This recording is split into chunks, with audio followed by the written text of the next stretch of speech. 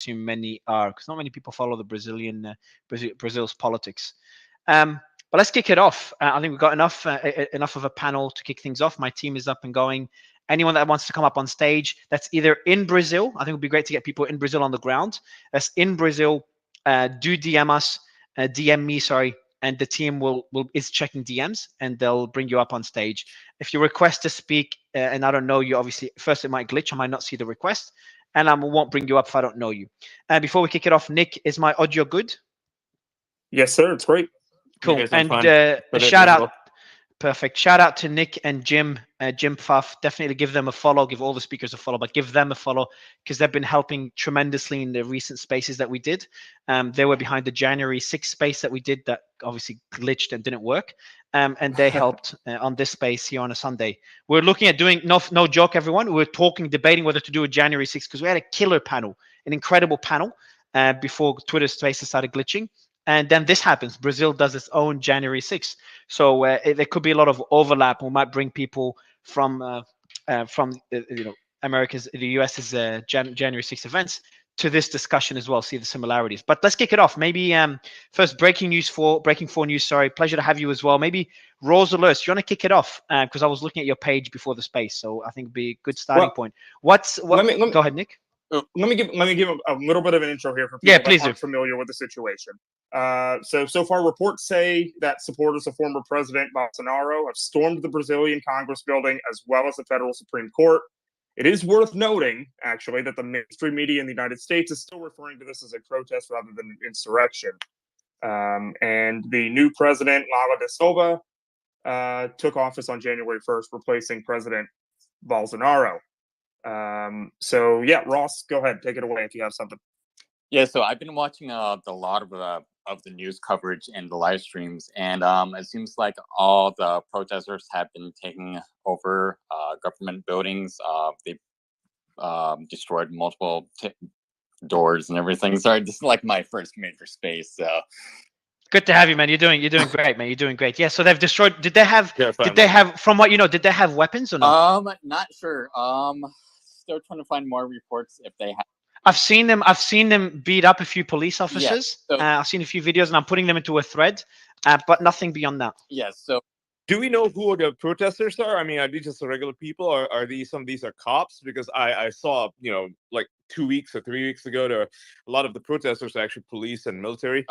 So do we know who's involved here? This seems to be another president protesters. It seems like just like what happened with the January 6th stuff. A lot of people went to the Capitol for Trump and so on. So this happened for another president that didn't get elected, and they're claiming that it was rigged and everything. So yeah, that's what's happening so far. Breaking 4 News has a lot of more great info on this. So if you want to start speaking, then up to you. So so News 4 Alert. I was looking. Yeah, I'm sorry. Bolsonaro, it's all good, man. All good. Yeah, Bolsonaro. I've got more questions on what that means because when I was researching the January 6th events, one of the concerns is that becomes, I'm not going to say it becomes the norm, but it becomes a strategy that politicians use because there hasn't been any repercussions to Trump. I'm not taking sides, and I know that might sound like I'm being biased one way or another, but it's just a concern that I've heard a few people echo. But I'll give the mic to Breaking 4 News if you don't mind, man. And Nick, feel free to jump in at any time. Give us a bit more updates. What's happening on the ground? What do we know? What is speculation? What are facts? Just for the audience to get an update. Hi, guys. Thank you so much for having me on this space. Yeah, so it's a very dynamic and active situation and has several different elements to it. We obviously know that Bolsonaro did eventually concede in his own way to the election and did so in a peaceful, although, as Nick pointed out, late time frame. And then we know that there was incredible security at the inauguration for Lula about 2 weeks ago. Now, since then, protests have been brewing in Brazil, but today was the day that it became violent. And we know of several government buildings, including the Planalto Palace, which is at least where the president works, if not where he lives. I'm still trying to confirm that information. So very significant events. We have seen disturbing footage throughout the day. of police officers being beaten, including a mounted police unit. The officer and his horse were severely beaten by the crowd. We don't know if, aside from the bats and flag poles and things that we're seeing on video, if any of the protesters are armed, although it's similar to January 6th, it's a free-for-all, so we can't tell if there are other weapons being used at this time. I will mention 2 points that I haven't heard yet on the space. Number one is that Bolsonaro is currently in the United States. He has been there since the election of Lula, and we have not heard from him since. That's a very important piece of information. I don't know exactly where he is in the U.S., what he's doing in the U.S. Since when? Since when? He got there immediately after the inauguration of Lula when he took office. So and when was that? He initially. A few what? Sorry, I'll give you the mic to Nick. But what you were gonna say? No, Nick, please chime in. Well, I was gonna say he initially got there in goes. December. He got there in December. He originally said he was going to be there for a month, but at this point, it seems like he's going to be there for a lot more of a month because I believe that and breaking four, you can probably give us a little bit more information on this, but it seems like he was facing prosecution in Brazil. I don't have much information about possible prosecutions. I know that it was being watched incredibly closely how he reacted to the election. I also, the other thing that I wanted to point out, which we just got an alert about 5 minutes ago, is that Lula has taken action and has announced federal intervention until January 31st. I'm still trying to figure out, translating out of Brazilian or Portuguese is what is the language that they speak, what that exactly means. But from what I understand now, security is going to be tight and will be using federal intervention at these buildings and other buildings in Brazil following today's events. We have seen a slight decrease in activity in these areas. Things are starting to calm down a bit, but we don't have any confirmation that buildings have been cleared or anything of that nature. And how does that? Were you covering the? What was your name? Sorry, sir. My name is Matthias. I'm Matthias. the founder of Breaking 4 News. Pleasure to meet you, man. Were you covering, nice or were you? Did you cover, or do you know a lot about the January 6th events 2 years ago? I do know about the January 6th events. On my page, we refer to it as a riot, just because we want to be very moderate about the way we cover things.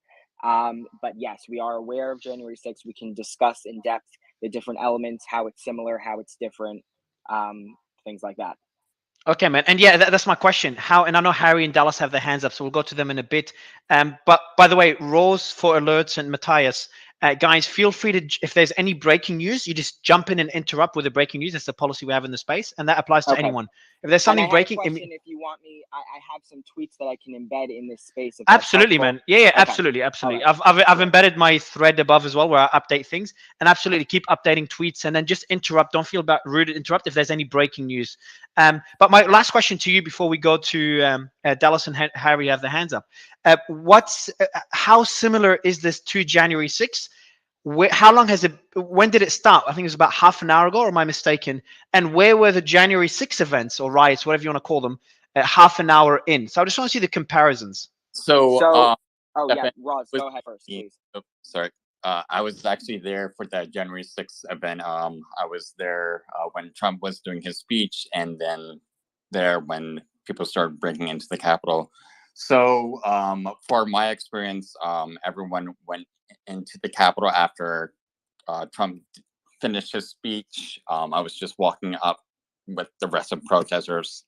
I thought it was just going to be a normal protest until one of my journalist friends, Scooter Caster, NY, really great page, texted me and saying, Roz, you better get to the Capitol. There's stuff going down and everything. And I thought like, oh, probably just angry protesters and so on. But she said like, no, there's flashbangs going off and everything. So I quickly ran down there. Yeah, it was just completely chaos. People started charging.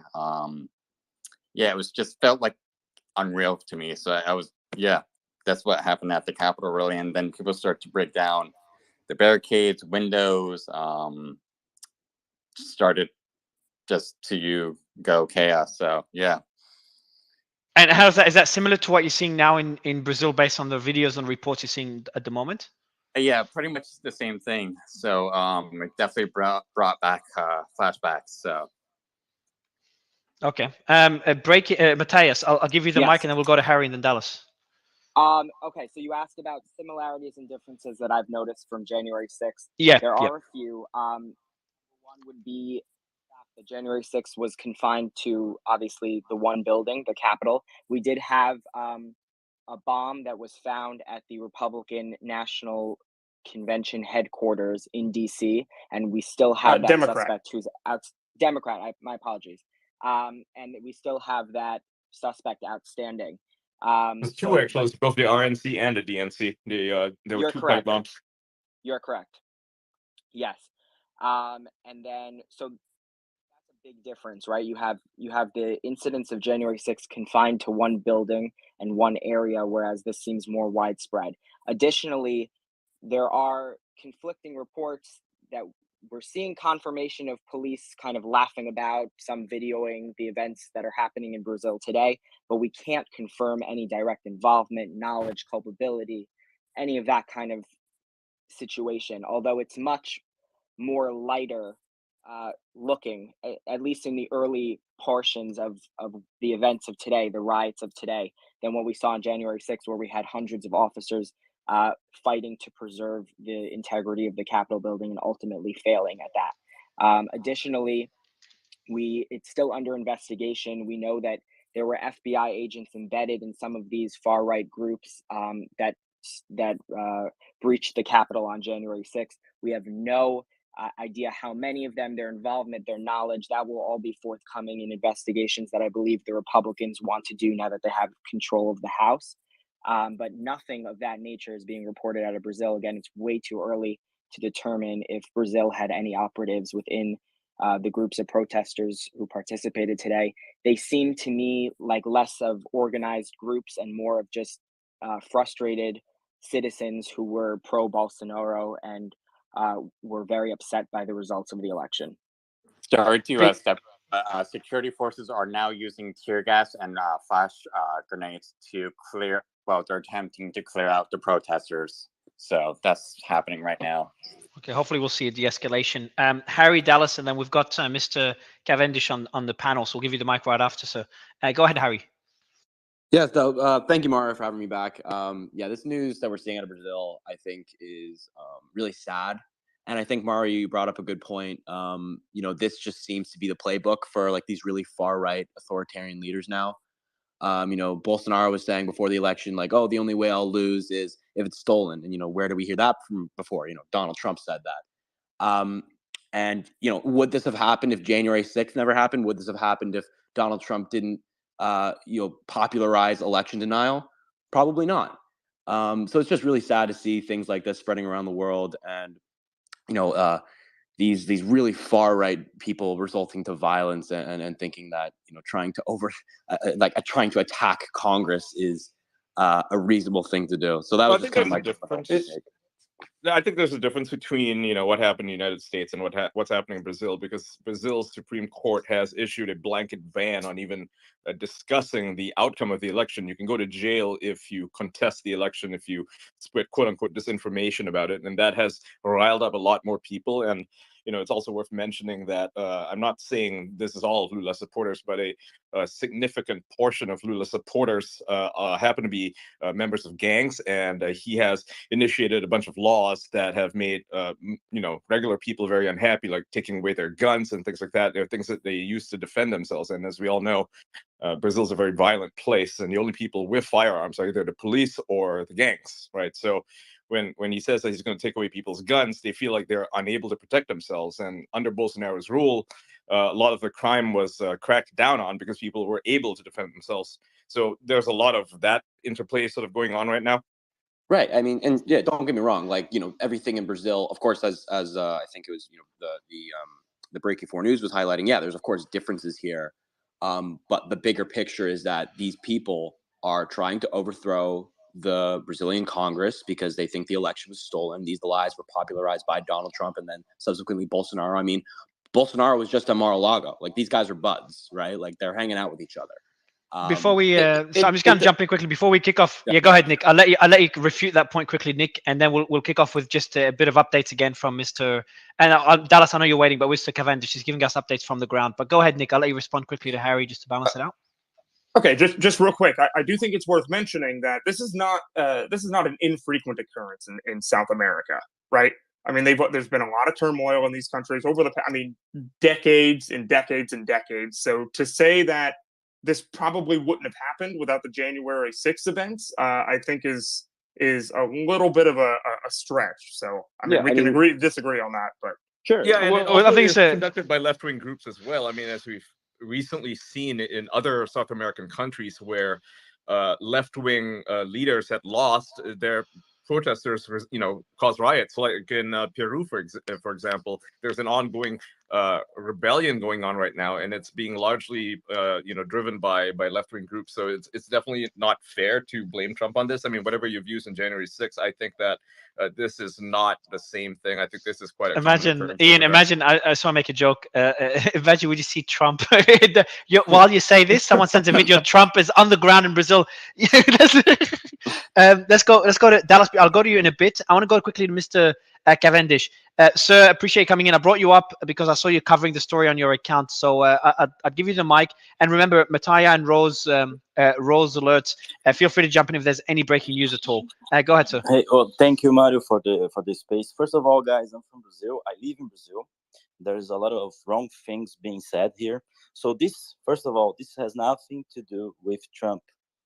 Get over your asses. Sorry for saying that, but this has nothing to do with Trump. It happened before in Brazil during Dilma's term. Just go and check it out. All right. These people are not, people call them Bolsonaristas, people who follow Bolsonaro, but Bolsonaro has been quiet for more than a month and he's in America right now. So in my opinion, I believe this is something that comes from the people, not from Bolsonaro or whatever shit people are saying around. Don't fall for it. This is from a guy. I think it's a valid point as well. You backed it with an interesting fact that Bolsonaro didn't have a speech at the Capitol just before this, and I'm guessing, was there any communication on his social platforms or anything at all telling people, like hinting for people to go on the streets or fight for the election, etc.? Anything at all that could indicate him trying to rile up his audience, his supporters? Sorry to step in, but police are now arresting protesters on the National Congress building. Okay, and are they saying empty out the Congress, I guess? Yes. Cool. So it's de-escalating pretty quickly. How long has it been since they broke into the Congress? I would say about 2 hours now, but. And how long did January 6th lasted? A long time before it de-escalated, no? A lot longer, no? The January 6th didn't end until 11 o'clock at night, or probably around midnight, but I would say around 11 o'clock. So. Well, that's true because January of the fact they did not reconvene. They did not reconvene until the entire situation was over, which Ross is correct. It was about 11 or 12 at night, and then they did decide to certify the election right after that. Go ahead, Matthias. No, I was just going to say, for those of you who are less aware of January 6th, to our viewers, what's another difference between what's going on in Brazil and what happened on January 6th was January 6th was the day we were certifying the election. So the entire Congress was in session at the time. They had to pause, evacuate the building, evacuate the vice president. And then it took hours after the last protester was out of the building to secure the Capitol and to reconvene to conclude the election certification process. So you don't have that timetable here where there's a pressing matter that needs to be tended to. So I think that's why we're seeing a little more maybe laxness. But yes, we can confirm, as Nick said, that there are arrests taking place. I have video that I had just embedded for you guys of busloads of arrested protesters being moved away from the area by police.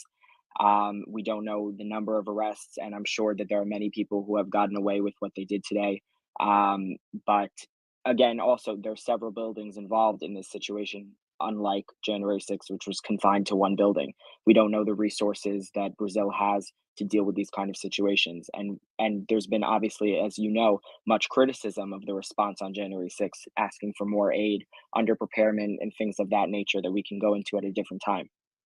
Guys, so any of you, a some of the follow-up. protesters involved are members of the police and the military, right? Their judicial police force.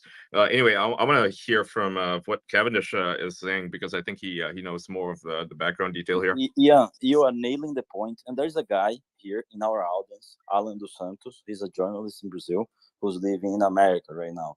He had to leave Brazil because he's being persecuted here. So I think you guys should listen to what he has to say, because this story is much bigger. There's much more happening than. Can you have him here. request? Ian got a part of it, correct? Yeah, I just added him. There are lots of things happening in Brazil.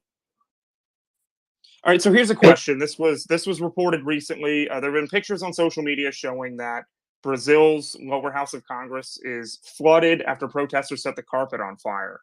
Do we have any news on that at all?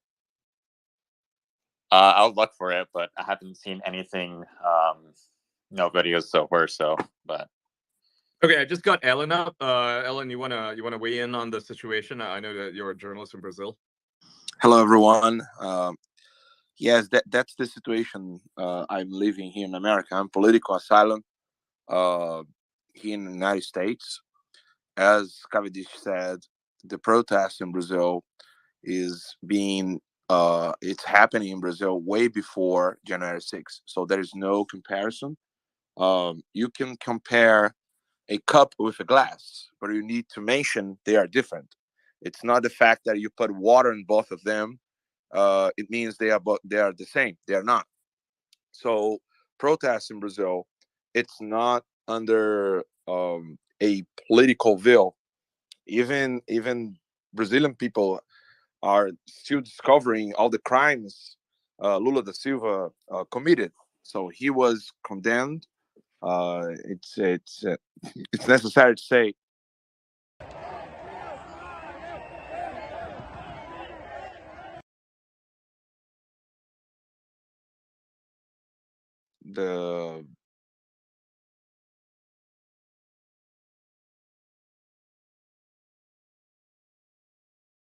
all the process. So the protests is happening since 2013, and it started with the left. The left was protesting price, for students, and then they tried to control the left to try to control the protests. But since the Lava Jato, the cash war, car wash happened in Brazil, a lot of crimes came out. So they knew and they saw Dilma Rousseff was a former president in Brazil, and this is something that we need to mention. I understand that you guys are trying to see the comparison between what happened in January 6th and in Brazil right now. So, if so, we need to compare. We need to compare what happened in Egypt. We need to compare what happened in a lot of countries. What do we? So in Egypt, hold on. Yeah, Just one quick question, if you don't mind me, Alan. By the way, anyone requesting to speak, just a reminder, DM me so the team can check why you're requesting to speak, because I can't see all requests and I don't know who you are. In most cases, I don't know who you are. One question. So you're comparing to what happened in Egypt, etc. But so what we're comparing here is a protest or riot, or whatever term you want to use, a general protest versus a protest on a specific date for a specific purpose that involves entering the capital or breaking into the capital. So that's why I think the similarities are being made. We even added the similarity up in the title. That's because we wanted to cover January 6th today anyway, and we decided not to. So there's a reason for that. But you don't see any similarities politically, like the whole sentiment? Because I do want to also say, if we just verified it, a few people sent it through and we just verified it, that there is, I'll read out, group messages have surfaced of Bolsonaristas, so Bolsonarista groups, so people that support Bolsonaro, on Facebook offering, quote, all expenses paid, end quote, trips to Brasilia to participate in the insurrection. They use the word insurrection, so obviously we know who, which side they're on. This person's in. So it's obviously from a biased person that wrote this. Let's take it with a grain of salt. President Lula has pledged to investigate the source of financing for today's events. So has anyone seen such requests as well? I'd love a bit more elaboration on this. Did they have any sources backing that up, Maria, or is that just so speculation? we've seen a few one source has shown the messages in a group, and I'm going to actually add it to the thread in one of the groups, and we have another one that's going to send us a screenshot of another group. So yeah, we waited for the sources. That we started receiving that information about, let me see, a while ago now, about 10-15 minutes ago. But we just started, I'm sharing it now after the team looked into it. But again, I don't know how much impact that had. That could be just a rogue group, not part of the organization. Just again, take it with a grain of salt. I'm just sharing the information as we got it. And it seems quite an expensive thing to do, right? To pay for tickets to go to have a quote unquote insurrection just seems dubious. It is not in Brazil. It's just buy tickets in a bus. It's not expensive. Yeah. So okay.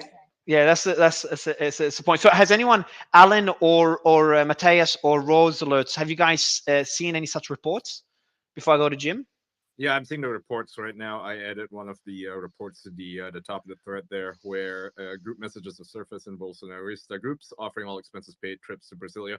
As Alan said, it's not expensive. It's literally a bus trip. So this is not like it's not like they funded this expensive, private jet or something like that. This is, I mean, I don't know how true this is, but regardless, it's not very expensive. It wouldn't be very difficult to fund such a thing. It's also, but that would make a big difference, because then that's an organized kind of effort as opposed to a spontaneous. That's what's interesting. Your mic, it's just like your mic is it cuts in and out. But I heard what you said. Like it would indicate that it was an organized action versus something that's spontaneous. And similar accusations were made against Charlie Kirk of TPUSA, because before January 6th happened, he chartered a number of buses to go down to not to the Capitol, but to DC, right, to attend Trump's rally at his speech. And they tried to use that against him, claiming that he had, organized or had been part of the Stop the Steal thing, which he wasn't. Right, there are two different events going on January 6th in 2020. So it's very easy to draw that comparison, but that's not actually what the case. I have some great questions from the audience, but I want to go to Jim, if you don't mind, Alan, and then we'll give the mic to you, Alan, then Dallas and Harry. Jim, go ahead, man. And again, thanks, Jim and Nick. Jim and Nick, thanks a lot for helping me organize this space. Go ahead, man. Yeah. Hey, Alan or Cavendish, I'm just curious from on the ground in Brazil, if there's any attempt in any of the media in Brazil, anywhere, to try to tag this to what happened on January 6th, or any other places that you're hearing from, and how you would address that. Yes, they are trying to tag it. The only one media that is not tagging like January 6th is the media that have been censored by the Supreme Court Justice Alexandre de Moraes, the guy who ordered my arrest and deportation. Alexandre de Moraes is a Supreme Court justice. He was criticized even by the Washington Post and New York Times. So it's not a political criticism. It's a very technical criticism on him, because he has arrested a lot of people, indigenous people, reverend pastors, journalists. He closed my company in Brazil. I need to reopen it here. My Twitter was. I'm so sorry to interrupt. We have breaking news. Brazilian security forces take back. Sorry.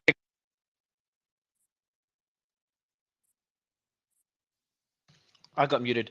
Yeah, so you were both speaking at the same time. Breaking 4 News, you were just saying something? Yeah, I'm so sorry to interrupt. No, all good, man, all good. We're getting reports from Brazilian media that the security forces have regained control of the Congress building, the Presidential Palace, and the Supreme Court building.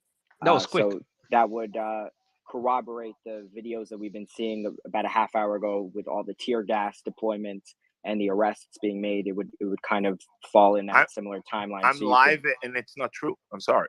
I'm live. My channel is live right now covering it. Can you pin your channel above, Alan, if you don't mind? Pin it above in the space. So yeah, but yeah, the way you do it is you go to the tweet. Only outside of Brazil you can see that. Only if people in the United States or outside of Brazil can see that. Most of us. My profile. Yeah, most of us are outside of Brazil. Yeah. Yeah. Like, so if you go to the fact that Brazil censors a lot of the news in Brazil for Brazilians. So for instance, what you just reported, the fact that the protests are still ongoing within the capital, that is not something that's being reported in Brazil because they censored the news. They literally censored the news, and that's to my understanding, part of the reason for these protests today is that of all this censorship, like you cannot say anything that goes against the official narrative that will get you in trouble, right? And that's the reason why it seems like that's true with it seems like that's true with Brazilian Twitter as well. I've heard there's been a lot of complaints about that. Elon has addressed it. He's been trying to get a hold on it. Alan, can you give us more details on what it's looking like before? On the ground right now? Before we go to Alan, sorry, Rose alerts as well. You were mentioning something on the breaking news. Was there anything you wanted to add before we go to Alan? No, Alan, you're good to go. So I'll keep cool. out. Thanks, man. Yeah, Alan, go ahead. Do you want to ask the next question? And by the way, you might let Alan know how to. What he was saying, that he's actually in Brazil? No, he's streaming it live. So he's living in the US now for various reasons. Able to do it from the United States because there's no suppression of free speech in the US. What is he streaming live exactly? That's what I'm trying to figure out. Alan, you want to answer that one? I have a lot of friends in there. Okay, and they're streaming it for you and you're posting their videos. Footage? Or? Yes, live footage. Yeah, live footage. Hey Mario, can you help him understand how to put that up into the space? I will. I'm actually going to pin it now. So I'm going to your profile because anyone can do it. It looks like he has. Okay, perfect. So, Alan, eu preciso falar português. Você me liga? Yes. Alan? Yes. Eu preciso falar português contigo. Você me liga. Okay, sounds good. Perfect. Thanks, Carolina. Dallas, you wanted to jump in? Yes, thank you guys for having me. Good to see everybody. So I want to touch back on a couple points. So real quickly, so like to Ian's point, like if there's issues with the Supreme Court and people not even being able to discuss whether an election was conducted fairly, like I mean, like, are people really surprised that these kind of things are happening when people aren't even allowed to discuss? And like, how often are those people right in history where you're literally trying to prevent discussion of something? I think that's pretty telling. Number one, I think I've spent a lot of time in Brazil and Colombia as well, and like anybody who's ever been in those countries during an election, it's pretty easy to spot some of the socialist parties and others literally on the street paying people cash for their votes. So that's I think another part that a lot of people in certain countries, especially those don't necessarily always feel super great about the results of their elections. I think Harry mentioned earlier, like, it's a playbook for far right leaders. I think that's funny. I mean, I think that's just seeing the world through kind of a Trump derangement syndrome lens a little bit. I mean, you have people like Hillary already sort of like setting the table to give expectations that there's going to be issues with the next election if Democrats don't win. And at the end of the day, like, people should be able to question it, and not sort of like imply people doing or saying things that they didn't, say or do that they've sort of done to Trump. There's enough fair criticism to go around.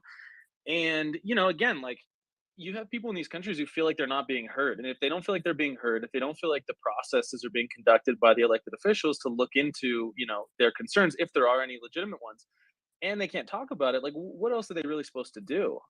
Like, just accept an election that you feel is unfairly conducted, that did not, represent the will of the people accurately. They may be wrong. And I'm not saying Bolsonaro's, like an awesome, my ideal candidate per se, but it's just, at the end of the day, it's funny that everyone's just so quick on the left to sort of compare this to January 6th and like, what an outrage by right-wing leaders. But it's like, I don't really hear any of those same people at all discussing the fact that, like, they're trying to suppress people talking about this and that they're not even, conducting fair elections to look into these processes. Like, you can't really, be surprised at the results that people are pissed off. Like, I mean, wouldn't you if you felt like before I give find Harry it interesting. The French. Did you guys already talk about the French president already? The president of France coming out and saying that he supports Lula.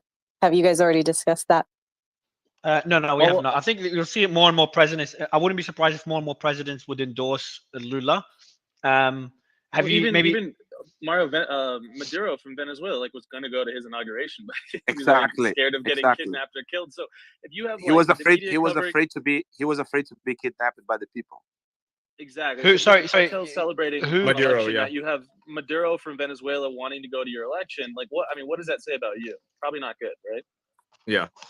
a lot of even Lula supporters are because they don't want to go there. Yeah, sorry. I'm sorry. So, there is one point I would like to mention. Before you make the. No, I was going to ask Ian, what did you just say? I'll give the mic back to Alan. What did you just say? Oh, no, I said that a lot of leaders are terrified of going to Brazil because of the unrest that's going on there right now. So even his supporters are, even though they endorse him, they know that they would be put in serious mortal danger if they were to go there. And I'd like to go to Ellen, have him weigh in on this. Yeah, the one thing I would like to point here is the fact that even Biden administration declared the PCC as a terrorist group. So this is a declaration by the Secretary of State of the United States under Biden administration. So these drug dealers are terrorists in the United States. And a lot of people are together with them. A lot of politicians are together with this group in Brazil. That's not my company that is only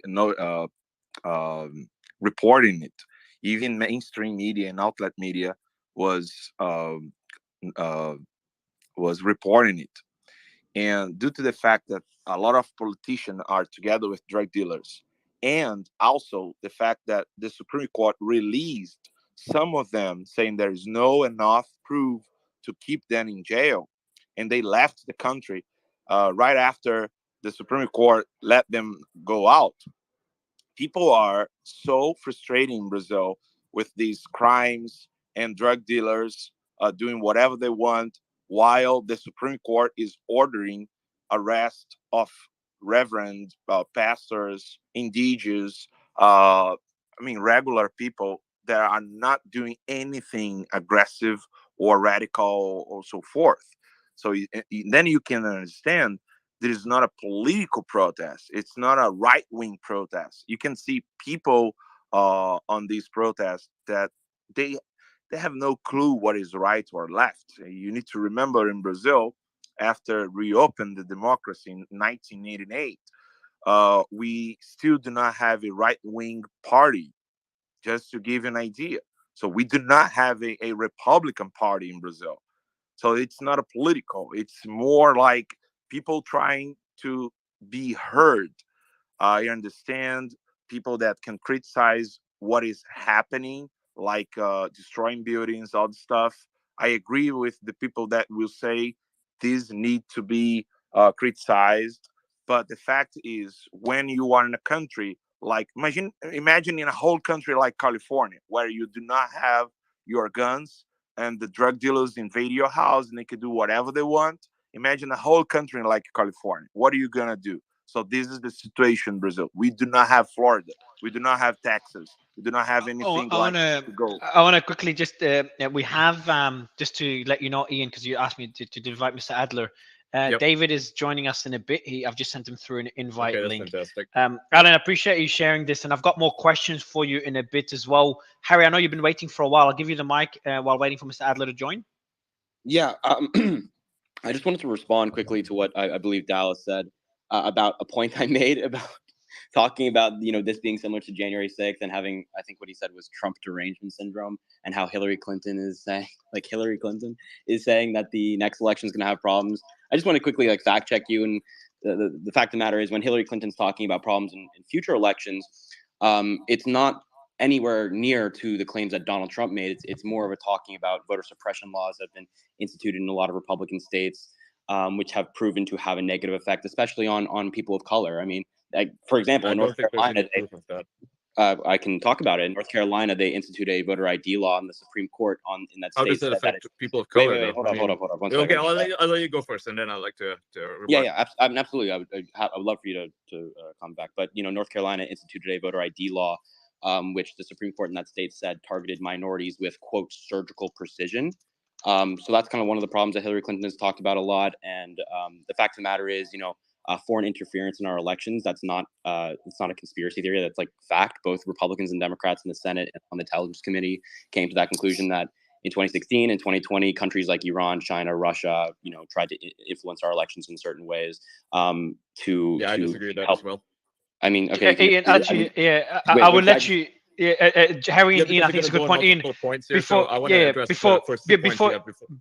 before you do, guys, So before, no, Harry, the reason I'm interrupting both of you guys is David doesn't have much time, so I do apologize, and I do want Ian to respond to Harry.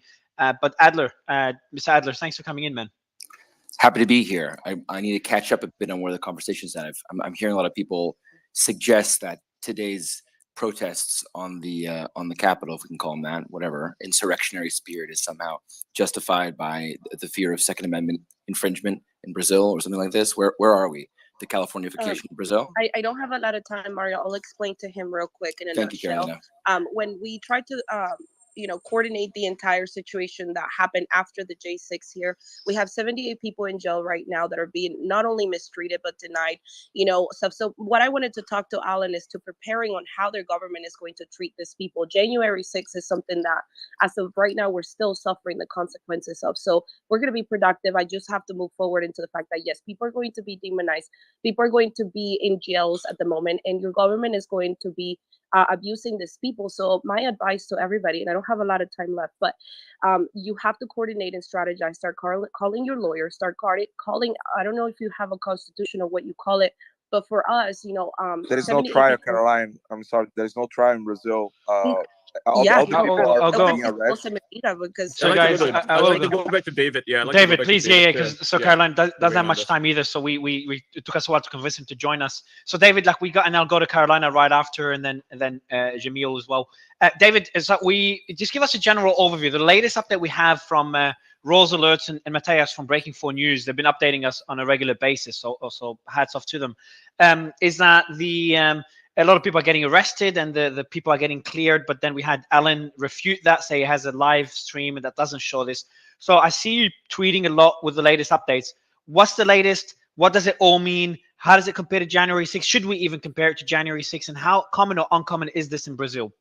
Yeah, I think that the situation has changed a lot from where we were 2 hours ago, in the sense that the critical distinction being made is between the army and the federal police, and even thinking about the role of the police is further distinctions need to be made. We heard in Lula's speech an absolute fury at the complicity of the federal police in basically accompanying, supporting, and facilitating the physical violence and completely kind of what's the word I'm looking for? Flagrantly illegal attacks on these institutions. We can talk about what the consequences are legally, but I think that the paper trail, the videos filmed by the insurrectionists themselves are pretty evident in terms of the destruction that's been wrought on the Supreme Court, on the National Congress, and of course on the Presidential Palace, unprecedented in the history of democratic Brazil. Now the army has come in. We saw that the stun grenades from helicopters. We've seen slowly these evictions from Supreme Court, eventually from the Presidential Palace, and now again from Congress. And we're just accounting now for the destruction that's been wrought on these institutions, which is again not comparable to the January 6th events. I think that one thing that I heard you mention before I logged on was the questions about financing. Again, something that Lula emphasized. Lula is going to get to the bottom of where the money is coming from for this. He pointed the finger at big agribusiness. I think it's worth investigating how these people were offered, all expense paid trips to Brasilia from where they came and why, who was financing those buses. It's always good to follow the money, as all of you on this space know. And I think that's, Brazil, especially given the damage that was done specifically to Alexandre de Moraes' office, we can expect a pretty swift reaction from the Justice Ministry and from the Supreme Court in terms of looking into the sources of this. But, when we really account for the size of the group that's coming down to Brasilia, it's quite small. So I think the difference between January 6th and January 8th is going to be that the Dems in the United States try to make January 6th into a sort of sacrosanct national holiday, a day of mourning, a day of commemoration for the democracy. And I think that the Lula government is taking a different approach, calling for a lot of caution, trying to put the thing back in the bag, not trying to make it into some great event, something that sort of is etched into the history of the country, but a bump on the road to trying to unite the country towards a more stable form of governance. Question for you, Dave: is it a bump in the road, or is it more serious than that? And I don't want you to dramatize it. Like, objectively speaking, how serious, or is it serious? I personally think that if we're talking about the governance of the country, the governability of the country, which is in question here, right? I think, before we get to questions of terrorism, domestic terrorism, which are the words that are being thrown around here, I think that there are deeper problems of governability that attend to the sort of configuration, arithmetic of Congress and of the distribution of seats in places like the Senate, et cetera. I think there are deeper sources of social division that need to be healed. So I don't think that the events of today signal, that we're going to have a year of lead in Brazil necessarily, but I do think that they present a quite narrow challenge in terms of how to deliver justice in ways that seem to all sides of Brazilian society as being legitimate and fair, while ensuring that similar attacks are not tolerated. I do think it's fair to point to the fact that the way the police reacted to this incredibly violent, again, unprecedented attack on these institutions is completely different than how they reacted to other peaceful protests, where we've seen far more repression. In that sense, I think there is a similarity to the ways in which kind of police make exceptions for certain kinds of violence that are racial and class-based in some ways that I think are worth us investigating, whereas others are much more easily criminalized, incarcerated, and swiftly reacted with a much more violent and repressive mode. So I think that we still don't really know where this is and where it's going, and there's a lot more patience on behalf of the government in terms of taking their time. They have this federal push for taking over the governance, the security governance of the federal district, but I don't think we're going to see this kind of very grandiloquent approach to the events of today that immediately came in the events of January 6th. Partly because maybe they weren't in the Congress, who knows what would have happened if people were actually populating those buildings. And that's a very good point. They felt for their lives. I think a lot of the grandiloquence of the January 6th stuff has to do with people who were like, thought that they were going to die at the hands of these insurrectionists, whereas that wasn't the case today. There's just a lot of physical damage, but I think that there is, spiritual damage that's going to be healed, and I think that they're not going to hesitate at all to try to mete out swift justice. And I'm sure that people listening to this will have their own opinions about whether that is a legitimate form of justice, but I certainly think it is. And another question I have for you, David, is there a similar sentiment on the ground in Brazil?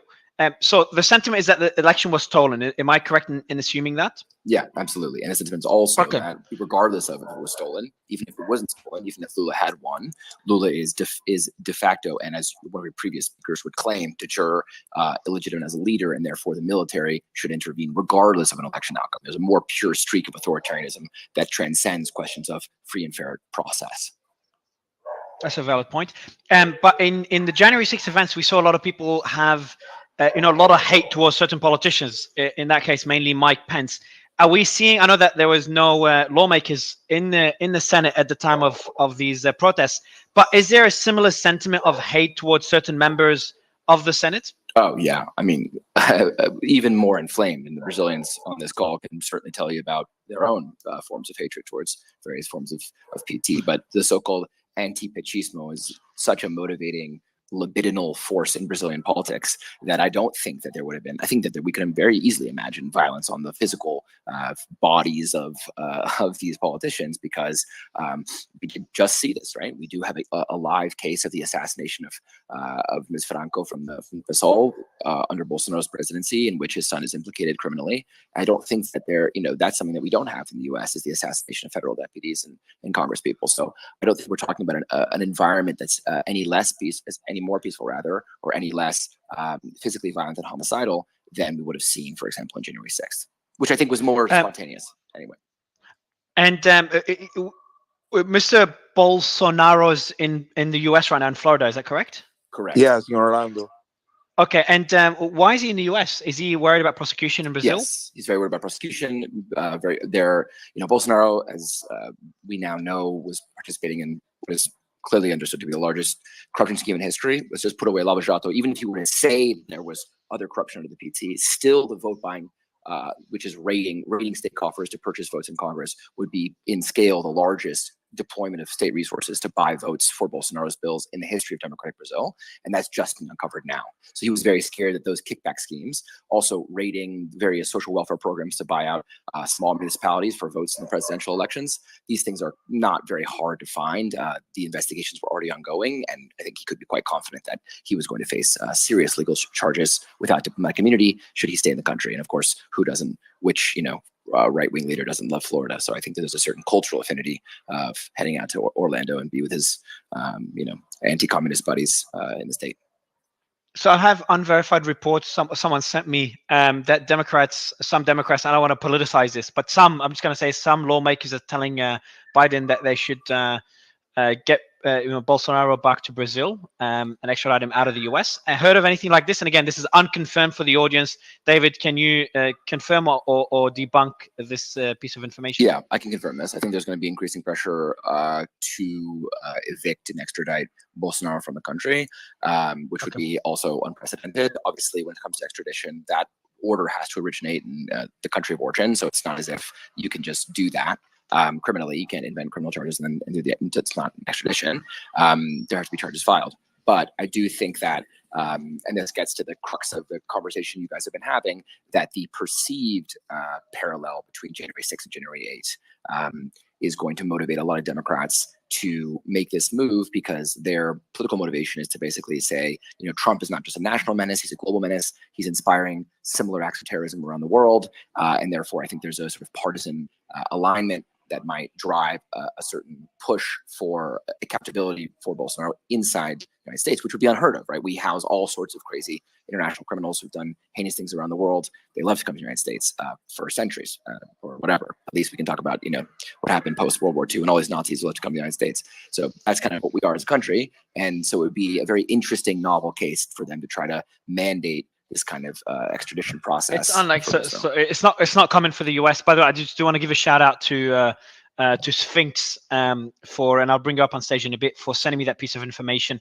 But is it common or uncommon for the US to extradite people like Bolsonaro? It's very uncommon for us to extradite anti-communists from the United States. Yeah. Okay. We're much more likely to house them. Yeah. Not only anti-communists, even criminals.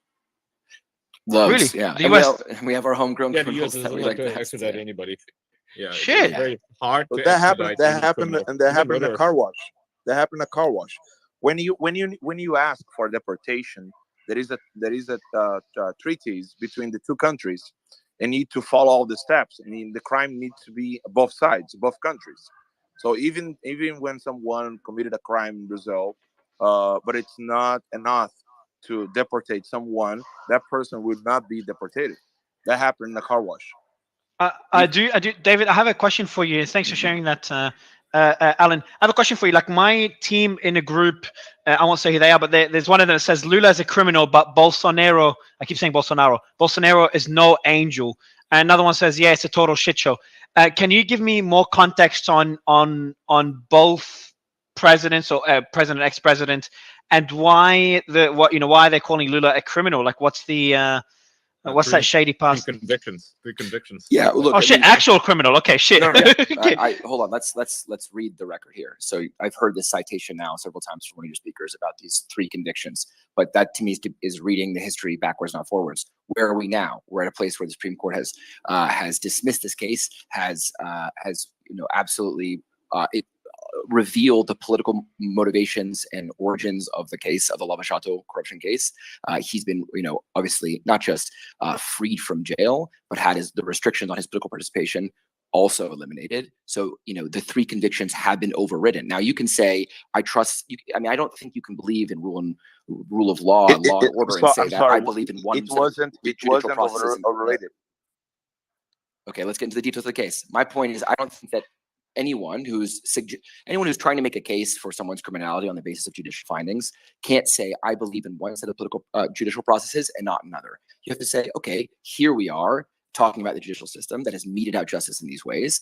Lula is not a criminal per the word. Sorry, you can have your own opinions on his record in office. No, it's not opinion. He was convicted 3 times. Why was he released from jail? Why was he released from prison, and why was he allowed to participate in Brazilian politics again? That's what I said. The Supreme Court said the address was wrong. So he, instead of being, for example, how to say that in English? I'm sorry. Matthew Turman is here. He knows English better than I. But the only one thing that Supreme Court said is they said the address was wrong. So he was condemned in Curitiba, but the address should be in São Paulo. It's not opinion. Opinion is when you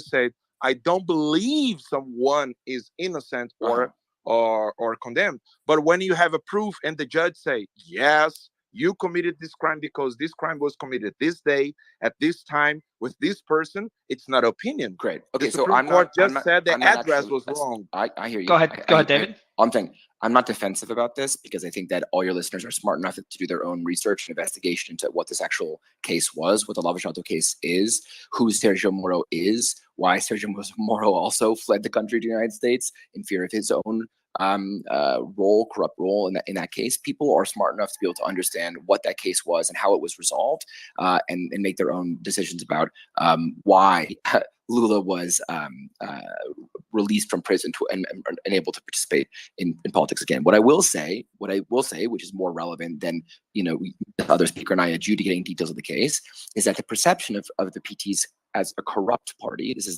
comes at the core of anti-pachismo, right? The idea is the PT is robbing the state, robbing the people, that they're untrustworthy managers of public resources. Now, I personally think that's completely ironic because one of the biggest, like as I said before, scandals that's rocking Brazilian politics is precisely the willingness of Jair Bolsonaro to raid the coffers of the state in service of his own political career. That is also extremely well documented, and we're going to see in the coming weeks and months how those show me the documents facts on the ground. Show me the documents. Absolutely. Yeah. But this is not. I'm not well speaking. Documents, show me. Sure, but so Alan, we got your question. Go ahead, David. No, I'll just wrap this up here. I don't think that the question is whether I'm going to present the evidence on the case here. I'm not talking about going to like thenation.com or The Guardian. We're talking about mainstream publications and mainstream research and mainstream judicial analysts looking at the facts of the case and the facts on the ground. And in the election, we had the rating of the social programs. We also have the evidence of the vote buying. These are not controversial claims. Even the Bolsonaristas will say, yeah, fuck you, I don't care. Yeah, we did that. Well, do we have to do to hold on to power? It's an election. It's politics. There's no foul play in love and war. And that would be, I think, their perspective on this. But it always strikes me as odd when the Bolsonaristas take this judicialist approach to their politics when there's so much criminality that's driven through this side of the system, and when their own supporters say, you know what, we don't actually care that much about law and order. This isn't a question about that. This is about loyalties. This is about nation and bandera, and this is about us reclaiming this in the service of our evangelical beliefs and basically the rule of a certain set of ideas. So I don't really understand the judicialist turn on the right when Bolsonaro doesn't profess to have that much of a commitment to those same judicialist principles to begin with. I know that Matthew also wants to kind of comment on one of the points you made, David. But before doing that, David, I've got one other question. How corrupt is Brazilian politics? Because a lot of people like to throw that word. Having covered the story, having covered Brazil for years, is it as corrupt as people make it out to be? I think that we can talk about corruption in a lot of different ways. There is the standard form of corruption, which we saw a lot of in the Bolsonaro government, for example, which is I take money and I buy your votes, basically. But the votes can be at the vote buying level at the street corner, or it can be vote buying in Congress where someone comes and buys their votes. That's one form of corruption. There's also much more institutionalized forms of corruption that we know from the United States. I mean, the United States has much more institutionalized that we wouldn't recognize as kind of criminal in the formal sense.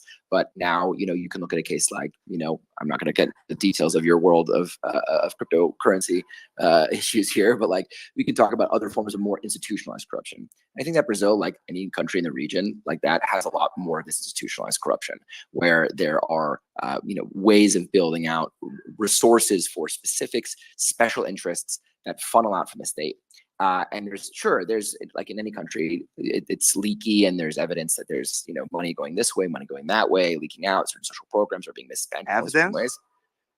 Evidence, yeah, of course, there's evidence of this. On administration. In all administrations, in the long history of democratic Brazil, as with all. Yeah, that's true. But on Bolsonaro administration, nobody could find at least a one deposit. That is not true. So, we can leave that there. There's no use in us arguing about this. Okay, David. But what I will say, and this gets a pretty big debate. Yeah. So, David, I'll let you wrap it up. First, I want to appreciate you coming on stage, and I know that Alan and probably Matthew will have some things to disagree with.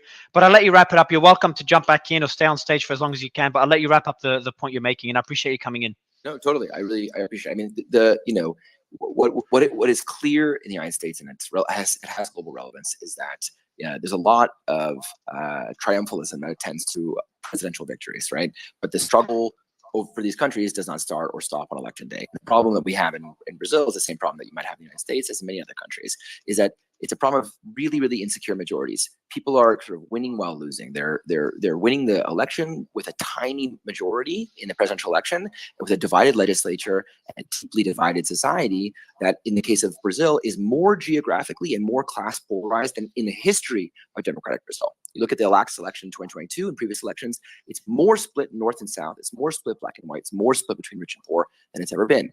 Those are not conditions for deep social harmony. Those are conditions for the perception of a highly zero-sum politics that motivate people to say, every penny you spend there is a penny taken out of my pocket.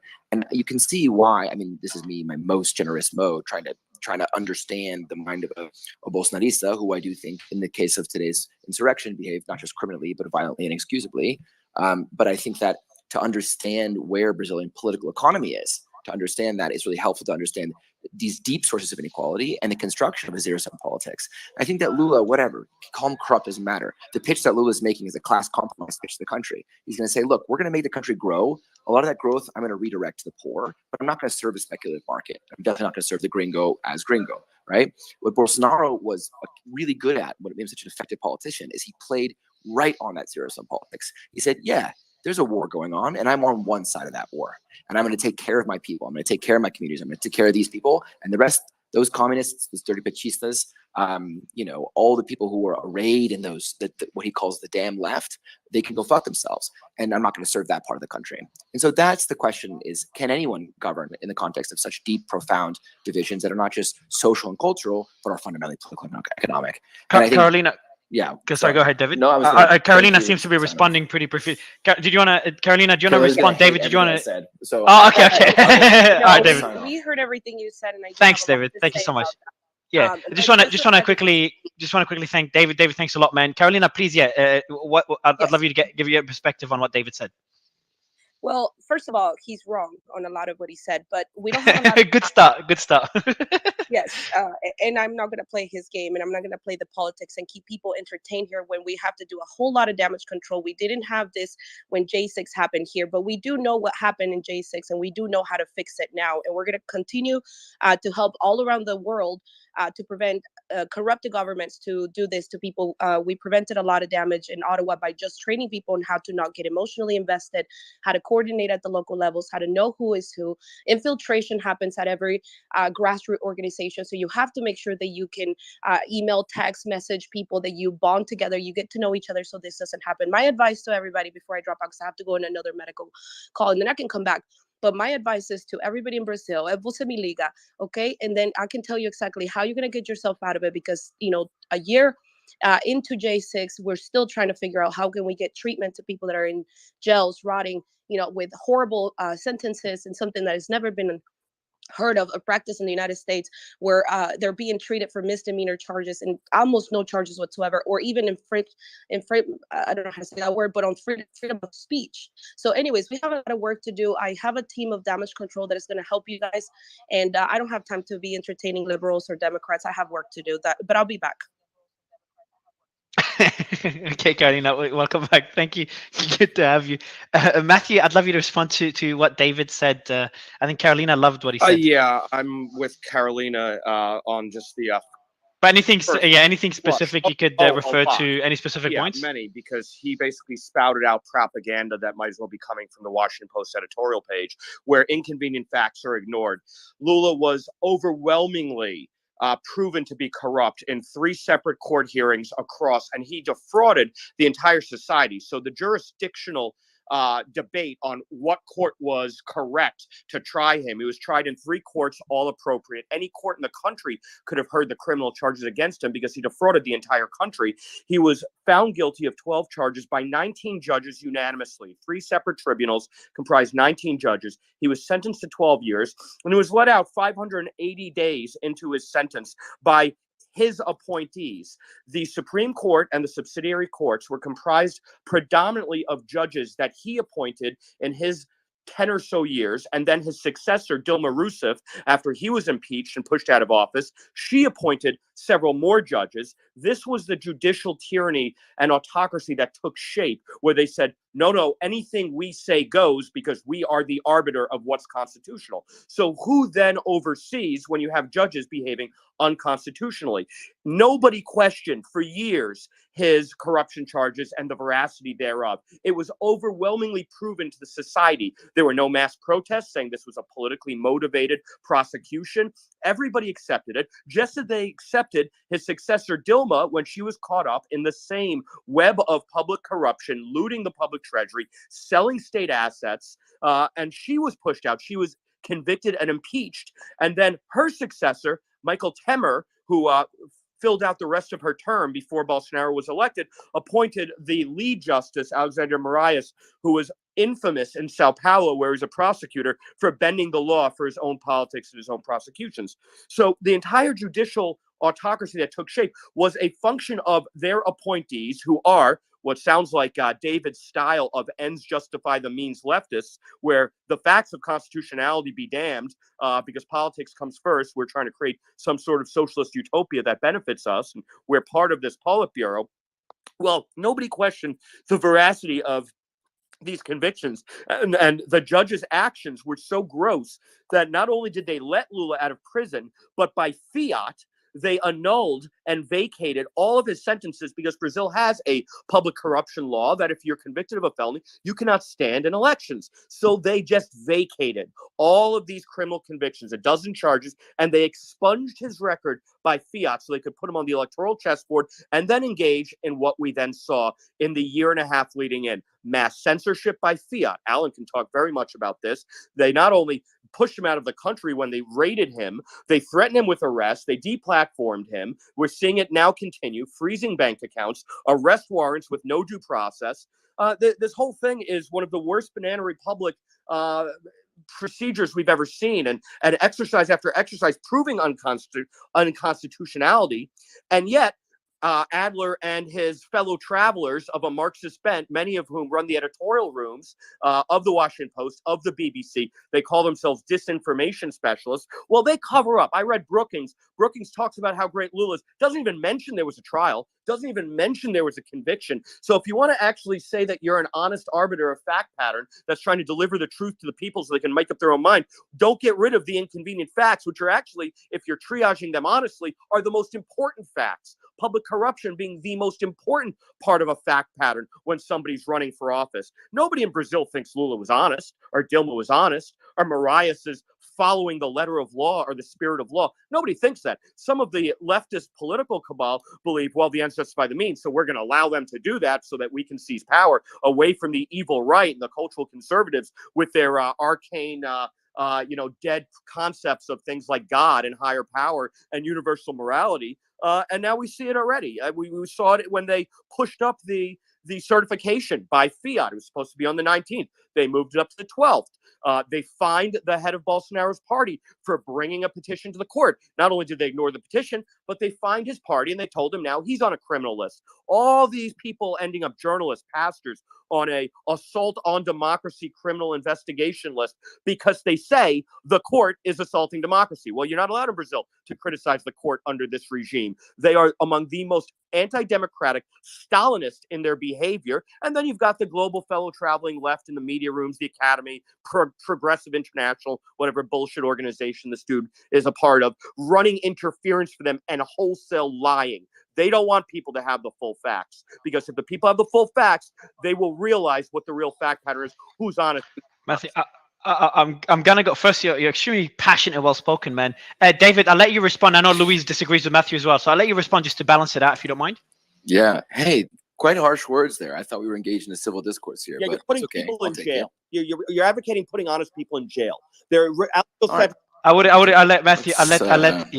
David. I'll let you respond to the points. Go ahead, David. Respond calmly to the points. No, it strikes me as ironic. I was sort of chuckling as Matthew was spitting sort of drivel at my face, but that it's kind of ironic that I'm accused of selecting facts, and when the whole point of this conversation we're having about justice and Brazil's justice system is that, Matthew, you liked some of the rulings that came out of Brazil's justice system, and you don't like others. Now that sounds a lot like I should be responding with a bit of, to cope, but the idea is like, if anyone's selecting the facts, It's a person who said, wait, no, we liked those convictions, but the rest of the justice process that was done what you call by fiat.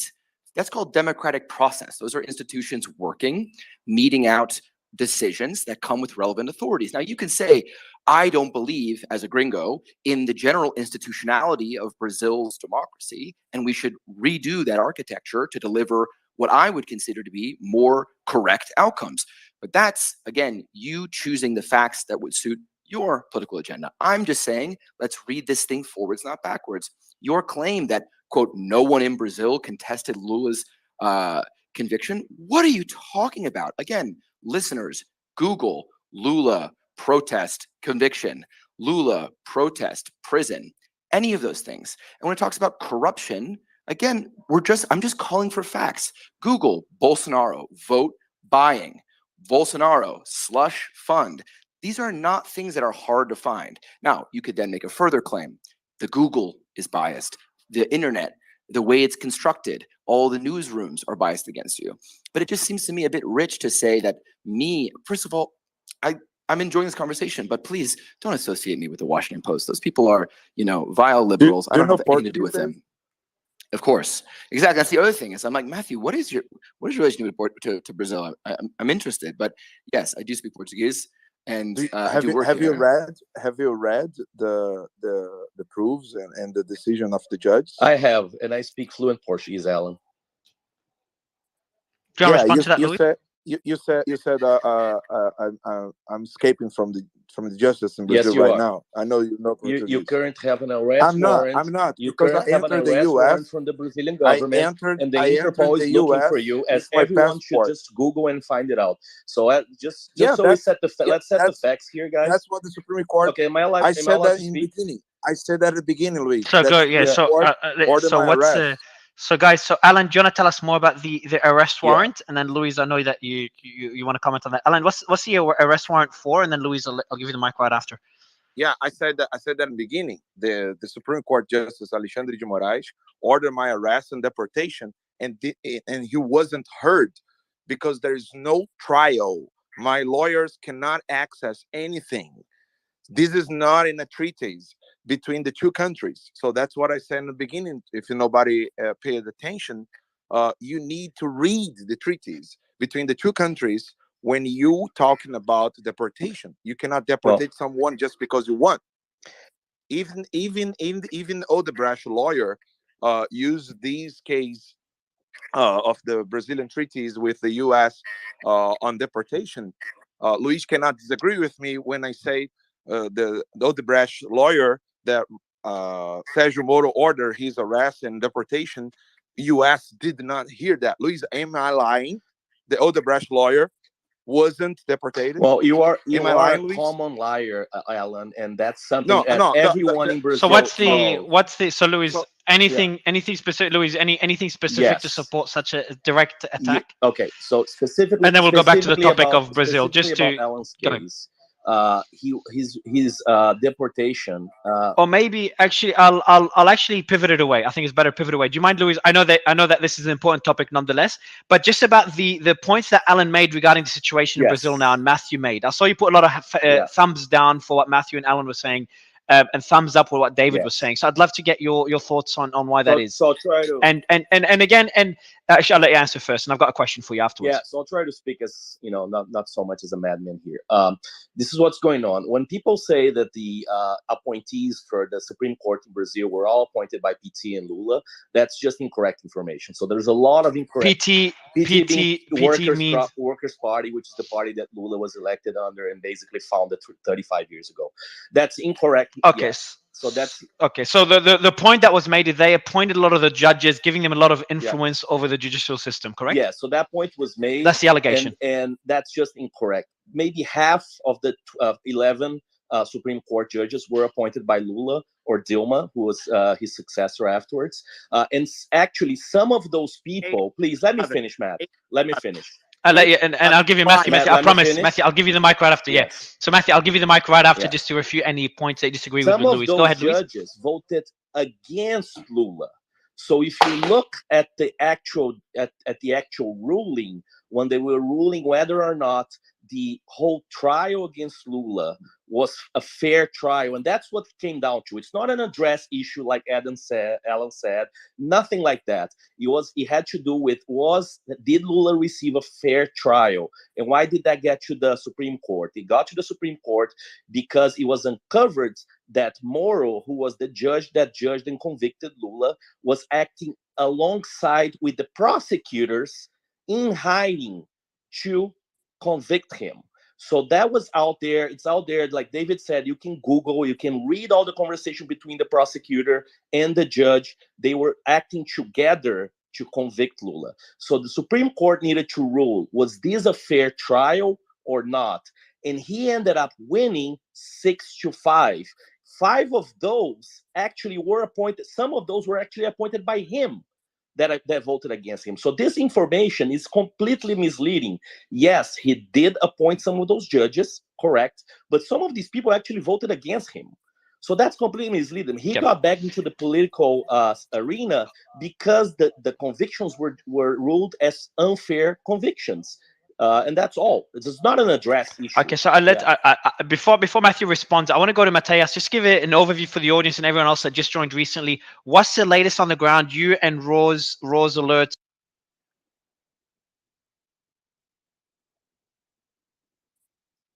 Was that, sorry, everything just cut out? So Mario just cut out there. Matthias, we're just looking for an update on what's going on the ground. If you have anything else that's been breaking, I know you've been monitoring the entire story, especially on Twitter and such. So if you could jump in and give everybody that's new an update, that'd be awesome. Absolutely. Yeah. For those of you just joining right now, our conversation, though important, has shifted significantly from the original breaking news story, which is, of course, the breaches of several major government buildings in Brazil following major protests that have been brewing throughout the week since current President Lula has been elected and inaugurated in Brazil. We know that there have been injuries. We know that some of the government buildings are back under some sort of control. Others are still dealing with this ongoing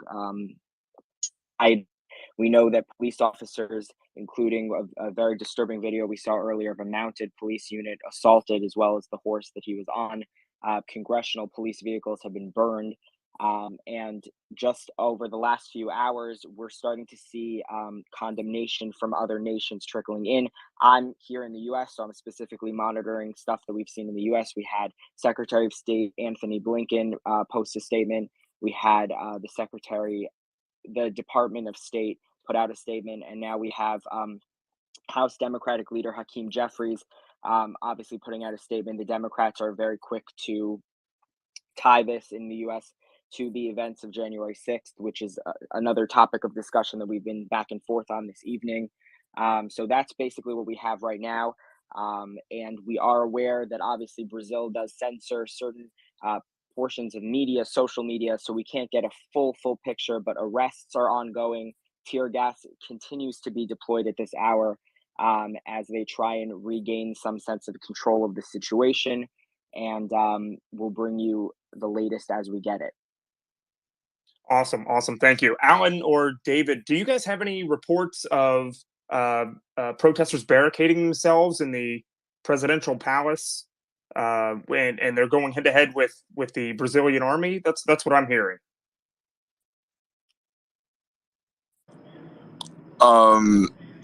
It's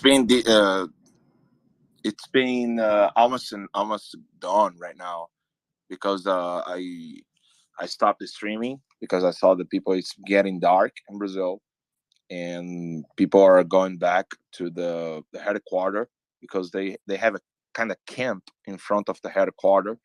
They feel safer over there, but there is no much protest right now.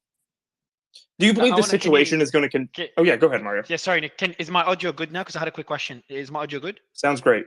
Yeah, cool. I dropped out, everyone. So do you mind if I go back to Mateus? And I know, Matthew, you're waiting to respond. But Mateus, did you say just in 10 seconds, because I'm the only one that dropped out, I think, is the situation on the ground easing up?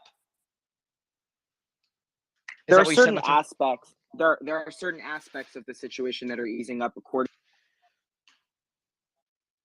People have been making good points. Okay, am I cutting out or is he cutting out? He's cutting out. Nick? Oh, good. Okay, I'm glad. Okay, so Matthew, David, I've got. Yeah, you're cutting out. Yeah, you're cutting out, bro. But I want to go to David and Matthew on this next question. Is that how go back to Luis's comments? We will. I promise we will. I promise we will, Matthew. I promise you we will. I know you didn't forget it. But I just going back to the situation on the ground now, if you don't mind, Matthew or David. How serious is this relative to other protests in Brazil over the last let's say 5 years? This is the largest. The scale of the protests since the second round of the elections, October 30th, for 50 straight days until the certification, you had millions of people, not just in Brasilia, but in many cities occupying the city squares. I think it was the largest manifestation at least in a democratic, pseudo-democratic constitutional republic in human history, or at least since the fall of the Soviet Union. You had many, many millions of people, and the mainstream press in Brazil refused to cover it. They would even cover back alleys and say, see, there's nobody here. I saw footage of that. And then when they did cover it, later on, they started saying things like terrorists. These were peaceful, prayerful protesters. No arson, no violence, no cars burning, no cars flipping over. The only time that happened was on the night of the certification, when people came in down from the hills and started lighting a bus on fire, started burning cars that had Brazil flags, and Brazil was stolen flags, the protesters' cars. So 50 days of nothing, and then all of a sudden a false flag. And then it calmed down, and again, continued protests, nothing, no violence, nothing. And even the people who came in today, they marched in a throng of people. You could debate the merit of it, but they feel they're losing their democracy because you've got apologists like Luis who lie and tell them that it's raining when they're getting their heads being peed on. He lied right there on the judiciary. 9 out of 11 of the Supreme Court judges were appointed by Lula, Dilma, Temer. 8 by Lula and Dilma. And I will name them: Lucia Barroso, Lewandowski, Mendes, Toffoli, Fuchs, Weber, and Fachin. Fachin was the one who let Lula out of prison using a judicial technique, and it was by fiat. Temer was appointed Moraes. And then Bolsonaro had 2 appointees. And the first one was in 2020. The second was in 2021. They slow-walked his ability to even put anyone on the court for the first 2 years of his presidency. So, I mean, you're not having a good faith conversation. Are you including Temer as a Lula supporter, Matthew? Is that what you just said? Is that what you just said? He was vice president of Dilma Rousseff. What are you talking about? Seriously. Temer was the so I'm just going to get everyone to speak at the same time. So David, I'll let you answer the question that I asked Matthew as well about how serious this is, because I think I saw you unmute and disagree, or maybe it was someone else. If you can comment on this point, and of course on Matthew's second point regarding the appointed judges. Sure, and then I'll sign off, because I think that I'm kind of amazed that we appear to be reaching an almost Rorschach level of confusion about events on the ground. And again, I would encourage all of the people who are listening here not to take my word for it. Certainly not to take Matthew's, but to do your own research, your own Googling, find the sources you care about. Think about, who some of these characters are, who Sergio Moro is, especially who Temer is. Now that people are suggesting that Temer was a Lula ally in some significant way, which I'm chuckling at quietly and on mute. But I think I would round it out by saying the events of today, to answer your question, Maria, the events of today, it remains to be seen their significance. It's critical to remember that January 6-2 had a life of its own because of certain partisan motivations to turn that day into a great kind of memoriam, a great political weapon against certain people, and a great way to bolster the democratic credentials of other people. And I think that it remains to be seen how much this government has an interest in saying this was the darkest day of our democracy. The stuff that Democrats love to do in Washington. I think it remains to be seen whether it is the case. This is a country of 220 million people, so it's not clear to me that this march on Brasilia is representative in even remotely arithmetic terms. So I think that all of these events, these types of protests, depend on our matters of interpretation, our matters of how much political parties, social movements, trade unions take them, run with them, and turn them into opportunities for legend formation. And I think that it's too early to tell. What we know is that things are winding down very, very quickly. We know that things after Lula's very measured speech have become a lot calmer in Brasilia. The army's there. There's going to be, now a series of investigations, and we're going to have to see and see how it plays and see what happens to Bolsonaro as well. I mean, he hasn't spoken out yet, or as far as I know. We'll see what happens there. His buddy, who's been relieved of his duties, the head of security for federal district, has also been relieved of his duties, who's in the U.S. We'll see what he says as well. And so the kind of the pieces on the ground are moving, And the only thing that I think I would encourage to do on my way out of this conversation is for people to do independent research. Carolina's giving me a nice thick thumbs down. And Alan David, giving me 2 of them, 3 of thumbs down. Has there been any comments from Bolsonaro during these protests? Not that I've seen. No, he's been pretty quiet. I mean, he's been very quiet the past weeks in general. I don't. It's unclear to me what kind of role he hopes to have in the future. I've heard rumors of potential future plans. Maybe he runs for governor of Rio or something like this. We'll see what kind of political future he wants to have.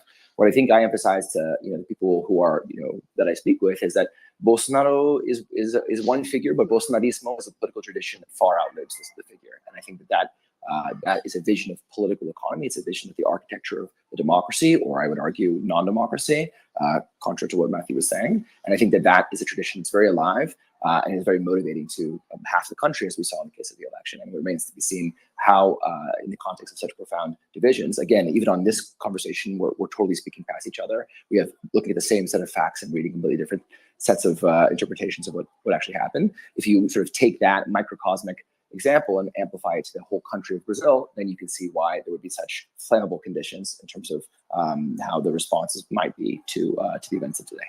Anyway, thank you for the opportunity. Coming on stage, David. Yeah, appreciate you as well. And I see Alan dropped off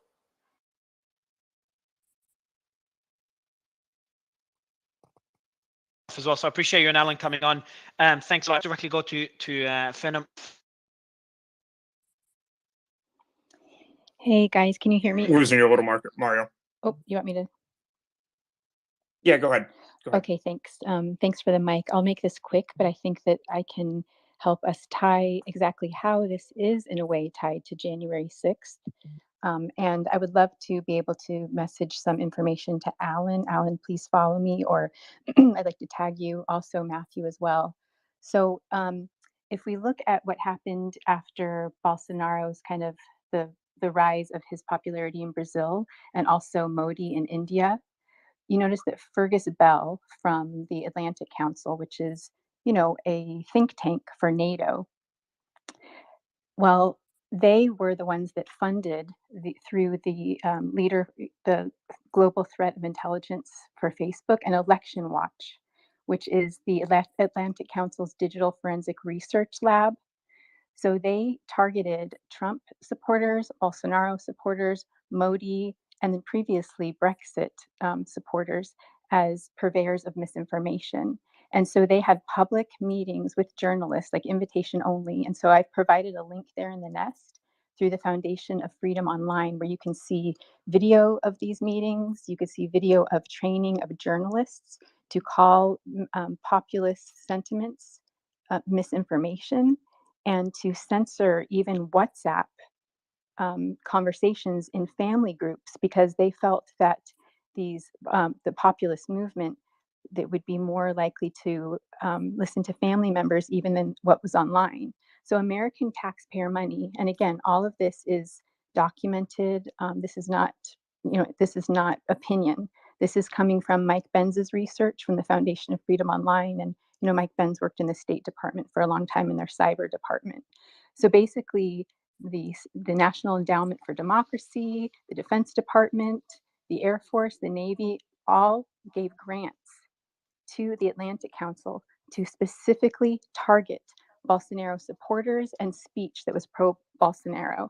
So I won't go on too far. I put this in the nest, but I think that it helps tie everything together, because as you see, it's these think tanks that are pro-NATO that are trying to silence the populist movements. Thanks. Thank you, Phenomenology. I want to go to the Brazilian report.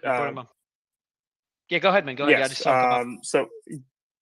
Yes. Gustavo Ribeira is the editor-in-chief of the Brazilian report. They've had several on-the-ground reporters been putting out a lot of video content and such, and I'd love to hear their perspective on the entire situation today. Yeah, maybe kick it off. With just an overview on the latest developments, if the situation is getting better, and then more of an overview and anything we missed on our coverage. Hello, guys. I'm sorry if I'm going to repeat some of the stuff you have already covered. I was in. No, it's good to recap. It's good to recap for the audience, man. It's good to recap for the audience. So go ahead. So at this point, we have seen police charge against the mob, the angry mob that stormed the Congress Supreme Court and Presidential Palace buildings. We have seen more than 150 people who were arrested for depredation of public property, but we have not seen any reported charges by crimes such as assault or attempted murder or anything of the kind. At this point, what we have is a strong opposition between the federal government and the local administration of Brasilia, who is responsible for the police forces. And what we see is that the administration of Brasilia, despite all signs pointing to the fact that throngs of Bolsonarista supporters were heading to Brasilia to stage a big demonstration, they put just like a dozen of officers barricading, separating the protesters from the government buildings. The Solicitor General requested that the top security officer in Brasilia be arrested. And this security officer is Jair Bolsonaro's former justice minister. So what the government is saying is that this was not a glitch in the security scheme, but actually a feature of it in order to allow the demonstrators to storm the buildings and just trash them.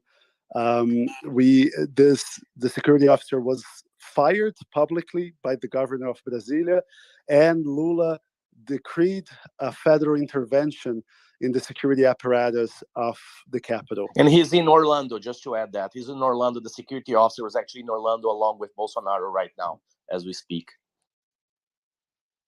And by the way, the foreign minister just said live on television that his office will do everything it can to help extradition procedures.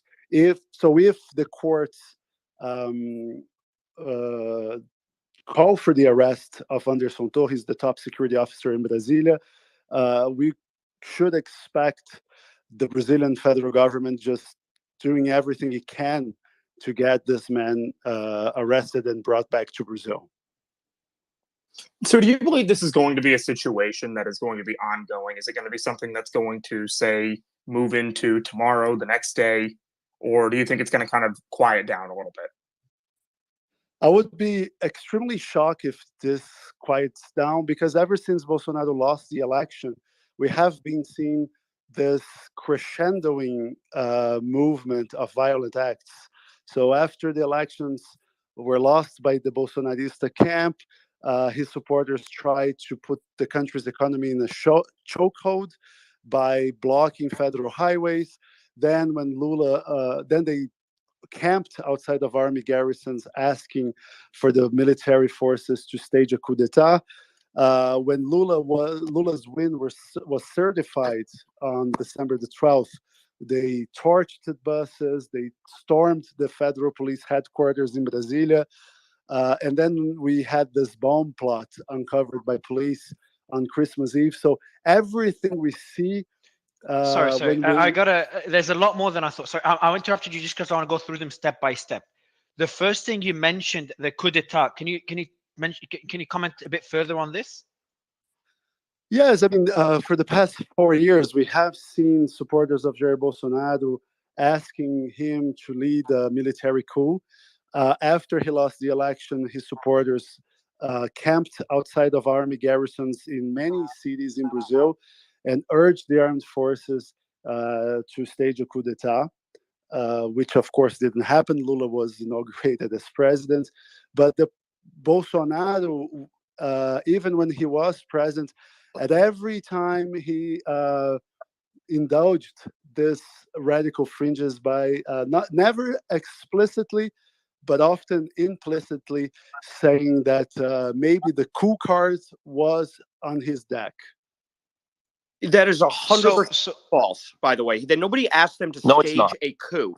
They asked him to invoke Article 142 according to the constitutional lines so that the military could do their job and audit an election that a lot of people had questions for. And what did the Electoral Court do in the face of that audit? They ignored it. They violated the Constitution. They broke the law in a separated powers dispute, which is what has been going on, where the judiciary basically anoints themselves monarchs, and they say nobody can check our power. Nobody can come in and question us. We can put journalists in prison. We can try and execute red notices against journalists for engaging free speech, like Alan Dos Santos, which is what they're doing. Then who's going to check them? And in the Constitution, it says the military. And they debated the invocation of Article 142, and they had all the constitutional grounds in the world to do so, because you never mentioned that military audit of the urns. The tabulation data, the source code. That is a lawful audit that never took place because the court broke the law in obfuscating. That is not, because the military, totally ignoring it. The military has absolutely no constitutional mandate on the electoral system. But guys, I have to leave it at this because I have another They interview. have a constitutional mandate to adjudicate separated. Okay, so Matthew, I don't know who muted everyone. That wasn't me this time. But yeah, Matthew, I'll let you respond to the point. That was Nick. Nick, you're using the mute everyone button now. Look at you, you're stepping up. So Matthew, Matthew, I'll give you the mic in a bit. Just I know you were just saying bye, Brazilian Report. Just want to thank you for coming in. You've got an open invite to come back and give us an update, even though obviously some will disagree. So I want to just appreciate you for coming on, and again, open invitation. I'll send you through my number on WhatsApp as well. If you want to come on, you can just DM me. Matthew, I'll give you the mic again.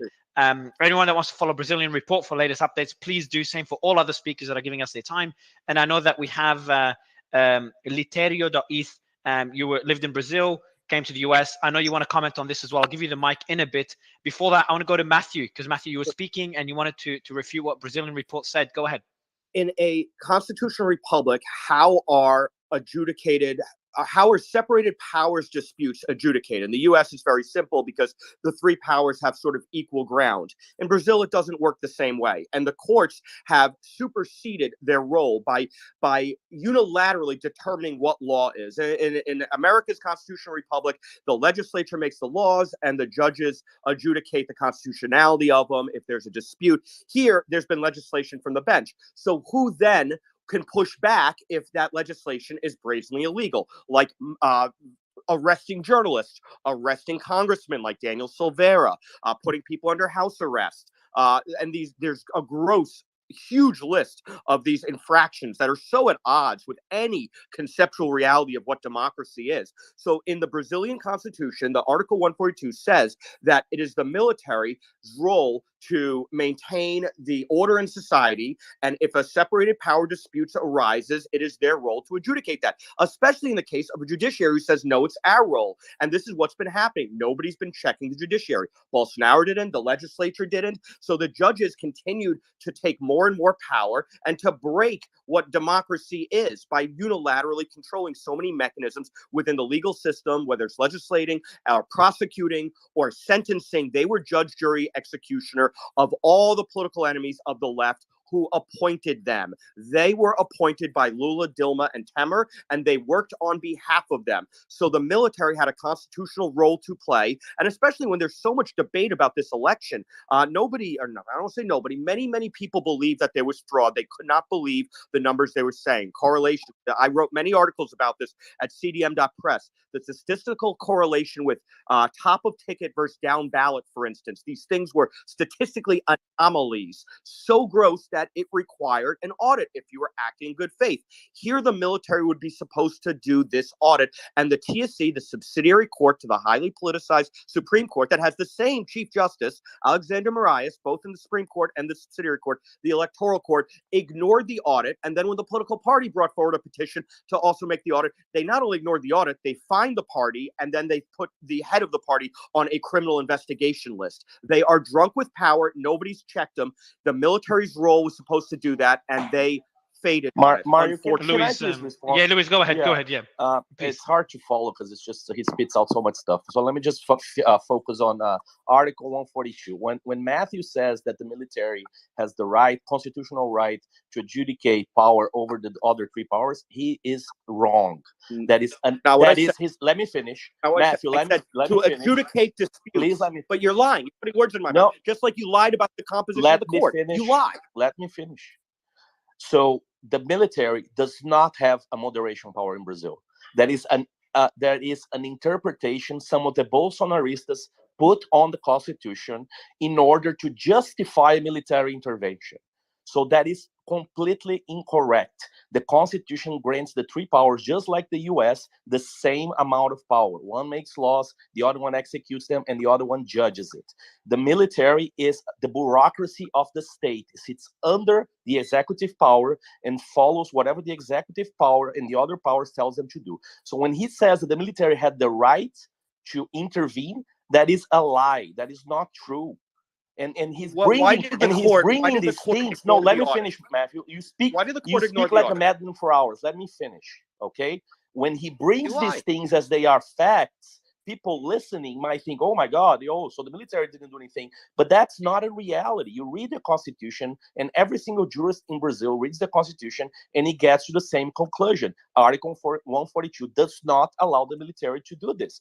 Who judges the judges, Luis? Who judges the judges? If judges break the law, who judges the judges? So a famous Brazilian jurist has said that the Supreme Court has the right or curse of making the last mistake.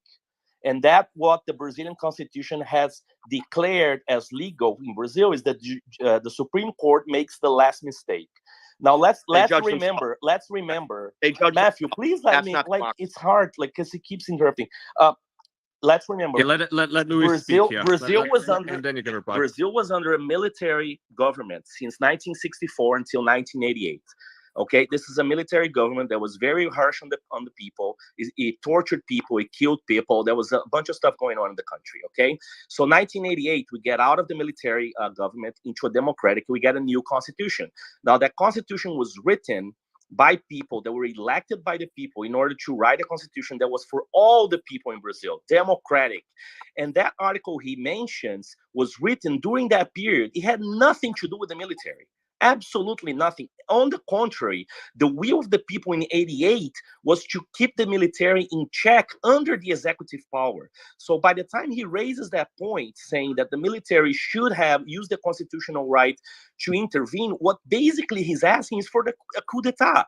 Just like everyone else in Brazil right now storming the capital, they are asking for a coup d'etat.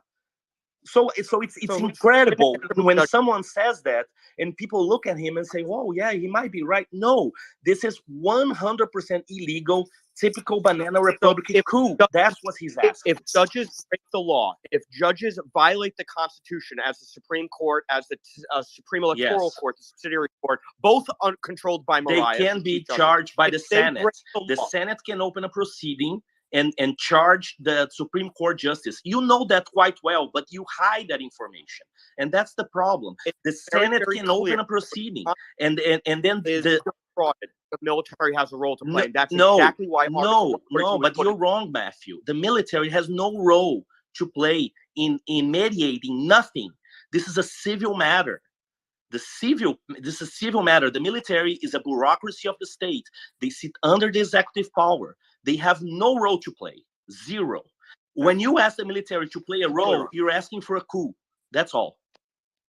Well, there's been a coup. It has been under the judiciary. They have over the country by fiat, by releasing a criminal onto the electoral chessboard with no jurisprudential acting behind I'll give David, you've had your hand up for a while. You wanted to comment on this point as well? Yes, thank you, Mario, for having me here. And I agree 100% with Luis is saying. Matthew doesn't seem to have an idea what's going on in Brazil. Just to give people here a sense, the voting machines in Brazil are 100% audible. Before it goes into execution, every leader of each party in Brazil is invited to look into the source code and make sure that everything is okay. The military is never invited, but because of everything that is going on, members of the military were also invited to take a look into the voting machines to make sure everything was okay. And they said it was okay. Brazil has that's not what they said. They put 65 pages out saying, "No, you blocked us." That's true. That's not true, man. That's exactly Matthew, what the 65. That's not true. Matthew, I can write you a report of 100 pages saying that everything is wrong. Would you believe me just because I'm saying so? No. Did you read those 65-page report? You didn't. If you did, Yes, you would find a bunch of BS in there. Yes, I did. That's what you don't understand. We were blocked out for examining the machines, and they Okay, violated law by that's doing not so. true. That's not true. Yeah. Matthew, later, And said every single party has read Valdemar Castaneto's hold on. report. Have you read that? Because he said the same thing. We need to see the machines. There's all sorts of anomalies here. You say every single party said fine. Well, no, the PL party did not say fine. Valdemar Castaneto, the head of the party, filed a petition to court, and then they fined him 22 million reais and said you're assaulting democracy by filing a petition to the Do you court. guys see a pattern here? Well, it's the same U.S. pattern, right? We're not there. He's questioning the machines, and then he goes back to, like people storming the cap. It's the same pattern we're seeing in Brazil repeated from something that happened in the U.S. 2 years ago. Same exact pattern. And the military and the leader of the party liberal, they accuse the machines of doing something, and then when the Supreme Court ordered them to show proof, they didn't. Later on, the party apologized for making such a stand because Bolsonaro demanded the president of the party to say something. Nobody the president did. He backed off. So it's a bunch of empty BS that they cannot prove anything. That's the problem. The same thing prove that anything if you're being obfuscated and blocked from examining the That's not true, man. no, everybody. The machines were open for everybody. The machines were open for everybody. Support a lot of what Lula supporters are saying, and what the courts have even decreed, right? I think the evidence would actually weigh in their favor. However, we can always argue that the courts went too far by censoring people, by preventing these conversations from happening in the open in Brazil. And I think that's just to bring it back to the riots today, and they are riots, you can call them whatever you want. You can call it an insurrection or something, but they are riots, right? We can all argue that a lot of that was brought on by the censorship of Bolsonaro supporters. And I wouldn't agree with that, Ian, to be honest. I think this was actually fed and nourished by Bolsonaro and his supporters, long time coming.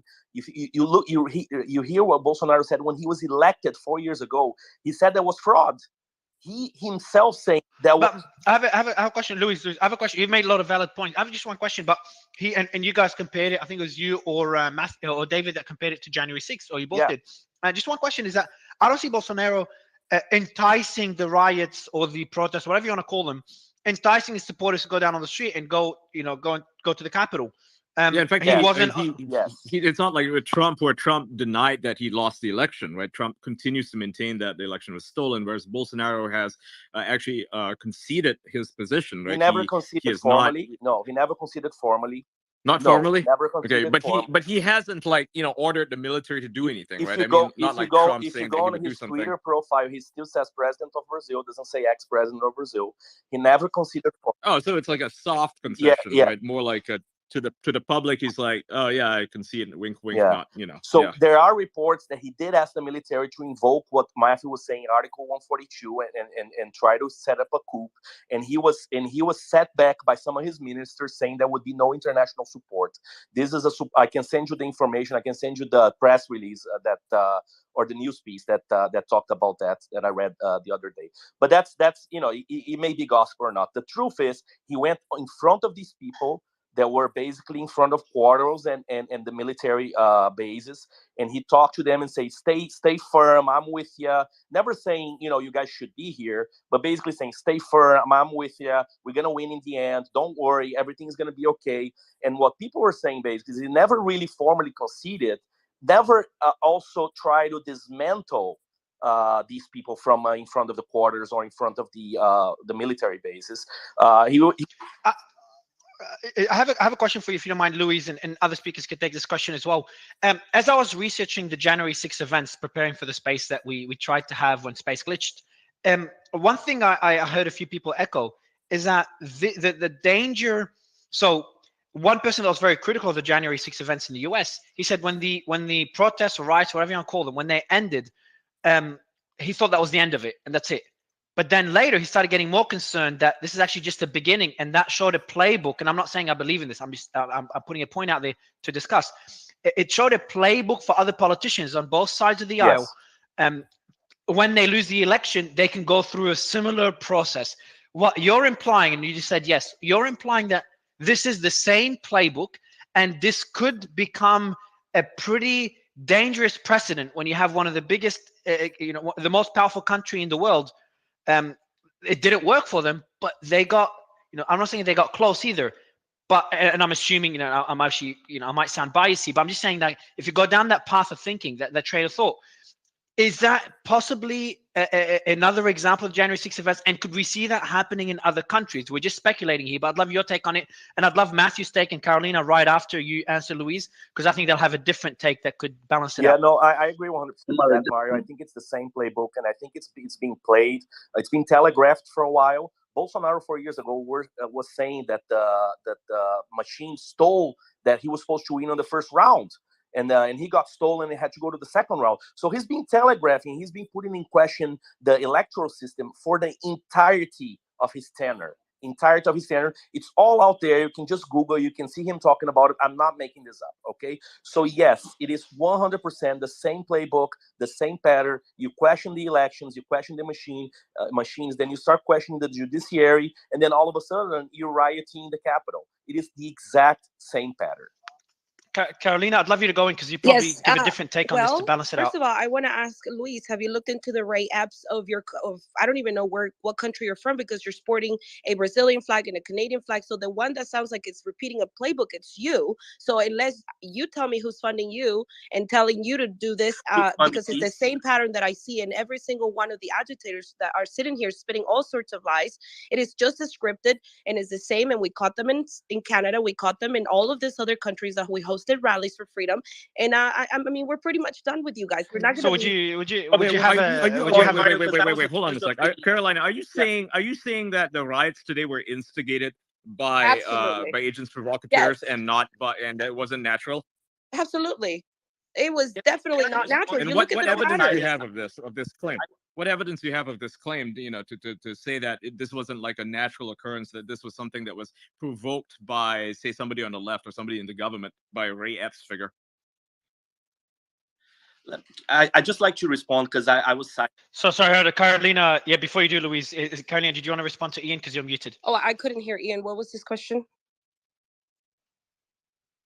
Ian, do you want to ask a question? Can you hear him now? Yeah. I don't know if you can still hear me, but I was wondering, what evidence do you have of this the riot today being caused by left-wingers or by the government, rather than it being a spontaneous occurrence or something that was planned by right-wing groups? It doesn't matter how much evidence we have. We have pounds and pounds of data that pretty much prove that not only Black Lives Matter, but Antifa members were dressed as Trump supporters at the Capitol, and it didn't go anywhere. Facial recognition at the time proved that these people, who had been arrested and there were a handful of at least 40 of them were arrested. There were definitely a handful of Antifa people who were at January 6th, but to claim that they were responsible for the riot, I didn't say that Antifa here was responsible for the ones in Brazil. What I'm saying is the same playbook that Luis is repeating. I don't have. No. I mean, I'm talking about January 6th. There is no evidence that Antifa caused it. Yes, there is evidence. I know that this is like a popular talking point on the right wing. And keep in mind, I am a conservative, right? I'm a conservative, but I've looked into this whole situation. Please DM me, and I'll provide you the evidence. Okay, so let me just say that you can DM me. They're open. I just want to know, because I looked into it, and there is no evidence that Antifa did so. There was one guy who happened to be Antifa. He was there filming the whole thing, and he was arrested, and he was paid by CNN to even go there as a contributor. He was present at the shooting of Ashley Babbitt.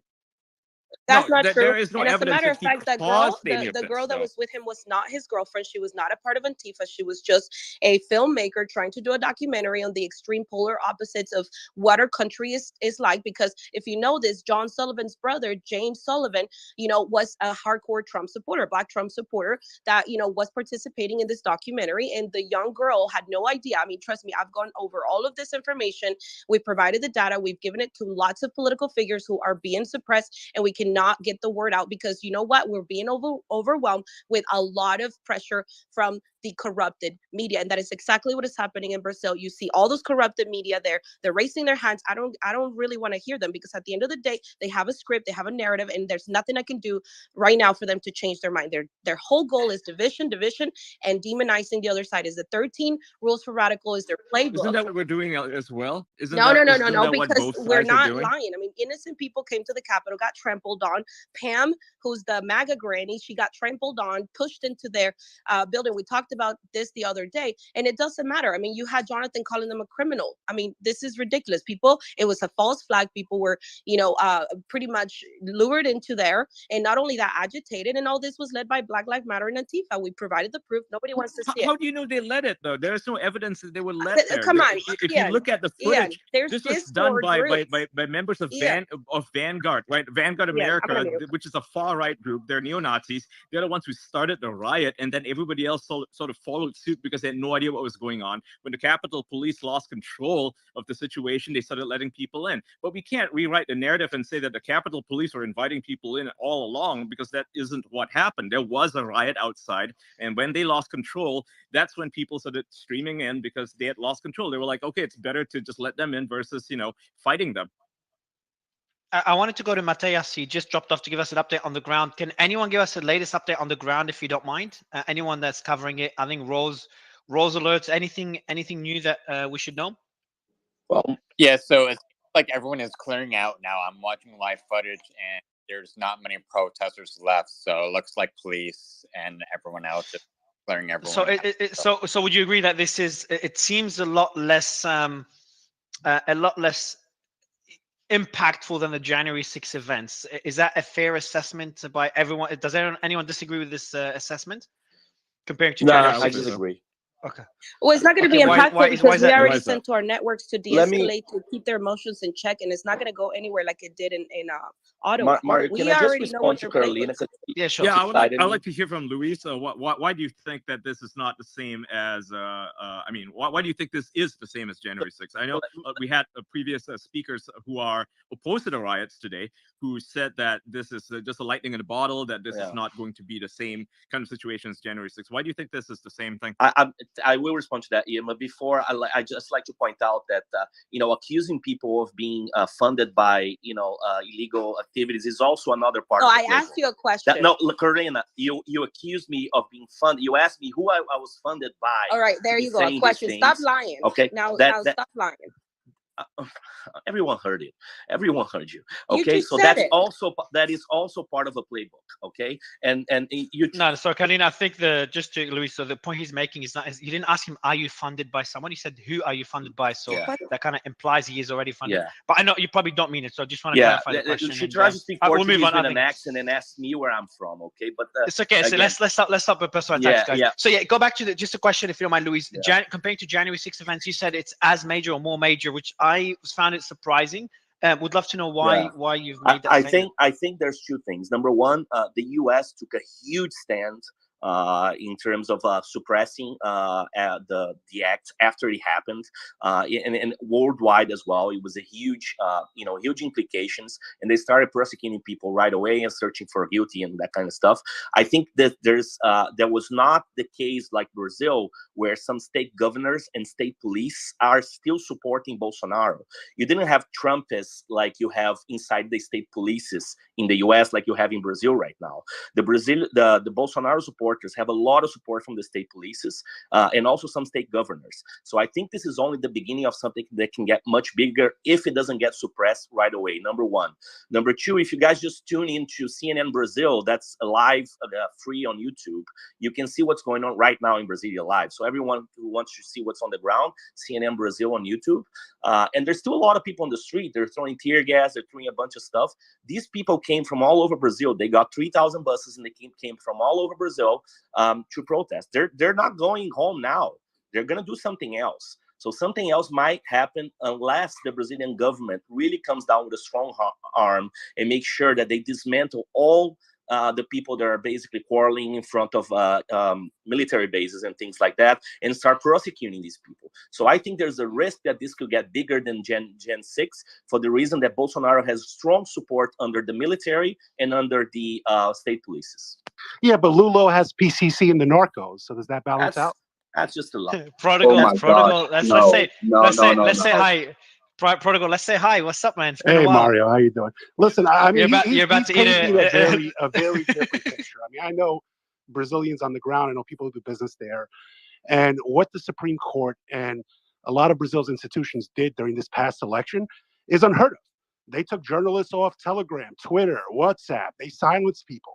You had Lula's appointment to the Supreme Court, let him out on the technicality and run. I saw the videos. I saw the video of them handing out cash for votes. I saw the video of the narcos celebrating. I watched the entire election when the rest of the country managed to get their votes in, and some of the states were just as populous as the Northeast.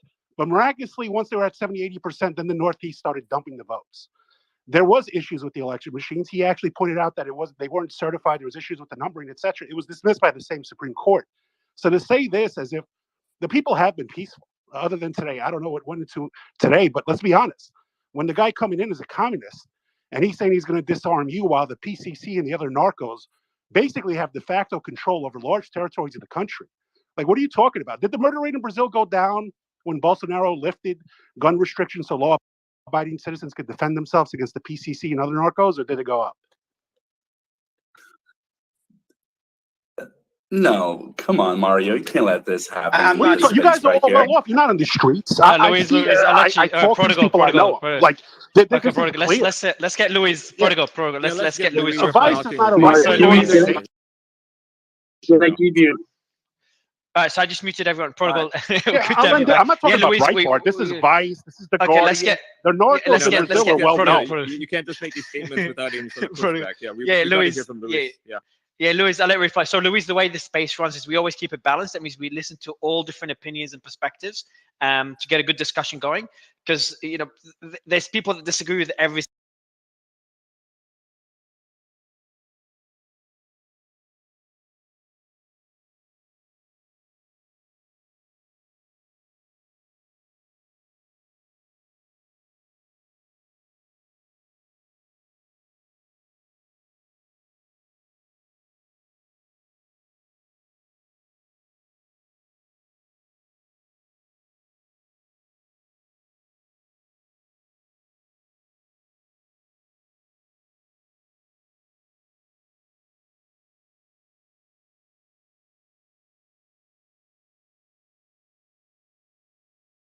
I follow everyone closely. Like, if you guys want to reach out directly to my DMs here, I can certainly have more conversations and profitable conversations about that. But that kind of discourse, I'm not going to entertain. I'm sorry, Mario, but thanks so much for having me. What wasn't factual? Name one thing. Are you going to run like a little chicken?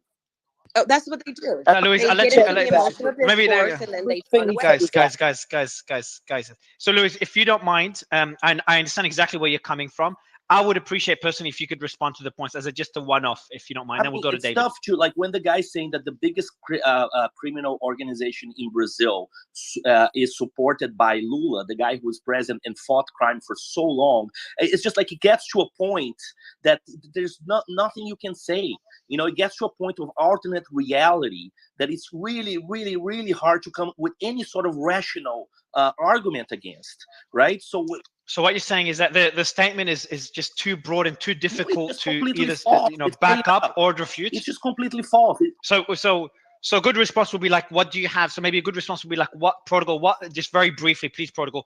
What do you, for such a big statement and such any backup evidence? Yeah, I can look at all. I mean, you want me to post videos of the narcos celebrating Lula's victory, or how about the trunks of gas being handed out to voters, or how about the Brazilians complaining that they like the narcos. I mean, them celebrating. Yeah, they probably wanted him to win because it means that they're going to cut down on a lot of the laws that Bolsonaro put in place. But I mean, we can't exactly infer that they were responsible for rigging the vote. They control the regions where Lula has the heaviest support. Let's be honest. I'll go. Prodigal is not equal causation. Is all I'm saying. He's not just going to go easy on the narcos. He's taking away guns from law-abiding Brazilians. Right? This is not. David, do you want to respond, please? Yes. David, go ahead, please. Hey, Mario, I'm just going to give you some news from the ground since I'm in Brazil. Yeah, that's actually good. And by the way, just before you do, actually, I'm going to go to Jim for one reason, David. Your mic is a bit echoey, so I'll get Jim to speak a bit before giving you the mic again to give us an update from the ground. And just when you fix the echo on your mic, if you don't mind. Jim, the mic is yours. And by the way, I know that Literio's been waiting for a while, so I'll give him the mic as well to give us his, got a pretty interesting story, Literio.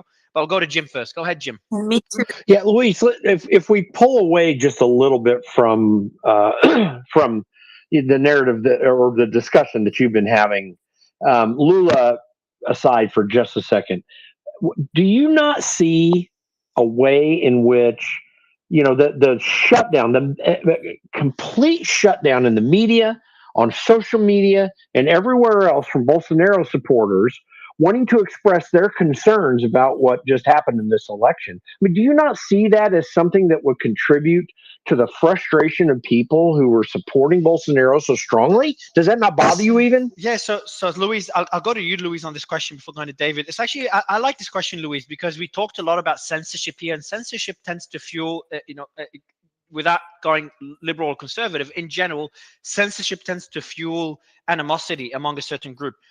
Would you say that might have contributed, Luis? Look, I think there's a much deeper point here, and this has to do with other spaces you've done as well. Is what is censorship when it comes down to, is it a judicial request to shut down someone because they're inciting violence, censorship? And I'm asking that broadly. I'm not implying anything. Okay, is asking someone to be deplatformed because they're inciting a coup in a country, censorship?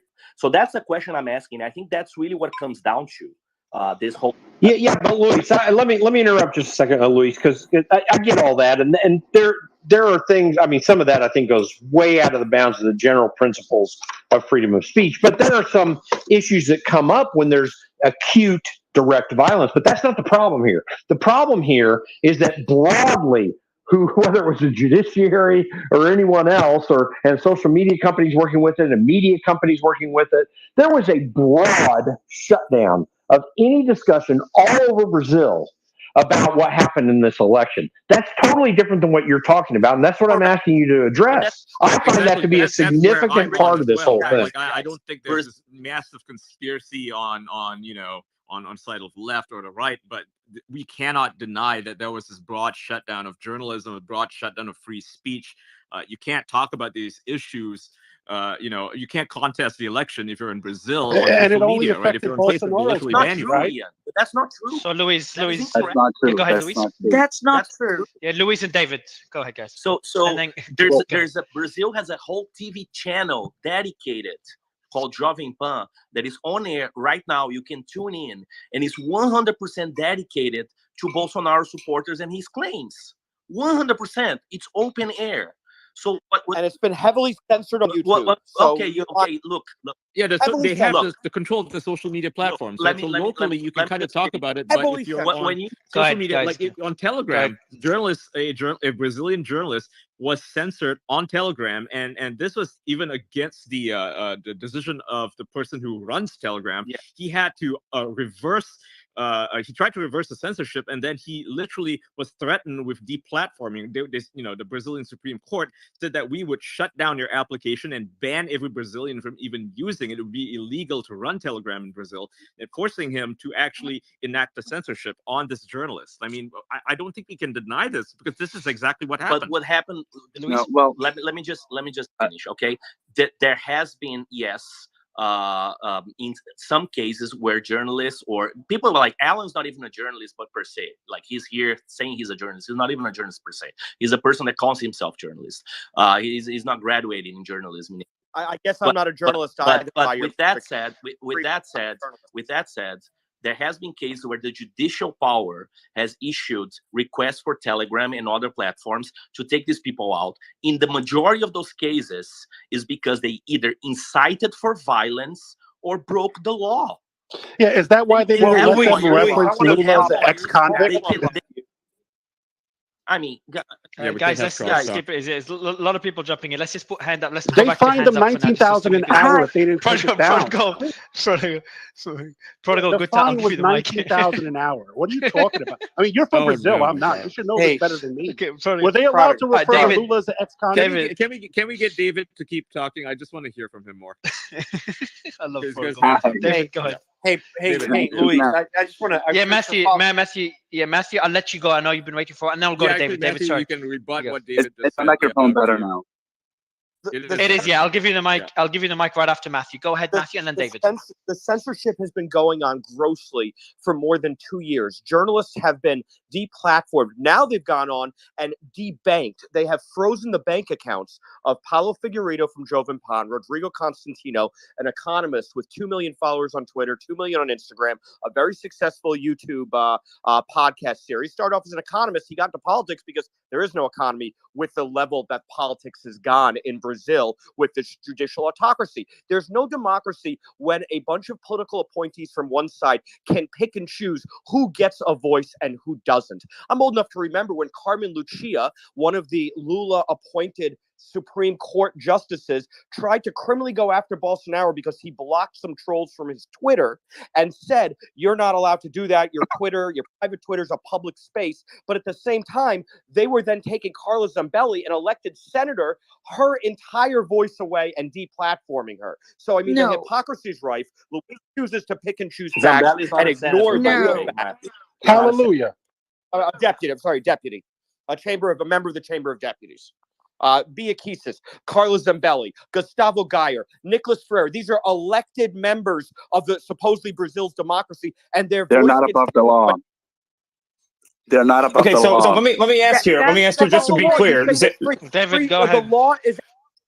Yes, so David, you're just responding. And I'd like to hear from Buddha as well, because I agree. Yeah, so I'll give it. She appears to disagree with Matthew. So let's go to Buddha first, because we haven't heard from her. Thank you, guys. And I'm sorry, I don't want to be mean here, but first, I think this space at the moment, Mario, is still with a very much young gringo North view, right? Not understanding of what is really the Brazilian reality, okay? And also the Brazilian laws. Because there is essential things like starting with the freedom of speech, for example, right? It's one thing that Americans do not understand, that in Brazil, for example, hate speech is a crime. So you are not allowed to commit. Do you consider the Bible a hate book? Excuse me, are you cutting me? Excuse me, are you cutting me? Go ahead. I've been here for hours. Should they take down the statue of Jesus? Prodigal. Excuse me. Prodigal, please, man. Go ahead, Thank Victor. you Go ahead. very much. I've been waiting for hours and didn't cut anybody. Yeah, I understand. No, I appreciate it. Thank you. Agree. Please right? Go ahead. But what I wanted to say is that you guys are talking about Lula and the narco and all that. The narco is a problem in the whole Latin America. And if you're going to look into the other side, most of those evangelical churches are also involved with the narcos. Okay? So it's not a privilege of any side. Right? Corruption is not a privilege of any side in Latin America. There are pillars that sustain this system in the whole region, and are the oligarchies, the religion, the narco, and I can continue with that. Corruption, okay? Communists. Excuse me, who is talking about communists nowadays? Well, you said the groups. You left one out. I figured I'd No. I'm not naming groups. Okay, you are. Right? And I think it's really very narrow to read at this situation like this. But the bottom line is, right, the Brazilian Supreme Court is independent. The Brazilian Supreme Court has, for the last 4 years, maintained at only God knows how, right, the rule of law in the country, right, as you like it or not. And yes, they had to go and make decisions and take steps that were on the board of constitutionality and being questioned, because what is being happening in the country was criminal.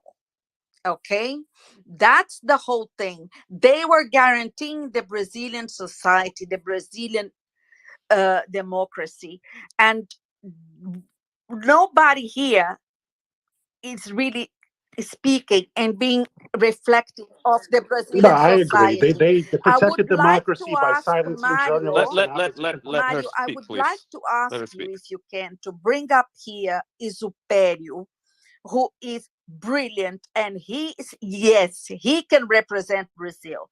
He can speak for a lot of Brazilian people, not even me, a white privileged woman. Okay, so sure. So if you can send me through, if you could DM me his handle, please, Guta, and I'll bring him up. And I appreciate you waiting patiently, sharing your perspective. David, I know you've been waiting. Thank you. Mario, I'm David, you've been drop, waiting okay? for a while, I and now we'll go. But thanks. Yes. Matthew, thanks a lot, man. Appreciate you coming on. David, I'll let you add on to this, and then I know Arndt will disagree with Guta. So I'll let you go first, David. Okay. Yes, I partially agree with Guta. Everything that has been said here about silencing journalists, silencing deputies and senators, because they all broke the law. I mean, if you don't agree with the law, then Brazil has democratic, bureaucratic steps that you can change the law. But the laws that we have, whether you like them or not, they have been deployed and executed. Nothing that the Supreme Court did was an overstep of whatsoever or whatever in the Constitution. But I'm here to give you some news from the ground. 210 people have already been arrested. The government of Brasilia have stopped over 100 buses that took all these people into the city for this terrorist act, so they can't leave the city. The person responsible for the security of the city, that is under the governor, has been fired and sentenced. So he's already been responsible for whatever happened in Brasilia. And I don't know if you guys know this, but he's actually right now in Orlando hanging out with Bolsonaro. So if you connect the dots, this all seems quite intriguing that, why is he hanging out with Bolsonaro? David, sorry to interrupt you. Who's in the chief police officer of the capital, or did I misunderstand this? Who's right now involved with Bolsonaro? That was, where you said we're connecting the dots? Yes, his name is Anderson Torres. He's not a police officer or what's anything. his position? He works for, let me bring it up here real quick. He works under the governor of Brasilia. He's a secretary Chief of public. police of the federal police. So he's a current chief of police of the federal police? No, he's the secretary of public safety of the federal district, which is Brasilia. He's the one that, delivers orders to the police in Brasilia. He's just not there. He left to go to Orlando to hang out with Bolsonaro right now. There is already an order. So just to confirm, and I'm not implying anything, but what you're saying is that the person responsible for the security in the capital is currently, so he's being blamed by the government or by some officials in the government for what's happening, but he's currently with Bolsonaro in the US? Yes. And he was appointed, Mario. I'm guessing he was appointed by Bolsonaro, so he's obviously a supporter of Bolsonaro? No, he's not responsible for the security of the capital. He's responsible for the security of the city of Brasilia, which is a federal district. Okay. He was appointed by the governor of Brasilia. Okay, and he is a supporter of Bolsonaro. Both of them, the governor, Brazilian, and the appointee for the security. He used to be. Okay, yeah, he used to work for Bolsonaro. I'll go to Arndt just to kind of balance out the discussion, because I know you disagree with some of the points made before I finally go to Literio for his story. Arndt, go ahead, man. Hey, guys. Hey, Mario. Thank you. Thanks for the opportunity to be sharing my thoughts with you guys. First of all, I just want to make sure y'all understand it's extremely hard to judge what is happening in Brazil now if you're not in Brazil. And, it's really hard. I'm always between Austin, Texas, and Brazil, family members, and I could actually see what is happening in Brazil when you are in Brazil and you see the amount of people voting and just trying to get the Bolsonaro elected, and you see the amount of people going for Lula is just unbelievable. And when you see the vote machine saying you have 52% of votes going to Lula, and you don't see anybody celebrating in the streets, is just weird. And as a result, we have the Brazilian economy just collapsing right now, and we are just seeing all the numbers going down. I mean, is ridiculous what is happening in Brazil. And I get But would you, surprised. quick question, do you mind if I ask you a quick question? Do you think like the economy collapsing, I think you implied blaming it on Lula. Is it better to blame it on just the divide right now in Brazil and the instability in the country versus a certain politician? Okay. Well, basically, the only reason why I'm blaming Lula is just because what he's doing into the market. He actually told on the TV that he's against the entrepreneur, that he's against the people, the market. He wants to protect their state. That's what they want. Or avowed communist. He started the Forum Sao Paulo in 1990 with Fidel Castro to take over when the Soviet Union fell, for instilling Marxism all over South America, and then was the total model for Chavismo, Maduro, Chavez, Morales, Kirchner, Fernandez.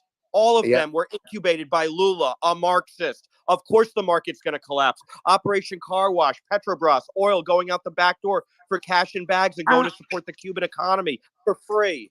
Come on. That's why Lula was the candidate of the market, I'll let Guta, right? yeah, reply. If I recall, the privatization of the market. Guys, I'm just to balance it out. By the way, Matthew, good to have you back. You wanted to comment on this point? But Matthew, it wasn't real socialism, though. Oh yeah, no, they didn't kill enough people with gulags. They won't make that mistake twice. Good. And now, Arndt, do you mind if I get Guta just to balance it out, Arndt? Because you, Matthew, kind of made a certain point. Just to balance out the discussion, Guta, I'd love you to respond briefly before Arndt continues. Thank you, Mario. No, it's just a brief information that actually the candidate that was supported by the market in Brazil was Did I drop Lula. out, or did Guta drop out? Please be Guta. Lula was the candidate no, you just can't of hear. the market. Just so you. Well, what do you mean the market? There's an ivory tower concept. He wasn't the candidate of the market. Brazil that are created by Globo and ivory tower. Guta, go ahead, keep going. Yeah, Matthew, you can. I would like to hear Matthew respond to what Guta is saying. I just want to finish, guys. If you guys let me. Sure, go ahead, Arndt. Okay. So just to finish my point here, and then you guys can continue. But the thing is, one of the things, let's get back a little bit and see why Lula was one of the candidates. Because the Supreme Court got corrupted and took Lula out of the jail because he was the only one that they thought could compete against Bolsonaro.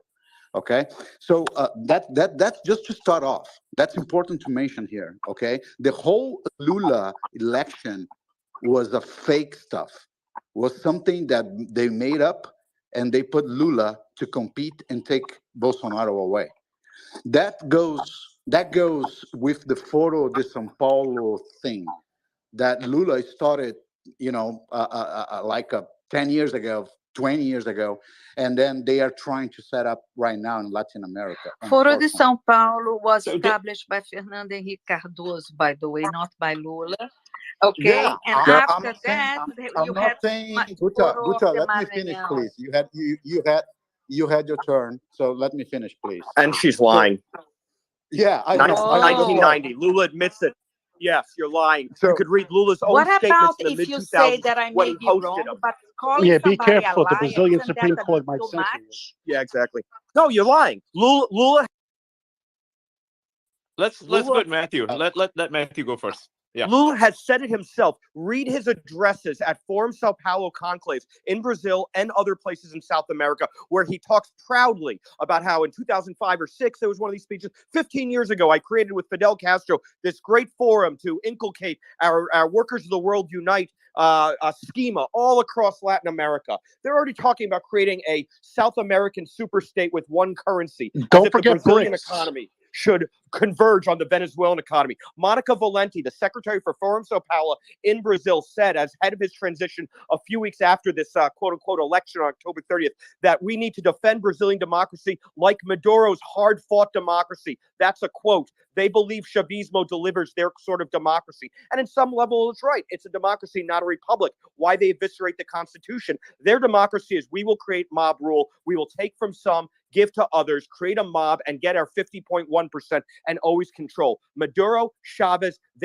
what they created there was a feature, not a bug. That is their form of democracy. That's what they want to go in Brazil. That's what they're building with their fellow travelers at Globo and Folha and in the Ivory Tower. And it sounds like you're a big part of it. I mean, you're quote tweeting Marias, who is one of the worst human beings in modern history, who should be in The Hague right now. And you're quote tweeting him like he's a hero. He took people's voices. He put congressmen in jail. He put journalists in jail. He's trying to get Alan dos Santos red notice for exercising his free speech. He believes in God. He's got a God-given right to assemble, to speak his mind. And anyone who does it in antithesis to what you're pushing, you say this is an assault on democratic institutions. You say when the court imprisons people and people criticize that, that's the assault on democracy. We're going to arrest them. You're all for that. That is why people rioted. That's why people are fighting, and they want their democracy and their republic back under a constitution, not under a fiat of a bunch of corrupted people who looted the country and then said, hey, but we gave you something with Bolsa Familia. Bullshit. Yeah, I just want to jump in on Mario. one thing, if possible, because she's incorrect. Brazil started their monetary tightening earlier than most countries, right? The two countries that were best prepared or in position to weather the global downturn were Israel and Brazil. We'll see what her hero Lula does as the narcos are empowered, the spending goes out of control, and law-abiding business people and farmers realize that the system's rigged and don't work. Like, we'll see what happens to Brazil. The market was prepared for Brazil to do well over the next year and a half. We'll see how it does. And it's one thing is important to mention here. People are just saying Bolsonaro. Let's just keep in mind, Bolsonaro has nothing to do with the protests we are right now having in Brazil. People are going there because they don't. No. Hold on. But they said that he's controlling it from Epcot Center. Come on. Yeah, he's riding the teacups right now. Yeah, that's a BS. Say one thing. Alan dos Santos is a criminal. So I'm back. My mic is working and I can hear you guys. So David, I'll let you respond because there's just it's a bit imbalanced in some ways. I'll let you respond to the points made so far, David, and then we'll go to Gutta and then back to Matthew. David, you got to unmute. Gutta, I'll let you. No, go ahead. I was just gonna say that Alan dos Santos is a criminal. He ran away from Brazil. He's being prosecuted, ruled guilty. So you're acting like Alan dos Santos is a hero. I don't know where you're getting your facts from. He is a hero. He's not a criminal. Are you crazy? The only laws he broke is a criminal. He has went through a trial. He was found guilty. Well, what are you talking about? He was put under trial because the corrupt judicial system we have in Brazil. Come on. Yes.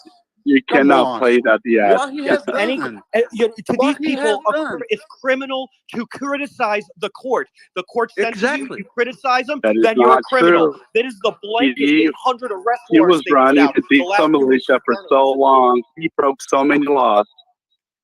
No, he needs to go back to Brazil and go to jail. He has some payments to do. No, free speech in Brazil is not the First Amendment. You got your facts wrong. If you believe that, you are a Stalinist because he spoke his mind. Oh my goodness. And God gives you the right to speak your mind, and you people want to take that away from the free people, which is why Brazil will be Venezuela under your No, regime. you need to understand that Brazil has its own laws about freedom of speech. No, sir. You cannot just come to the country and make sure that everything you say will go under the scrutiny of the law. Just Google it. He broke so many laws. For free speech. He was running the digital militias. You had an online militia that ran so many misinformation campaigns in the country of defamation. Online militia. Look at the terminology you people and are throwing also attacking people with false claims. He was brought to trial and he was found guilty. He needs to go back. We'll go quickly to just an update from the ground, if you don't mind. Rolls alerts. Anything new on the ground? Is it still de-escalating? Any developments? Because we did hear one of the panelists earlier say that he expects it to continue going on for a while. And right after you give us the update, I do want to go to Literio, who's been waiting for probably 2 hours now. The governor of Brazil is reporting at least 400 protesters have been arrested. So, and how many? Does anyone know how many got arrested on January 6th in the US? On the day, not that many. I mean, there's a few dozen maybe, but it wasn't as big as that. Oh wow, 400. Okay, it's a lot more. And how many? Is there any truth to the rumors? before we go to the rumors, Rosalind, do we know how many people were on the ground in this protest riot, whatever you want to call it, versus the one on January 6th?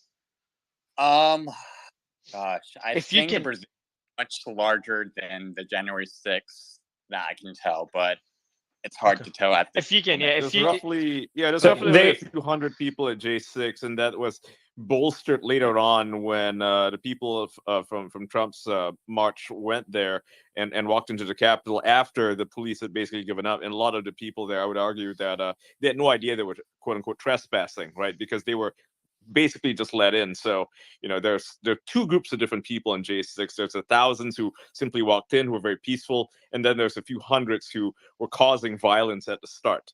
And just before we go to Literio, I just want to say, for anyone requesting to speak, because I see a lot of great names requesting to speak, please DM me on why you want to speak, and then the team will bring you up. Literio, you've been waiting for a while. You want to share your experience and then your thoughts on what's happening on the ground in Brazil. Hey Mario, thank you. Man, your mic is really bad. I'll go to Guta because she has her hands up, and Literio, I know you waited for 2 hours, man, but your mic was really bad. Go ahead, Guta. Thank you again, Mario, for the space. I just wanted to say something that may surprise everybody, because I want to. I think I'm the only Brazilian here on stage at the moment, or Arnold is as well Brazilian. I'm also from Brazil. Yeah. We can get Aldo Santos back if No, you want. thank I'll you. text I him. wouldn't like to divide this space with him. But what I wanted to say is that what I'm saying, it's my personal position as a Brazilian, okay? And I did not vote for Lula, and I did not vote for Bolsonaro. All right? Just wanted to leave that very clear to all of you. If you're thinking that I'm Lula, I'm not. I'm Brazilian for Brazil. And I want to ask a question to other panelists, because I did ask it to panelists previously. You can kick it off, Guta, and then we'll go to Matthew. How, very briefly, how corrupt is Brazil in your opinion? And I don't mean it in a derogatory way. Like how serious is corruption in Brazil? And by the way, I Superior's here, so I'm bringing you up as a speaker. By the way, based on your recommendation, Guta. Do you want to answer that one, Guta, while waiting for Mr. Superior to come up? Okay. Oh, he's up. He's up. So yeah. So do you want to answer the question, Guta? Yes, it is serious a problem. That's what I said. It's one of the pillars of the situation that the country is. Why Brazil is a so socially unfair society. Corruption is part of all that from the beginning of the country, right? Brazil, it's developed its elite and government and everything that sustained power from the time of the Portuguese, from the time of the courts, right? If you go to the Brazilian Congress and what they call the big center, half or more than half of the people there are still from families who ruled the country on the 18th and 19th centuries, right? And this is the problem. Everything has to be new, has to be changed. People have to take Brazil. When you saw Raoni going up on the palace with the other representation of the Brazilian people, this is Brazil. Those people who gave Lula the badge, no, I forgot the name in English, right? This was very, very symbolic and very important.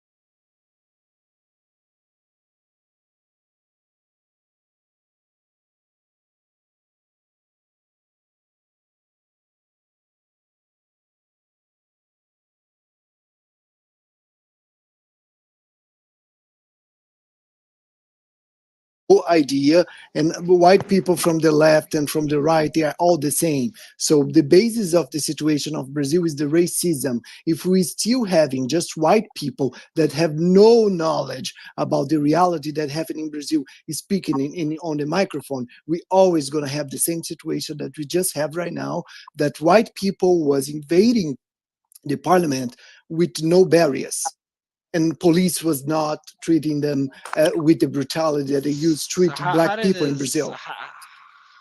How did this become is that a common debate that you guys are having? Yeah, Like all this is a communists discussion are of race? racist. Brazil Now is majority made from black people, black and brown people. We are more than a half black and brown people. So if you are talking about Brazil, and if Black and you brown do people are not two different have, groups, though. if you do not have black and brown people talking about the Brazil, it's because you have no idea what happened in Brazil. All those right people that is here, they are from. I know you got rid of They are slavery later from. in the U.S. Did that happen? Brazil's leadership, just from like history, you can't say it's all black and brown people. That's not what Brazil is. I mean, you're ignoring history completely. I'm sure Matthew has a lot to say on this as well. I mean, where's the talk about the indigenous people? Where's the talk about Chief Sereri, who right now is being tortured and compelled to write an apology letter to Marias in the greatest example of Stalinist communism comes to Brazil in the modern era? Your framework on race, I mean, not surprising from a guy who defines himself as he, him, vegan, is a joke and a half. There were black and brown people all over the grounds of Brasilia today. There were black and brown people all over the grounds protesting for 75 days with no violence. Brazil is a multiracial society and successful on racial bases based on that until somebody like you, he, him, vegan, comes in and then tries to sow discontent to instill Marxism and divide and conquer to create a mob. You're a joke. Is that what you guys have seen here, because my microphone was muted, is exactly what is happening in Brazil. White people always getting the microphone and have no idea what's happening in the reality. Alan, and have no, I have to talk. You guys are cutting me. You guys are cutting me. Go ahead, so guys. I have to finish. I'll let you finish your point. So I'll let you finish your point. I just want to, can I point out one quick thing and I'll let you continue, I promise. Just like you have the mic and you're not white. So maybe you mean, maybe you're referring to racism in Brazil, not on the mic here. Just want to be clear, but I'll let you make your point so others can respond. There's no difference. There's no difference, my dear. God. Okay, so continue. It's okay. It's okay. Let's. I'd love to hear your thoughts. I'll let you finish, Isiperi. I think your name is Matthew. Is it Matthew? Matthew. Yeah, Matt. Sorry, not Matthew. Sorry, your name is David. Isiperi, your name is David. Yeah, sorry. Sorry, I didn't mean you, Matthew. My bad.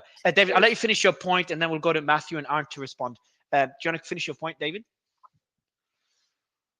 David, you're muted. Isiperi, you're muted. Yeah, you said David, so I was waiting. So what is happening in Brazil is exactly what is happening here. I was trying to say the perspective of the majority of the people in Brazil, and white people could not hear because they don't get responsibility to be daughters and nephews of the slavers in Brazil, and they get no responsibility for everything that happened in Brazil. So that's exactly what happened, and they muted me, and you guys decided to cut me, and I would not be able to express my opinion. So we. That's so what happens? So David, we didn't mute. Yeah, I'll explain. Yeah, I'll explain again. So what we did, David, is we muted everyone whenever people interrupt a lot, and we just pressed the mute everyone button just to bring it back to get so the audience can listen. And then I gave you the mic right afterwards. So didn't mean any disrespect there. I just did mute everyone. Listen, Mario, just say you're the Supreme Court of this space. Protocol. Guys, so Matthew, I'll let you respond, and I know you heavily disagree with David's point, but I'll let you respond. Like, where is that sentiment coming from, Matthew? Trying to put yourself in his shoes as much as you can, if you don't mind. Well, I think the sentiment on the ground has been from a society that is scared of losing their voice and their God-given freedoms. Bolsonaro did not concede when, right after the second round, he said distinctly, you do what you feel is right, adherent to the Constitution. If you have right to assemble, make your voices heard. He never called for violence. He emphasized peacefully. And by the way, these people were very peaceful. No arson, no violence, not until this December 12th when they pushed up the certification illegally a week up because they knew that there was some pressures coming from the institutions, because there are a lot of people are scared about what's going down in Brazil among the entire strata of society. I love how Isuperio comes in and makes it about identity politics. There's no debate about identity politics. Even the Lula stronghold previously, the leftist stronghold in the Amazon among the indigenous peoples and the tribe, the Javanchi tribe, the other dozen or so tribes, that they saw that their ballots were not counted, that in their precincts there were 0 votes for Bolsonaro, and they said, no, that's fraud. They started marching. And right now you've got one of the leaders of the protest movement, totally organically driven. This sprung up by anger from the people because they saw fraud. And if they even said the word fraud, Marias would have them arrested, or have their bank accounts frozen, or have them put under house arrest, or have them their social media deplatformed. So where's Isuperio on, if you want to make it about race, talk about the indigenous peoples, how they've been disenfranchised. I'm going to talk about whatever I want. I'm not going to talk about whatever you want, white trash. Because I'm just a stupid white person. Oh, there's not okay. This getting David. I brought you up on stage, but it's getting a bit too much about race, David. Like, did you just call him white trash? Sorry, David. Did you just call him white trash? That was Isuperio. He needs to have a stake. Yeah. Yeah, so Isuperio, that's just a warning. We're not going to have racism on here. Yeah. Anti-white racism. I've given you despite what some people are saying. Yeah, it's like, yeah. You can't be Isuperio racist against white people. Of course you can be. You can be racist against anyone. No, you don't understand. The left, guys. the Just to go back, I do want to go back to Carolina's back with us on stage along with Luis. Did you guys have anything to add to the discussion, because it got a bit too much about race? So I would love to go back to Arndt. Actually, you've got your hand up. Not white, so let's hear from her. Sure. I mean, she's on the side of Bolsonaro. I'll let Arndt go ahead, then Carolina. Okay, Carolina, Mario, sorry. you have brought up something about the corruption in Brazil, and I just would like to point out a few things here. When we look back 12 years ago, when PT, which is the left-wing party from Lula, started, we are actually having corruption in the last 12 years of government. And the way Lula does is we had 9 billion reals of money, which was stolen from Petrobras. And that money, part of the money was given back, believe it or not. And the population, the whole population in Brazil, they know about it. Then millions and millions of money was returned by the Lava Jato, which is the the car wash thing we had in Brazil. So all this money was returned to the government, and that's the way Lula actually governed Brazil for 12 years. And now it's just, it's about to start it again. One of the ministers of Lula just got impeached because of corruption. They barely started, and they already have someone getting knocked out of the government. But to be fair, he's not white, though. Prodigal, we just ended the race discussion. No need to joke about it. I'm not gonna get into the races. I'd rather just move away completely from it. I feel really embarrassed that we have somebody like Guta invited somebody like Isuperio to come on, because this is so embarrassing to have a Brazilian person just causing this mess. We should treat people with respect. So when you call somebody like as a white trash, that's not respectful. And I'm trying to. To be fair, I am white trash though. Prodigal, stop. Let's just go back to, and Dave, Isuperio. Again, I want to respect your pain. I'm sure there's reasons it's coming from, but obviously there's limits to what can be said. I do want to go to Luis. Luis, thanks for coming. Oh, sorry, Carolina. My apologies, Carolina. No, go ahead. Luis can go. Hi, Luis, how are you? So, how are you? Thank you, everybody, for the space. I'm Brazilian. I'm a physician, and I work as a health correspondent for the radio and TV in Brazil. Actually, I'm living in the United States. And there's some things that I'm just entered in the room just right now, so maybe some things could be had appeared before. One thing, the movement that culminates with the insurrection thing in Brasilia today is not organic at all. They are well financed, have a lot of entrepreneurs, a lot of company owners paying for the buses, paying for the food, for the people. They move 120 buses from everywhere in Brazil to Brasilia. It not happens organically, big guys. Someone pays for that. Okay, you can say, oh, you don't have a focal point of the money to pay for everything. No, but you have a group of people paying for that. And I have a group of people organizing those guys through social media, especially on Telegram groups. I entered in a lot of Telegram groups last week following the movements, and people were asking for how can I join the caravan, and okay, did I have to pay for that? No, everything is free. You're gonna have money, you're gonna have food, you're gonna have places to stay, but we're gonna invade Brasilia. That's the point. It's not an organic movement. And there are a lot of other things planned for the next days. They are planning to create blockades on the roadways, on the roads, especially around the oil plants, oil refineries. They want to stop the flow of the gas and other fuels in Brazil. If it happens, it's going to be a great mess. Especially they are making convocations and asking people to move around a big oil refinery in Rio de Janeiro. Is Duque de Caxias refinery. Is one of the biggest in the country, and they are planning to blockade that refinery in this during the evening hours or the first hours of the next day, around 2 a.m. probably. They are posting that on Telegram. The crazy thing is, everything that I'm saying was posted on Telegram. So, first point, why I'm not asking for to know who is the people that must pay for that, but why the Brasilia government? Brasilia is like just like DC is a federal district. It works like an state, even smaller than any state in Brazil. And they have a governor. They have a guy that runs the public security. The first thing, the guy that runs the security in Brasilia was the justice minister for Bolsonaro until last week. It was crazy. And the governor hired him.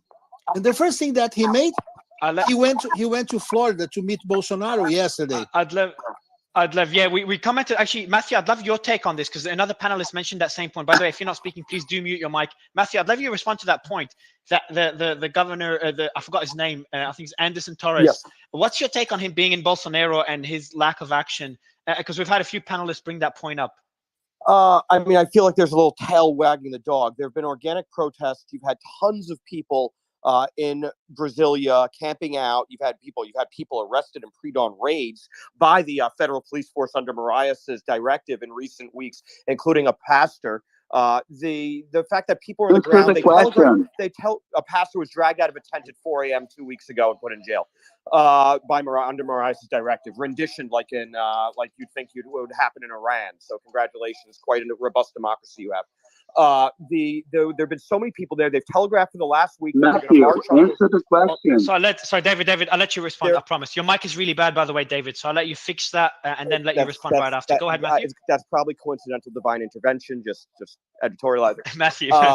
The people have telegraphed for the last 5 or 7 days that they would really accelerate the marching on Brasilia.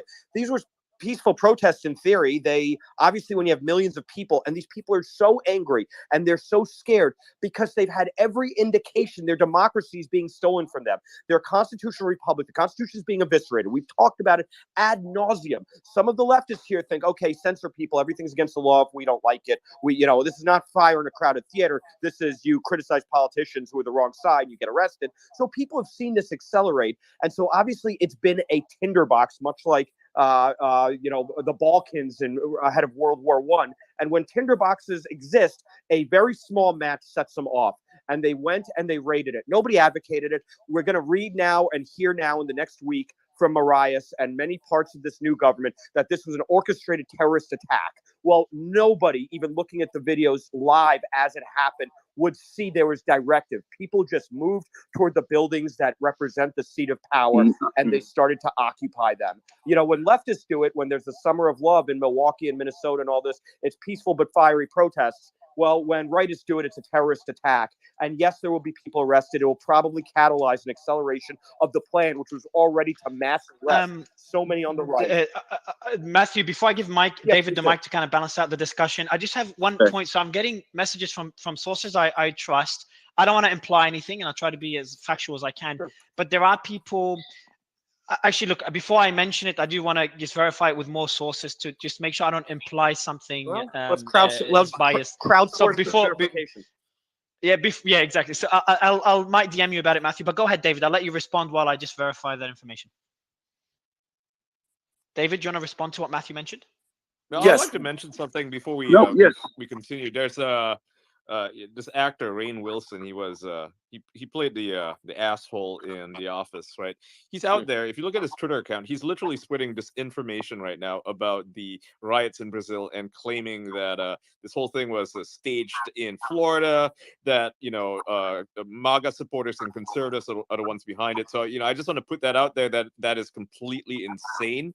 And that is what, this whole situation, which is, I would argue it's a very localized situation for Brazil, right? It's being manipulated and used by a lot of, I would say liberal, not left wing, but liberal mouthpieces like Rainn Wilson to try to perpetuate their own narrative and suppress conservatives in the United States and elsewhere.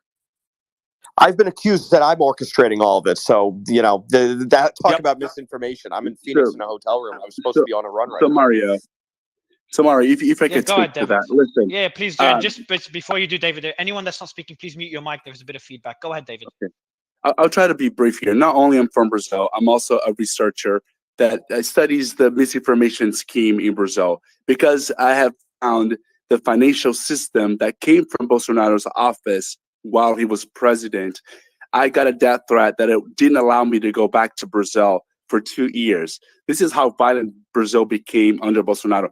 During the elections, people got killed just because they said that they would vote for Lula. One example, one guy had a birthday party themed after the Workers' Party and Lula.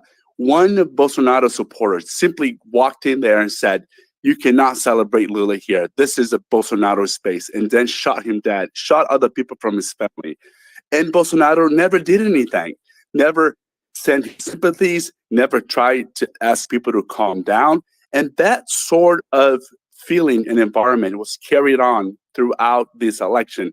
Right after Bolsonaro was declared the loser, then all these people went out to military headquarters around Brazil, praying. They were praying for tires in the middle of the street. They had their smartphones up their heads, begging for extraterrestrial intervention in Brazil so something could be done, that Bolsonaro will be put back in place.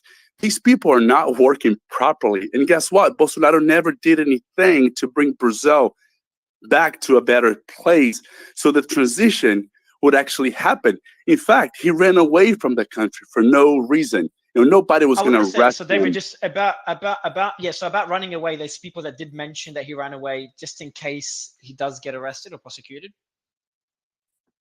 Well, I think definitely he was afraid of that. And he must be afraid of that. Well, because the problem is... I'm just going to finish. I'm going to just say this now and then I'm finished. Lula, as soon as he was getting into the involvement of Mensalão and car wash, guess what? People said that he was going to get arrested, and Moro and Deltan were arranging things to go after him. Guess what? He stayed in Brazil. Lula stayed. He never left. He never left to Venezuela. He never left to Cuba, as you guys love to say this. He stayed in Brazil. He was arrested, and then he's waiting for the justice to do their due process, that due work, and the results you may not like the results, but that was the results that set him free. But why do Bolsonaro have to leave? Why can't he stay and see what the judicial system says about him? Lula didn't leave, he stayed. So he's a coward. trump up charges against him. Everybody knows it. He used to say it's going to end with his arrest, his death, or victory. He said it over and over again. Yeah, I guess well, that's his problem. He can say whatever he wants, but he has to stay and face justice in the country that he committed so many crimes. This is the Lula thing. faced justice, being let out and 580 days into a 12-year sentence. But he stayed. By the way, they just released. But he stayed. He never left. He never left. He stayed in the country. You're making things up. You're bringing things out of your head.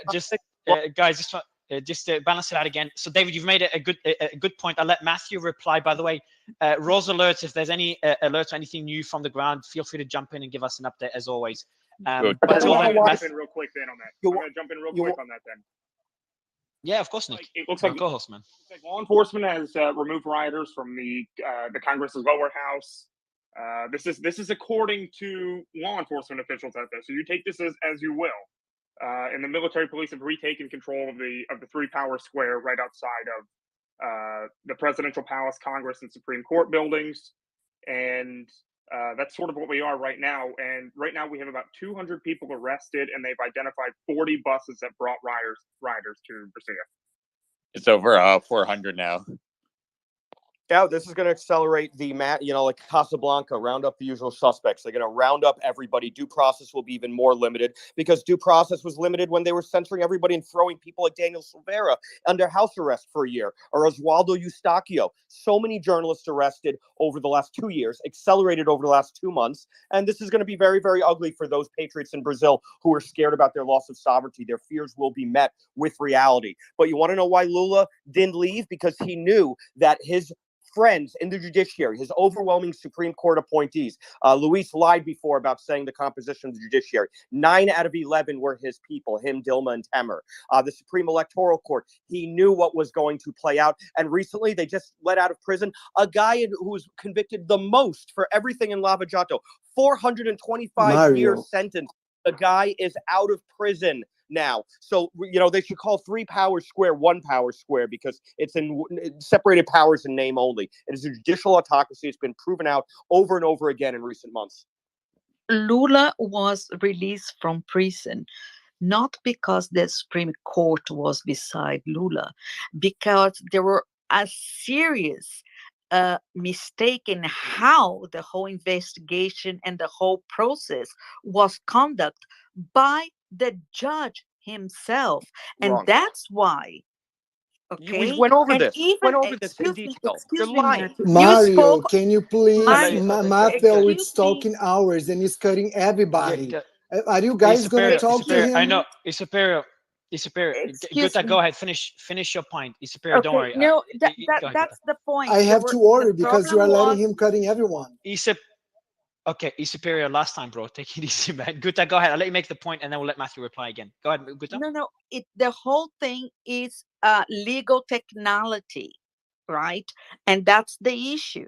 And that's why Lula was released, right? The investigation and the whole process was conducted in a biased manner. And the judge broke the Chinese wall between himself and the main investigation or prosecutor, I forgot. Investigation. Yeah, the investigator. And that's why that he was convicted over, I believe, the refurbishment of the apartment in Guarujá, if I'm not mistaken. And that's why he was released, because the process was not conducted in a legal right manner. So that is. I want to. I'll let you reply, Matthew. I'll let you reply just quickly before Matthew replies. Just for anyone on the ground in Brazil, please do message me if you want to speak. I know I'm getting a lot of requests because we cannot see hands that are up. So you have to DM me, and the team will bring you up. Matthew, I'll let you respond to that point before we go to Arndt and Luis. And then Carolina. We have discussed this in depth previously, but I will reiterate. You are reiterating and just regurgitating a talking point of Globo Folha on CNN, that there was some jurisdictional technicality. No, that is a fallacious lie. 3 courts, 19 judges, 12 charges, and that was just the start. They sentenced him to prison for 12 years, and they let him out after 580 days. His appointees, Edson Fachin, his appointee, oversaw his release out of the Supreme Court. And then they illegally annulled the sentences, gave him a never-ending pending appeal. And in the middle of that, they then vacated all of those charges, totally illegally. There was no justification for vacating these charges. Most people don't deny in Brazil, even lefties, even people who voted for him, that he was involved in public corruption. The same public corruption that ensnared Dilma, the same public corruption that ensnared dozens of others, including this guy who was sentenced to 425 years that they released last week. So what you're saying, you can say the sky is purple all you want, doesn't make the sky purple. Maybe to global readers, you can hear that and then give us a justification in cocktail parties when you're arguing amongst yourselves, but that is not reality. You can read the court cases, 19 judges unanimously. None of them said that there was any jurisdictional issue to hear this case because he robbed the assets of everybody in Brazil. Everybody in Brazil. Matthew, I wanna ask you a question quickly, Matthew, if you don't mind. Just moving off to a different Mario, but I think you are allowing him to talk too much. He's extremely right. I don't think. Hello, I don't think it's a good idea. Extremely right. He's extremely right. Yeah, Gutta, do you wanna reply to the point, Gutta? And then I wanna ask a question. That's so the news that I'm getting, Gutta. I'll let you reply. Then I'm gonna go to the thing that I've been, not sure whether I should share or not. I will share it and get the panelists' opinion, and feel free to push back on it because it is speculation that I've been receiving. But go ahead, Gutta. I'll let you quickly reply to the point Matthew. by Matthew. Yeah, go ahead. Just Matthew, just for the record, I didn't say that Lula was not involved in corruption. I just mentioned that the process that he was convicted was not correct, and that's why the Supreme Court let him out. Okay, legal technicality, that's what I said. All right, and again, I repeat what I've been saying all along. I'm not Lula, I'm not Bolsonaro. I'm Brazilian, I'm pro-Brazil. And corruption is endemic and systemic in the country. Doesn't matter who is there. You were talking about Petrobras. Read the biography of the ex-military president Geisel, Ernesto Geisel, right? That was president, I think, in 78 or 7. Yes, around 78. And he was also, I think, Minister of Energy. He was involved with Petrobras. And it's he has, I think, a chapter about Petrobras and this corruption and the system of corruption inside Petrobras. So it's not Lula or it's not Bolsonaro. The corruption is in the country as a system, and people are part of it. What they have to do is to have the courage to dismantle it. And that's the issue of Brazil and many other countries in Latin America. I agree there's corruption, and it's really refreshing for you to say for all to hear, recorded for posterity, you agree Lula was guilty of public corruption, so he should still be in jail. I did not say just that said either. that, and you said that Lula. Appreciate that. That's honest. Matthew, can you hear me? But the technicality is nonsense. They backed into a technicality to release him because they thought that he would be the best optical figure that they can manipulate and coerce an election from and censor all the opposition and get everyone behind Lula. Matthew, I think this is a good question for you. So we know Bolsonaro is in Florida, and we know that. Let me just I'm going through all the sources. We know that I forgot his name. Oh, Mr. Torres is also in Florida. Correct me if I'm wrong, anyone. And he said that it's there's a tweet here. Let me just check it.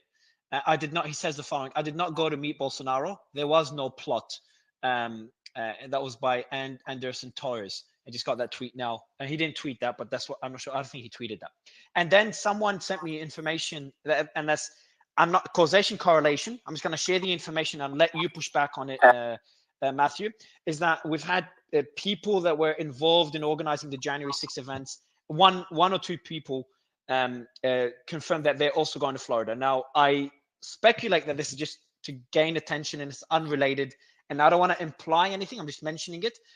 Would love your take on it. Again, my point is not to imply anything. Just thought I'd it's worth mentioning because many people are DMing me about it. I think it's organic. I have seen protesters, obviously they've been camped out there en masse, and people come from all over the country to the Capitol to protest, especially on weekends. But I saw for the last 5 to 7 days that they were floating flyers, rally for Brasilia, for Brazilian sovereignty, et cetera, et cetera. So I believe there is an organic look. I'm reading all the time, even in, over the last few months in the New York Times and the Washington Post and other places that, Steve Bannon and myself have organized the entire protest movement of Brazil as if that was even theoretically possible.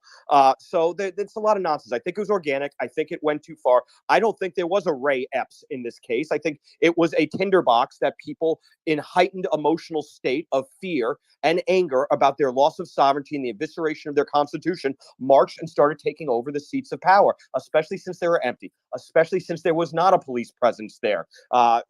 We could debate about, did people hear that was there going to be something like this? Why didn't they reinforce it? The same debate we're having about January 6th and the Capitol Hill Police, who report to the speaker, who was conveniently filming a documentary that day about her leadership. Why didn't they reinforce that? Why didn't they reinforce this? I don't know the answer to that. I think it was organic. I don't think there's protest leaders from the U.S. I've been doing the same journalism I've been doing for even months leading into the election, basically focused on calling out Marias's non-transparency on elections and the censorship of journalists and the arrest of people like Daniel Silveira, an elected congressman. All this stuff has been absolutely gross. And to see people like Guta and Luis and other fellow travelers make all sorts of apologia for it is reprehensible to me. But hey, what do you expect from Marxists?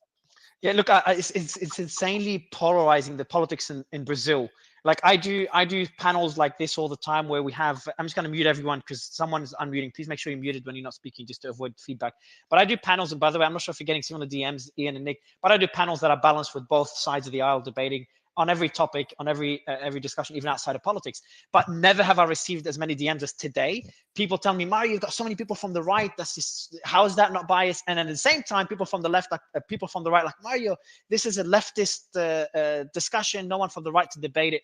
Guys, we're trying to bring people from both sides of the argument to debate. It's not going to be 50-50 at all times. So just ease up with the DMs, and we're giving it our best. If you want to come up and speak, I think you're doing a great job, and I think the fact that it has a plurality of viewpoints is wonderful. You never see anybody on the right saying cancel and silence my opposition. That is of the purview of the left, where they say we need to marginalize them because their views are so important.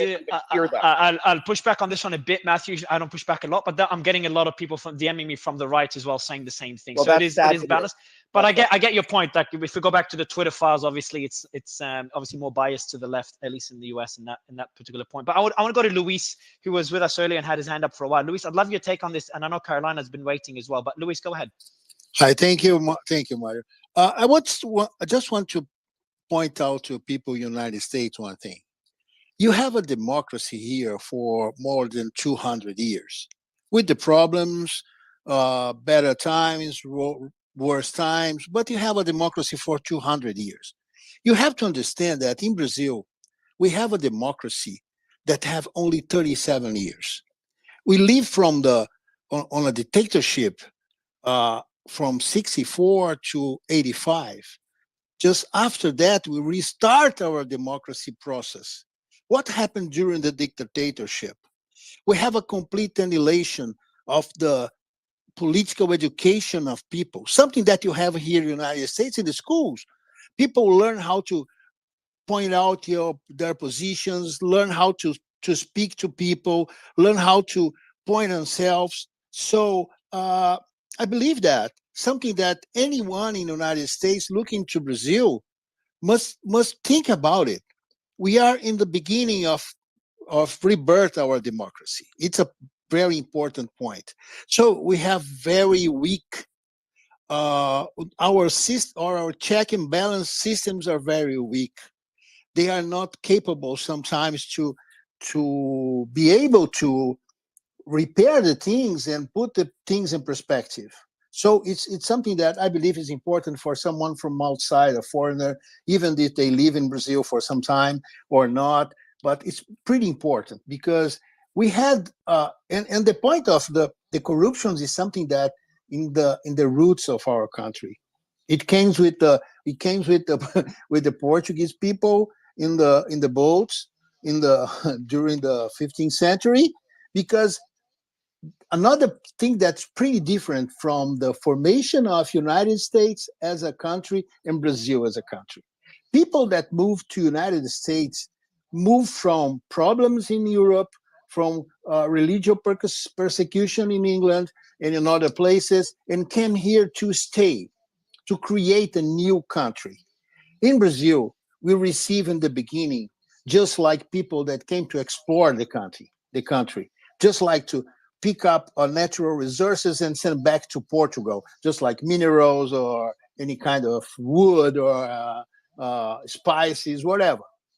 That's a pretty big difference. So, because the people that went originally to Brazil, they are not to colonize the country; they are just to exploit the country.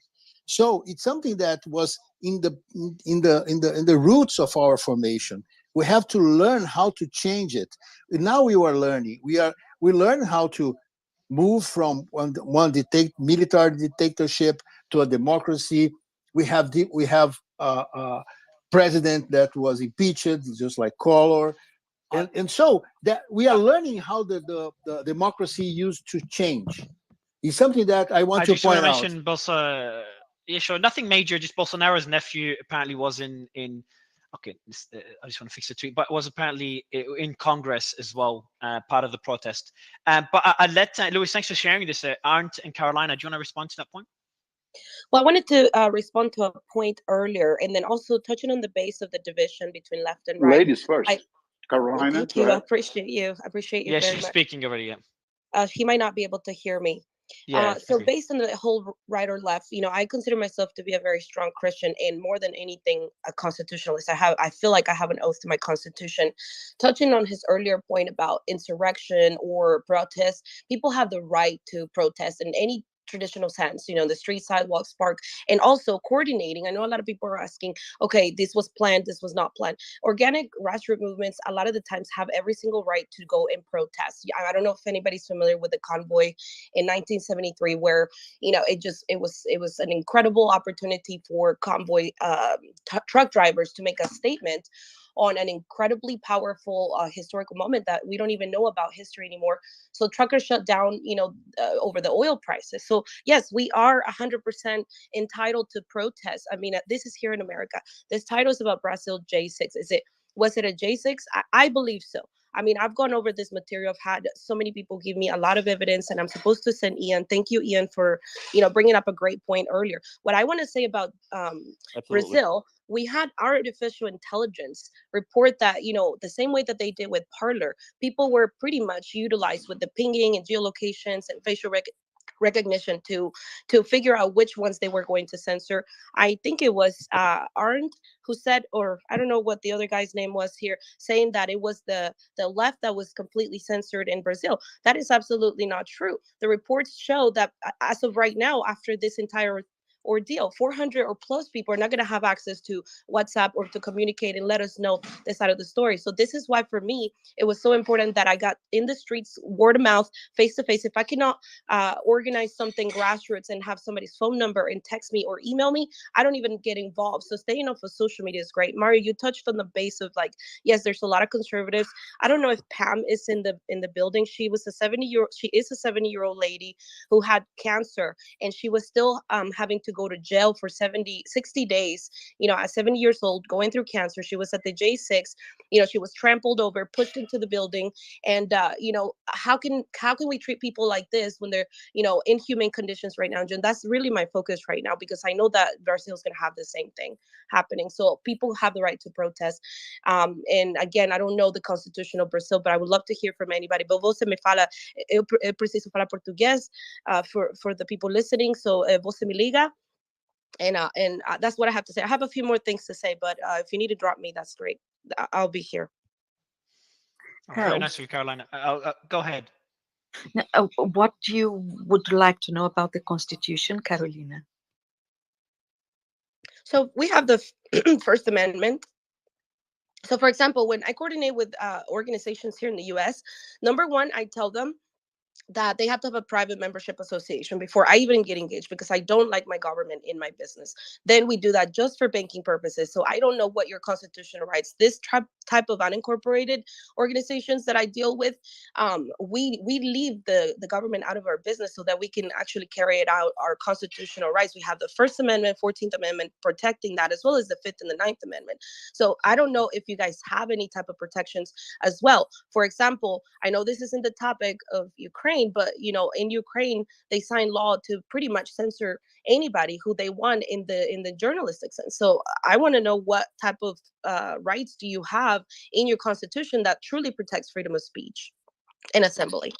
Okay, Brazilian constitution does protect the freedom of speech and the right to assemble. Okay, but there's one difference in. I'm just going to say this very quick because we had a lot of debates about before.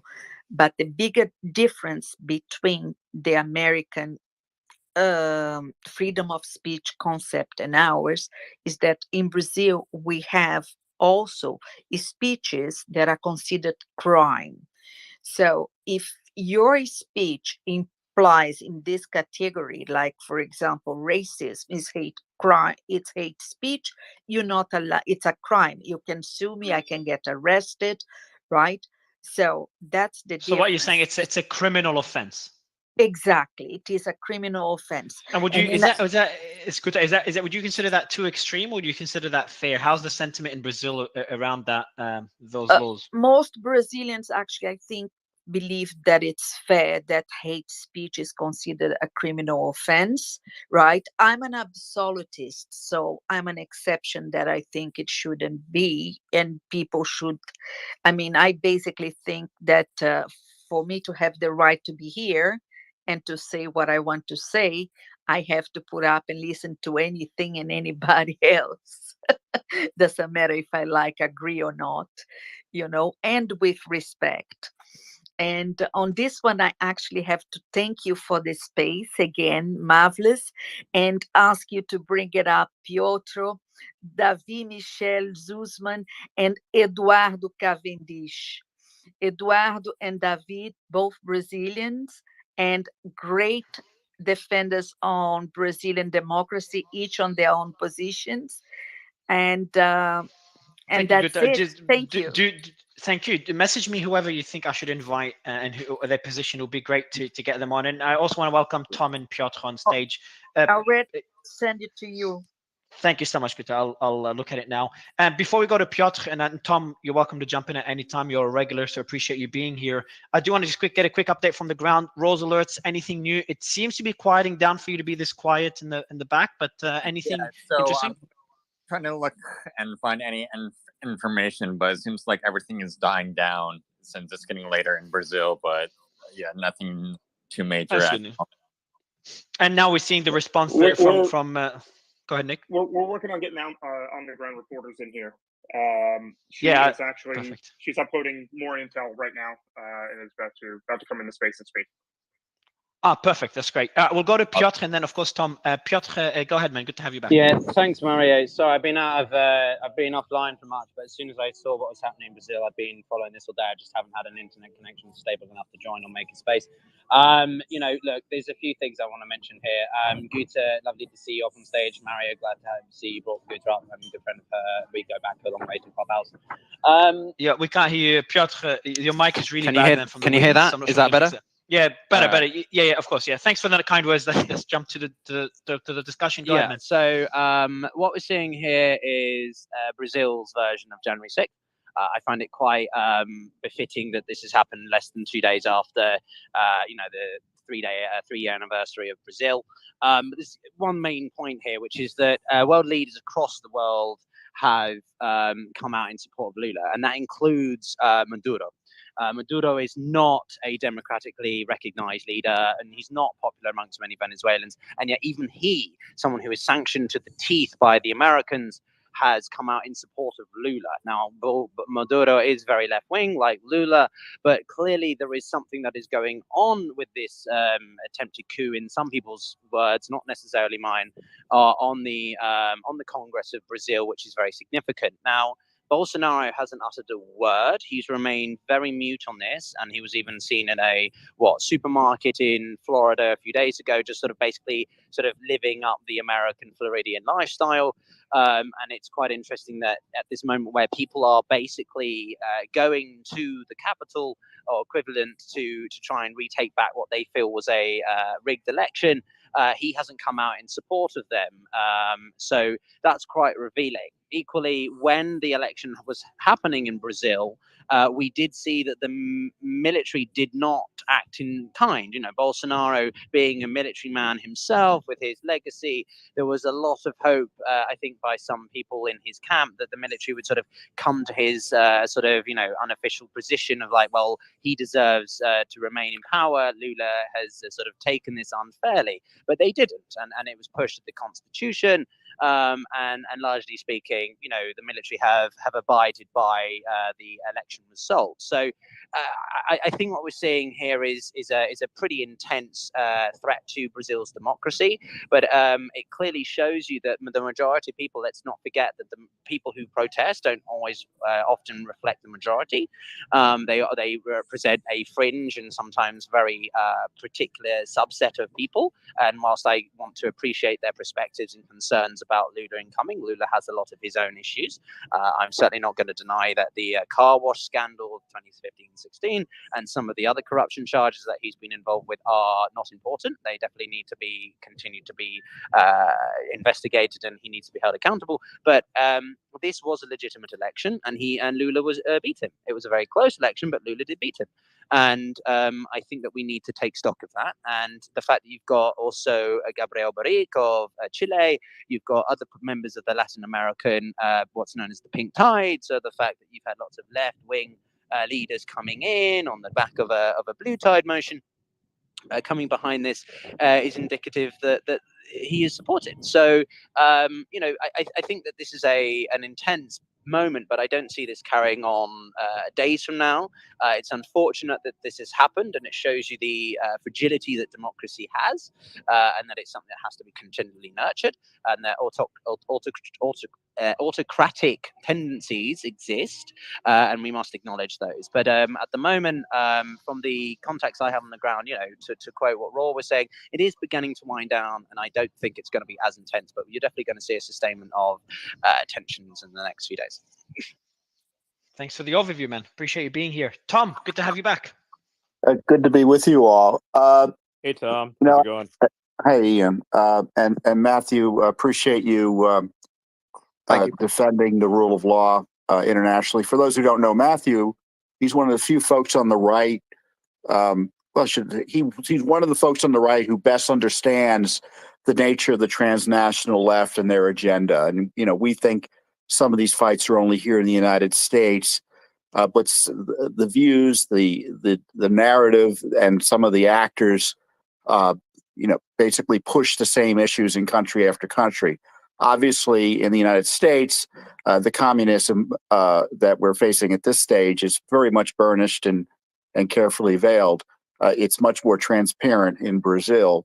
And I fear, or I would think, based on the ideological proclivities of the Biden administration, that this is going to be very much like January 6th, in that there's going to be a regime in Brazil that doesn't have the checks in place that we were supposed to have, that are still being violated up here. So I suggest it will be worse in Brazil, that the left will use this civil disturbance that I think Matthew has appropriately characterized as organic and coincidental in terms of it just happening today, as a further pretext to jail and target and suppress their political opposition. And from the United States perspective, us conservatives need to make sure Biden isn't putting his thumb on the scale on behalf of the corrupt communist government that Lula is running. And because I tell you, the consequences are further displacements of populations that will make the last 2 years here in the United States seem like ripples. We'll have waves of individuals fleeing Brazil if the regime goes the way Matthew fears it will go. And I think they will have a further excuse to go based on this disturbance. So these are dangerous times for Brazil. Democracy is at stake. It's not because of a civil protest. It's because they've put in place a government, ideologues who are antagonistic to the core tenets of Western civilization and human rights. So this is a danger we face, and Americans should realize that we're not going to be on the side of the good guys in Brazil in any disputes about whether human rights are protected down there. Tom, respectfully, Okay, I appreciate a lot of what you say, but I think that the human rights violations environmentally driven by Bolsonaro are worse than the ones that Lula has undertaken potentially. I don't like either candidate, but I think you're a bit strong in saying that sort of the human rights violations of Lula that hasn't even been in office for less than 2 months is a bit of a stretch. Come on. Well, we know what Lula's ideological attitude is, who he works with, and we know he's the rule of law. He thinks he doesn't have to follow.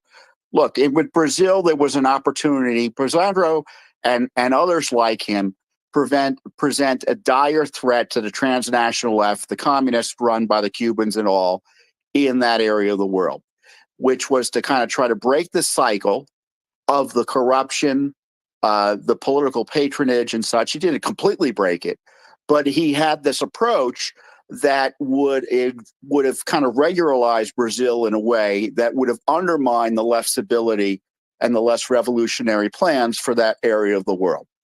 And so that's what this is about. This is not about corruption by Bolsonaro. This is about the communists want to take over Central and South America, and they will destroy anyone and do anything to get to that result. And I think Lula is going to use this civil unrest, which are protests against the communist regime, to further, do what communists do. I mean, you can, there's an old famous anti-communist track. Matthew probably knows I forget the author now. Maybe it was, and it was like, you can trust the communists to be communists. I love that. So let's just trust Lula to be Lula. I'd also like to add to what Tom just said. Briefly. I'd like to add to what Tom just said. If you look at what's going on in Peru, where the conservatives won, because the left did not get their way, they're resorting to actual terrorism. And you don't see many people talking about it. You don't see, people making comparisons to J6 about all of that's going on there right now, right? It's because it's like kind of acceptable for the left to do violence, and it's quite comparable to the BLM riots in 2020, when left-wing groups, not necessarily BLM, but left-wing organizations like Antifa went out to cities and burned the whole place down, and everyone was acting like, oh, it's fine. They're doing it for social justice, so it's okay. I want to go to Nick to introduce one of the Harry. I'll let you respond in a bit to kind of balance out the discussion. But before that, Nick, I'll let you introduce Adi, who's on the ground in Brazil. Okay, yes. So we've been trying to get some reporters that are actually on scene, because we're hearing a lot of conflicting reports from people that aren't even necessarily in Brazil or even close to Brazil. So I thought it was important to bring in Adi, who you have been on the ground all day. You've been reporting on this just nonstop. And you are currently reporting that there are protests going on in other portions of Brazil? Hey, can everybody hear me okay? Yep. Yeah, man. Okay, excellent.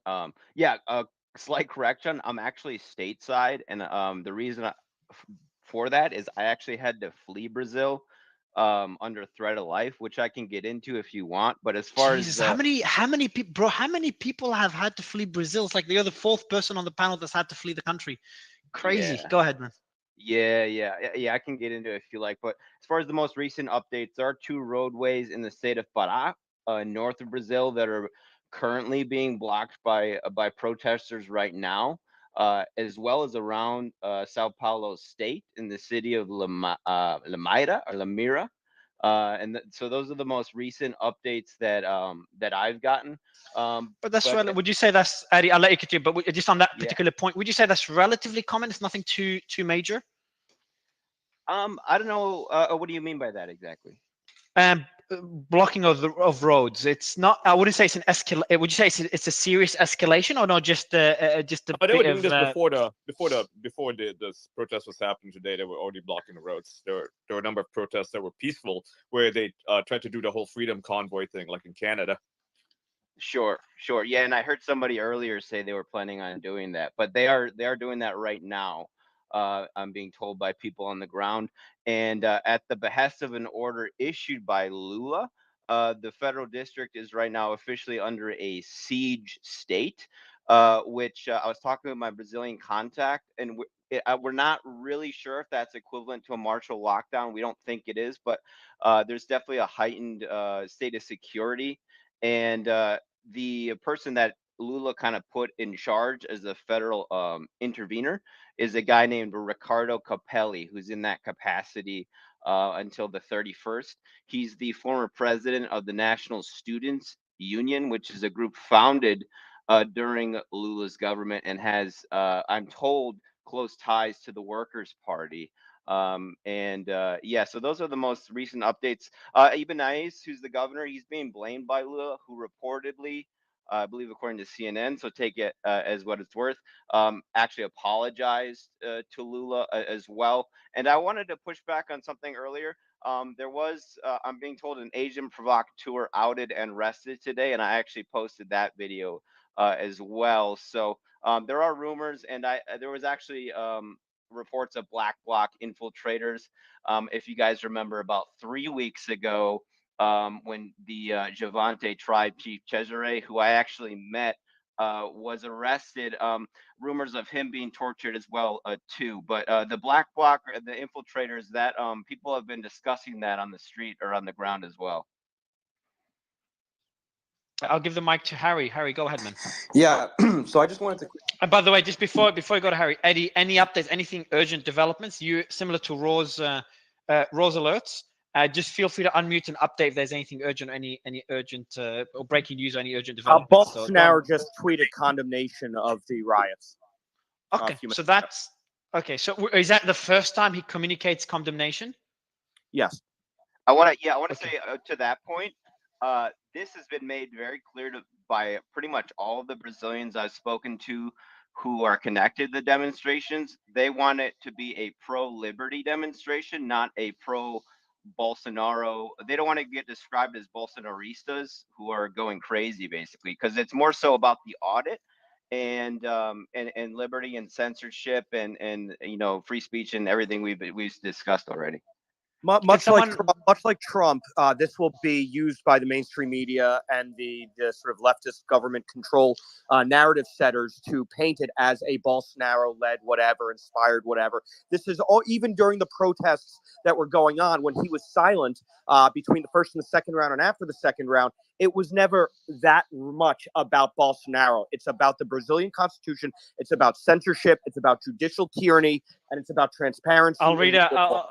I'll read out before going to Harry, just to Harry from the left. So to balance out the discussion, Matthew, it'd be great to get his perspective. But before that, I just want to read out Bolsonaro's tweet. Peaceful manifestation in the form of the law are part of democracy. However, depredations and invasions of public buildings, as occurred today, as well as those practiced by the left in 2013 and 2017, escape the rule. That was by Bolsonaro about 20-30 minutes ago. Harry, go ahead, man. Yeah, so I just had two comments that I kind of heard that I wanted to push back or talk a little bit more about. So I think Ian brought up the BLM protests and how it's like radical leftists and things like that. But we've found through studies that 93% of the protests were peaceful. And of course, major Democrats have condemned the violence. I don't think there's a major Democrat in our party that's like, hey, yeah, burn some cars down and things like that. And no, that's wait, not wait, true. Hold that on. is Oh, not come on. true. Ian. That's absolutely inaccurate. Wait, come on, It's Ian. absolutely Wait, inaccurate. You had Maxine Waters out there telling people instructing people to get in their faces. Get in their faces. All right, Ian, go ahead, Harry. I'll let you finish your point, Harry. Anyway, the Associated Press. Go ahead, Harry. No, you're good. No worries about it.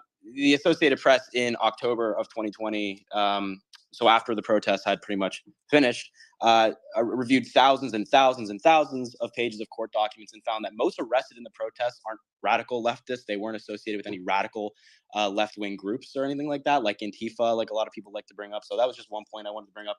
And I had a question for Tom really quickly. Tom, you were talking about how Lula and other leftists are running communist governments. So can you just quickly give me your definition of communism?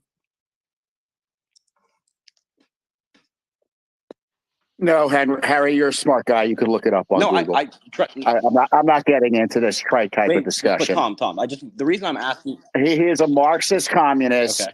If you want to say he's not because he supports X, Y, and Z, you can go ahead and make that argument. The reason I know what communism means. Hold up. All adults know what communism means. So you can go ahead and look it up, and then you can argue the definition, but I'm not going to play your little college game, which is what the left likes to do. This isn't the academy. This is the real world. He's a corrupt commie, and that's why he was in jail until his colleagues in the judiciary broke the rules to let him out. God help Brazil. I'll let Harry, I'll let you quickly respond. I'd like to rebut a little study that the Associated Press talked about, that he brought up, right? Harry brought up the study from the Associated Press about how 93%. No, it wasn't done by that wasn't done by the Associated Press. The Associated Press reviewed the report. Well, they reported on it, right? The point is they reported on it anyway. Like the point that you're getting at is like, okay, so 7% of those protests were extremely violent, and yeah, the vast majority of the people arrested were, just regular people, I suppose, who are committing violence. Yes, but in places like Portland, a lot of the left-wing activists were not arrested. They were, in fact, they were not. Well, they were arrested, but they were not charged. So, I mean, you can talk about how the like, oh, these people were not charged. It's like, well, like how like, come on. Yeah, so Ian, through Molotov cocktails. Hold up. When you have district attorneys who are so, how do you say, when they support the protests and they support what they're doing, of course they're not going to get charged. So if you actually look at the Department of Justice and the prosecutors around the country, you can actually see that plenty of people have been charged. And then to Tom, the reason I was asking you, plenty of people have been charged, and how many of them have Ian, I gave you the respect to let you speak. And so, Tom, to you, I wasn't asking you what the definition of communism is, to play some college game, is I guess what you called it. It's because that you're using a lot of these words, and a lot of people don't actually know the definition of communism, and apparently you don't either. Because Lula is obviously not. Careful, Terry. I love your perspective and different perspective. Just keep it out of personal. No. I'm not trying to make this. I'm not trying to make this a personal attack or anything. But I just want to make it clear, like, obviously there's a very large audience of people watching, and I feel like it's not helpful when we throw around words like, oh, he's a Marxist communist, if we can't actually define them ourselves. And I'm not saying, and maybe Tom has a definition. He does identify as a Marxist communist, though. That's the no, point. He doesn't. It's like you're denying that he's a Marxist or that he's a communist. He's literally out there saying that I support communism, I support Marxism. Can you give me a quote? How can you play this game? Can you give me?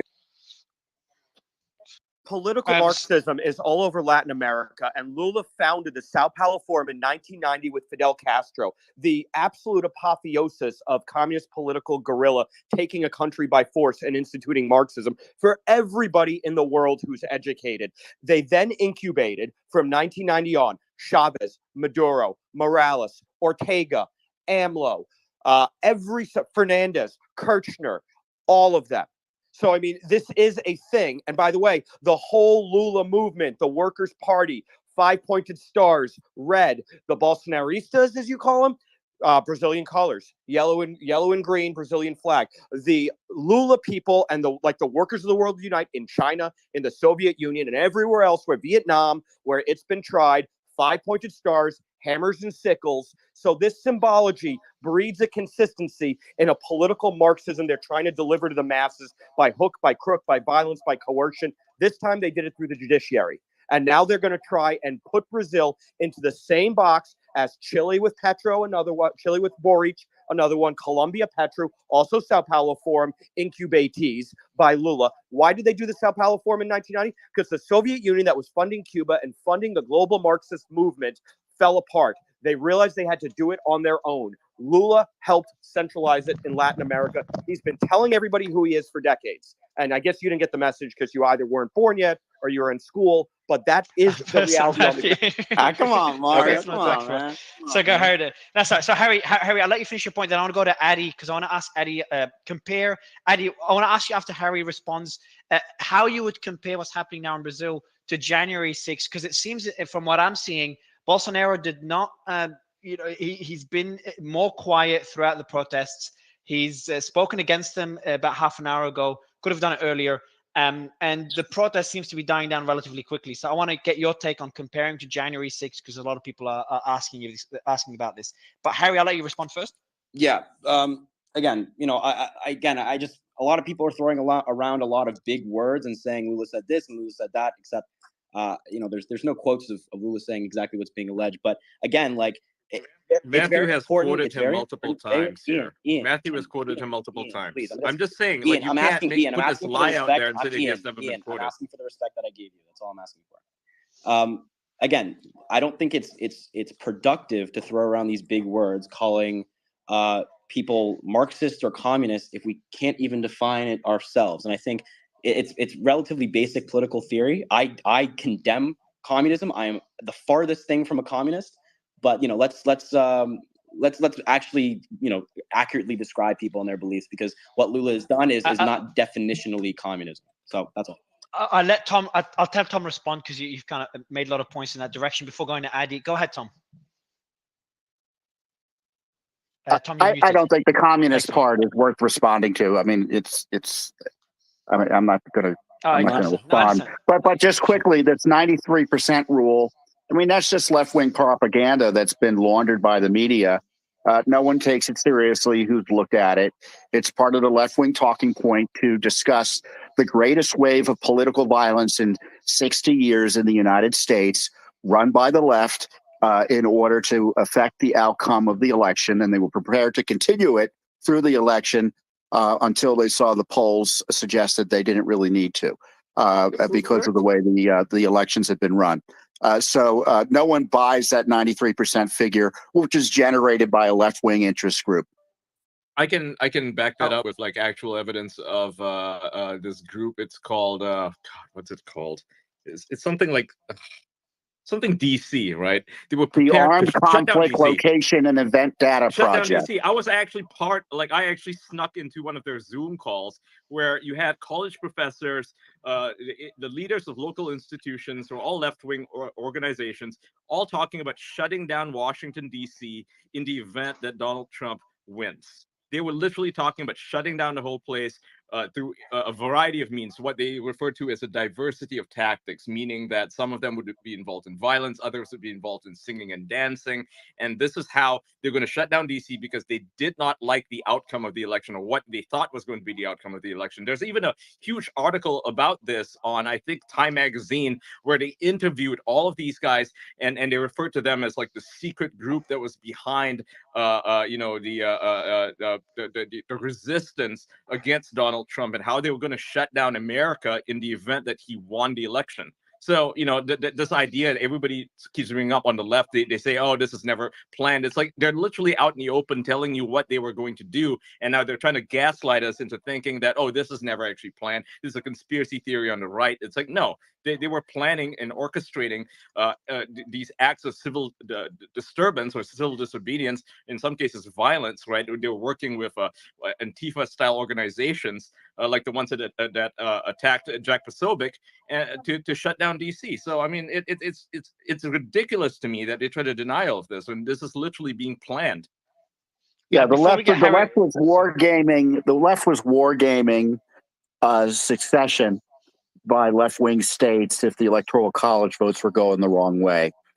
Threats of succession. So they were planning all sorts of violence and potential trying to set up a civil war. And where did I read about this? I read about it in the New York Times. I mean, they were quite proud of it. So just say, I got a message from someone from the audience. Please translate that the internet connection. So first, there's gas grenades, tear gas grenades being dropped out of helicopters. So the response is a lot more, I'd say, brutal than the US from what I'm seeing now. Correct me if I'm wrong, anyone. But I do have a message. Okay, there's a message here. The source is CNN that at 10 p.m. Brazil time, the internet connection will be shut down. So not sure. Addy, have you seen? They're literally suspending free speech in Brazil, and no one's talking about it besides this space. This space is making history here. Mario, based on a relatively minor protest in terms of law and order and being able to contain it. Before we comment on it, can someone verify? Addy, have you verified this information? I actually don't know that. I'm checking with my sources right now. I've heard for the last 2 hours that Yeah. that's what they were going to do. That they were going to shut down the basic mechanisms of communication for pretext of they're attacking us. It's terrorism. We need to do it for the sanctity of our democracy. Which, by the way, this is what I've been predicting in my articles for the last 30 days. And let's not forget, I have a question, Mario, that I'd like to raise. This is really helpful.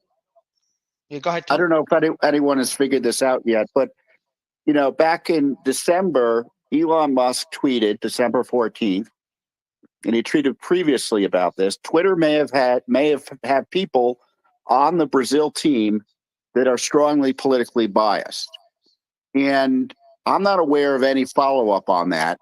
But it strongly suggests to me that Musk, who is the head of Twitter, was concerned that what happened in the United States in 2020 with election interference by Twitter and government officials who were anti-Trump happened in Brazil. Yeah, and with respect to Twitter. Let's keep in mind that a shutdown of speech online in Brazil has been going on for weeks now, ever since the election, and probably a bit before, coordinated by Twitter then, by YouTube. We saw massive shutdowns in YouTube. I mean, so you can't take a look at what's going on and say that's not a factor in what just blew up today. And now that they are apparently, until we can confirm it, but if they are really shutting things down again, this is not a January 6th style thing that took place. This is something much bigger and broader than that has to be paid attention to. And we're the only ones talking about it right now. No one in the news is. This is really important. Yeah, for the record, that's communism. That's communism. I want to be clear. Sorry, Tom. Just Tom and Matthew. Just quickly, guys. I want to just quickly. I'm trying to verify it. I'm asking my team where the source is. It says CNN. But yeah, I'm just trying to verify. I've got others as well, including News 4. Come back to the space. Because this is, I think, Harry, I know you disagree with a lot of things being mentioned, but would you agree that this is, before we go to Carolina, this would be too extreme of a step? I think most of us would agree. Would you agree with that point? Yeah, Harry? I mean, absolutely. If the internet connection was... Look, contrary to, I think, the belief of a lot of people on the right, myself and many people on the left are adamantly pro free speech. Like, I want people to be able to voice their opinions. And Mara, you and I kind of talked about this privately. Like, I'm happy that that's the approach that Elon Musk is taking with Twitter. I think that's a good thing. So yeah, I mean, shutting down the internet and not allowing people to spread information is quite concerning. I think you kind of hit it on. Yeah. So guys, so just quickly, so there's some legitimate accounts sharing this news, but like some respectable accounts, but none of them have linked to anything. So I want to say, while we're sharing it because it's being shared by accounts that we trust, I'm not going to call them out, but we have not been able to verify it. So please, if someone can actually check that information, that would be great. Verify, right? Yeah. But there's not. This is pretty major news, so I would. Are you talking about the internet, Mr. Knopfel? Yeah, that's what he's talking about. Yeah, it's Mario. Well, I was just told by someone on the ground who I trust that he thinks it's a rumor right now. Yeah, that's what I wouldn't my be surprised because I'll tell you why, Addy. It's you speaking, yeah, Addy. Yeah, that's what my source is saying. Yeah, and I would agree with you there because they're linking to CNN, but verifying CNN is pretty easy, and we haven't been able to verify CNN. I've reached out to one of the journalists at CNN. They haven't responded yet, but it's easy to find that publicly, and there hasn't been anything like that. And it also doesn't. Like the idea is being floated right now. It's nothing concrete at the moment. Yeah, it doesn't. It's a rumor right now. I think. It's likely something that's being talked about, right? Either members of their parliament or their Congress or something that are talking about it. There's nothing confirmed. Like this is just, people float stupid ideas all the time, right? It doesn't necessarily mean anything, but it is quite scary that it has come to this. That has led to this. Even the discussion, like talking about it, alone that's a huge precedent. Well, and this is their, keep in mind, this is their inclination, given that their number one weapon has been technocratic judicial tyranny, using the powers they have to legislate from the bench and censor at will. I wrote about it in September in CDM Press in a piece presently, I think, titled "The Most Important Global Battleground Against Global Communism" this year. And I talked all about the censorship. Big Tech 2 years ago pushed back against the court. And then the court said, you can push back against us, we'll kick you out of the country. We will send the federal police force to raid your servers and kick you out of the country. So they stopped fighting. And then anytime the court said, you're taking this person offline, they did it. After the first round of the election, in the second week, there was a 4-week period, October 2nd to October 30th. In the second week of that period, Marias said, new rule, we now can kick anybody off, and Big Tech has to comply within 2 hours. Otherwise, we're going to fine them X amount an hour. If they ignore it for 5 days, we kick them out of the country. I saw it with Getter, with Alan Dos Santos. They made it on late at 10 p.m. on a Saturday night. Jason Miller got a notification from the Supreme Court, said you need to take Alan Dos Santos down and a few other accounts right now. Otherwise, we're going to start fining you, and then we kick you out of the country. So they're legislating from the bench how they can censor. This is gross. This is communism. This is Stalinism in action. And it's not just journalists, it's also politicians that they've done this to. But the journalist I mentioned before, Osvaldo Estacio, I don't think he even has his Twitter yet. And he was the one who, like myself, had to flee. But fortunately, he got some intelligence that tipped him off that Moraes was going to issue an arrest warrant on him.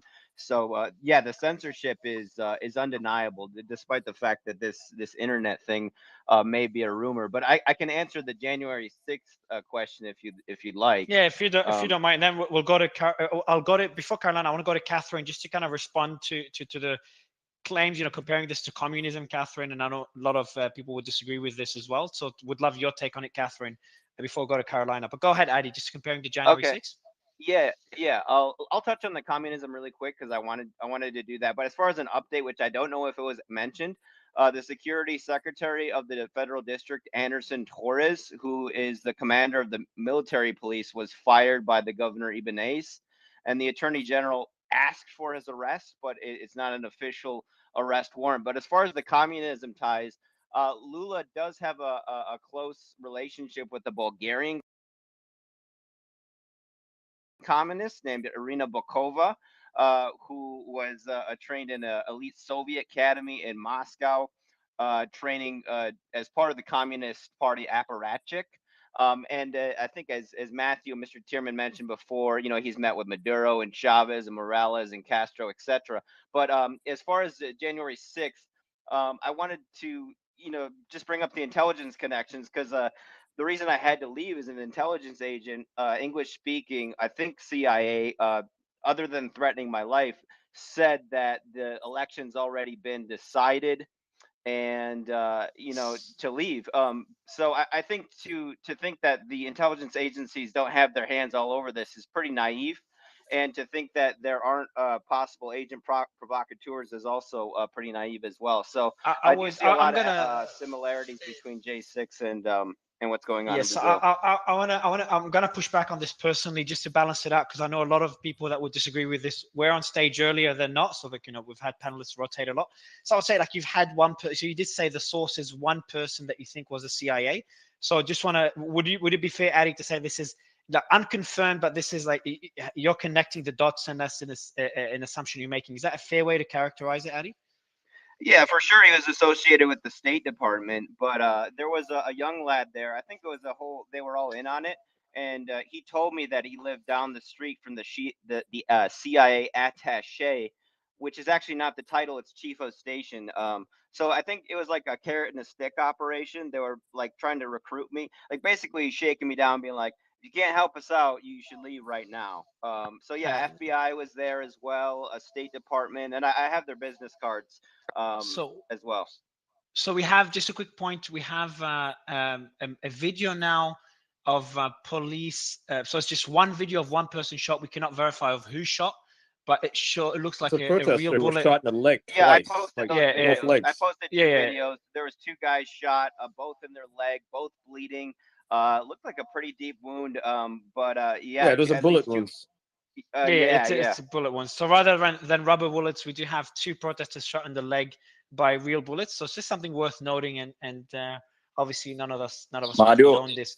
good night, Mario. Sorry I to appreciate interrupt. Matthew. There are. Hey, it's I'm Cavendish. back. Good to have you back. Go ahead, man. I'm back. Yeah, I good to have have to you be back. Man. careful now. I hope you guys understand. Things in Brazil are tough, as you know, as you are talking. I'm hearing you guys.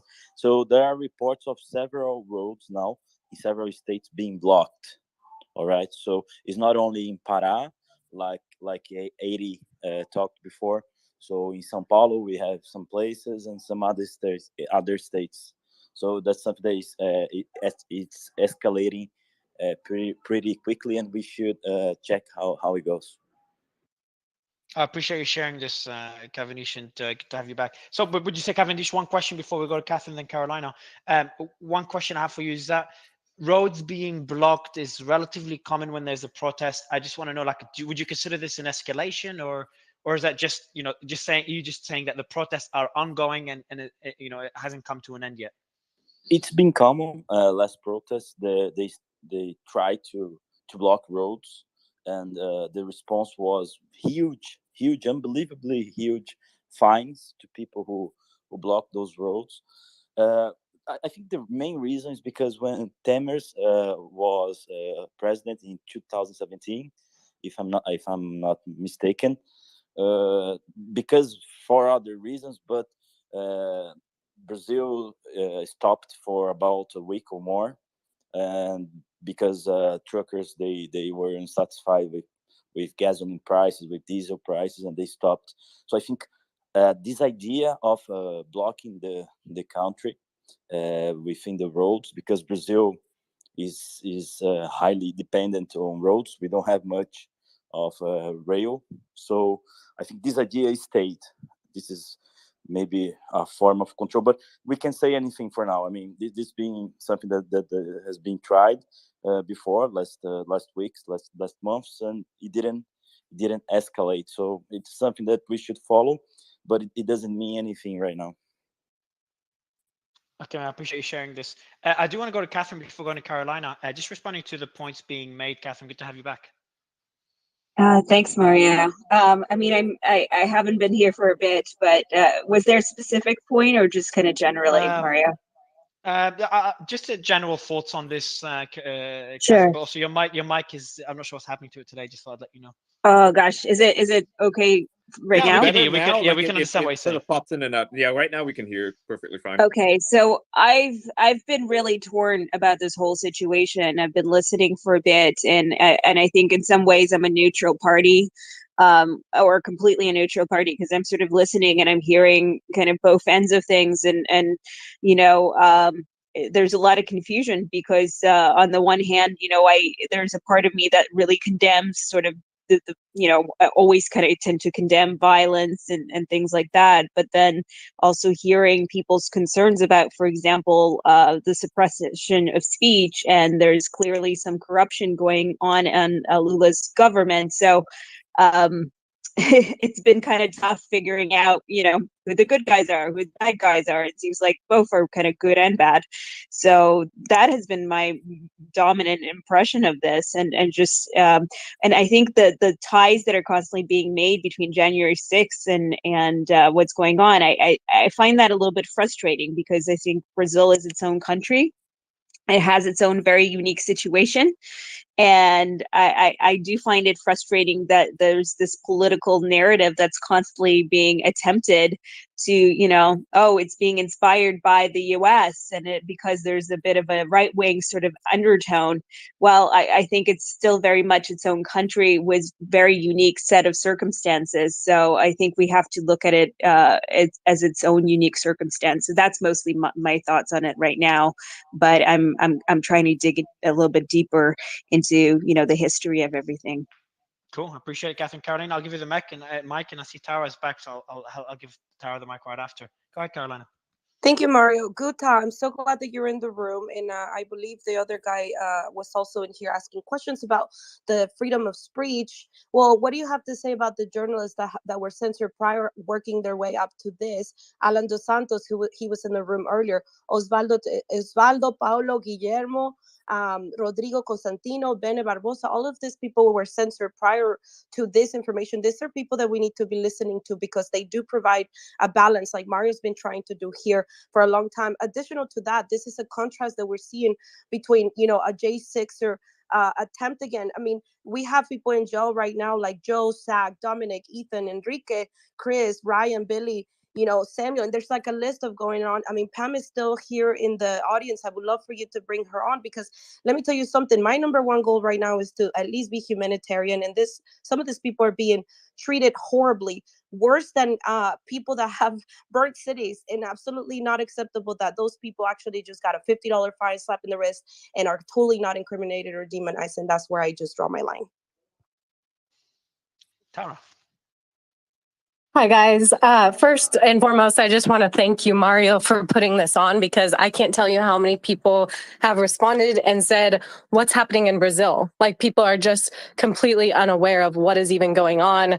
It seems to be just getting pushed aside or pushed down as far as the media feed goes. So I just want to thank you for putting this on where people can hopefully come here and find information as it's happening real time. I think it's, you know, of the utmost importance. So I appreciate that you're doing it.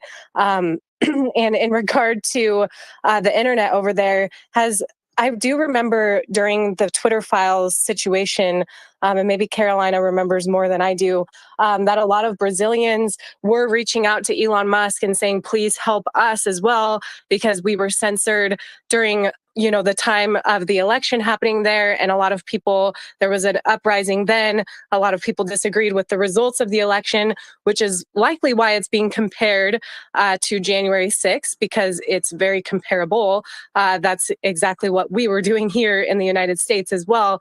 We felt like the election was rigged, and now we've learned that it indeed was, that, you know, so much censorship was happening that, you know, we lost complete control of a narrative while they controlled it. So that's the same thing that Brazilians are feeling and have been, and so many of their voices have been silenced. I see them in my show more section on my replies. I always try to look there because so many important voices are being suppressed that way by Twitter, by social media, and then eventually shut down completely and suspended.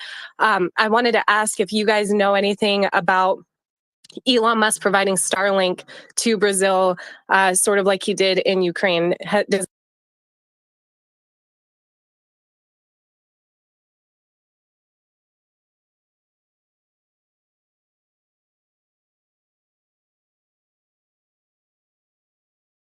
Does anyone have any information in regard to that? Can we ask there? I don't think it's a really good idea to involve Elon in what is currently an ongoing situation. It's pretty unclear as to what's happening right now. So I'm not saying to involve him. I'm asking if he's provided Starlink there. If I wasn't clear enough, I would like to know if Starlink was provided to Brazil. I think he has previously tweeted about this. I think there was a big Starlink event not too long ago. He was excited about. So May, super excited to be in Brazil to launch a Starlink for 19,000 unconnected schools in rural areas, environmental monitoring at Amazon. So the company's in operation in Brazil. I would interpret that as. Yes, perfect. Thank you, Tom. Starlink is operated in Brazil. That's accurate. But to be honest, Tara, and I know what you're talking about because Elon did some tweets talking about the Brazilian political situation and what was happening in Twitter. So for now, we still have internet. I mean, there are these rumors going on, but to be honest, to be quite frank, I don't believe them to be true. I hope not, because it would be like really, really like bad. It would be like a huge turn of events, even for what is happening today. I'll give the mic to Catherine. So yeah, by the way, Tara, the point of, there was a lot of messages, a lot of tweets about the source was apparently mentioned as CNN, that the internet was being cut off. We couldn't verify it. So we did mention it in the space, but yeah, the internet, that it was going to be cut off at 10 p.m. Brazil time. But yeah, it seems to be untrue. There's no source for that. It would be a pretty extreme step because the protests seem to be under control. I know that real bullets were used, and there's roads still being blocked, but it's not as extreme. Now, will they block internet if it does get more extreme? Obviously, that's a different discussion. But I'll see that Harry and Catherine have their hands up. So I'll go Harry, Catherine, and then Dr. Benjamin. Good to have you on stage. I'll go Dr. Benjamin afterwards. Yeah, so I don't have a big comment to make. I'm sure there's people who are more informed to talk about Brazil right now. I just wanted to reinforce the point that still in the United States and Brazil, there is no evidence of election fraud, especially in the United States. All of these arguments have been rejected by the FBI, the Department of Justice, Department of Homeland Security, Supreme Court, courts around the country, Trump appointees. It's just, the evidence has Those been are people rejected policing overwhelmingly. them. The police are policing themselves. I mean, that's not legitimate. When the FBI are the same people who were doing the censorship during the elections, then obviously, yeah, they're going to say, no, this didn't happen. But the Twitter files have told us otherwise. Harry, have you read them? The FBI had, the director of the FBI was appointed by Donald Trump. So if you think Trump was appointing people who was directly hurting himself, then possibly, yeah, without knowing. Yes, it's highly likely. I just want to remind everybody that, for like being at the head of the FBI, there's a rigorous vetting process, and the president gets all of these details. So if Donald Trump got these details that this person was possibly sabotaging them, and he appointed them anyway, then I'd find that hard to believe. It would have been after the fact. Hindsight's always 2020. Be that as it may, Harry, what happened. So however that came about. And by the way, the guy who worked on the vetting process in the White House is someone I knew and worked for John Boehner, and he was a total establishment Republican. So there were establishment Republicans going after him as well. So I'm just telling you, whatever, you can deflect all you want into how stupid it might have been to hire the guy. The fact is, what happened. And it wasn't just the FBI, and it wasn't just that appointment by Donald Trump. It was in the CIA. It was CISA, which, by the way, Donald Trump hired. I get that. Right. But the fact is, it happened, Harry. That's the problem. I'll just make the last point, because I know I don't want to distract from the conversation, Mario. I just want to make the last point here. But none of the allegations that Donald Trump and his allies brought to court had anything to do with that. His allegations and the popular allegations of election fraud were that, ballots were dropped, or they came in from China, or something like this. Some crazy conspiracy theories that have absolutely no reason. I'll go. I'll go to Catherine. Do you mind if I go to Dr. Benjamin first, Catherine? Just to go back to the Brazil. No problem. Thanks a lot. And I know Pam, good to have you on stage. I'll give you the mic in a bit as well. But Dr. Benjamin, just want to keep it on the keep the discussion focused mainly on Brazil. I know we're doing some we have some comparisons to January 6th. Little introduction of who Dr. Benjamin. Yeah. I was gonna because you and Nick have invited him. So I'd love you to do an intro, please, Ian or Nick. Yeah, well, thank you guys. This is such a valuable thing. I mean, this technology we have to where we're able to look at news in real time without the filter of the media, and much faster than the time it takes, AP and other organizations to cover this. So this is terrific. Some background on me and my experience with Brazil. I first started going down there. It was part of a tropical diseases study program. Did a lot of independent study on that, some guided, and also looking at some of the things that were going on in the favelas in terms of health outcomes and rare diseases that were popping up, and and in these environments where there's just there's not the modern sanitation, and so you see some very interesting things. But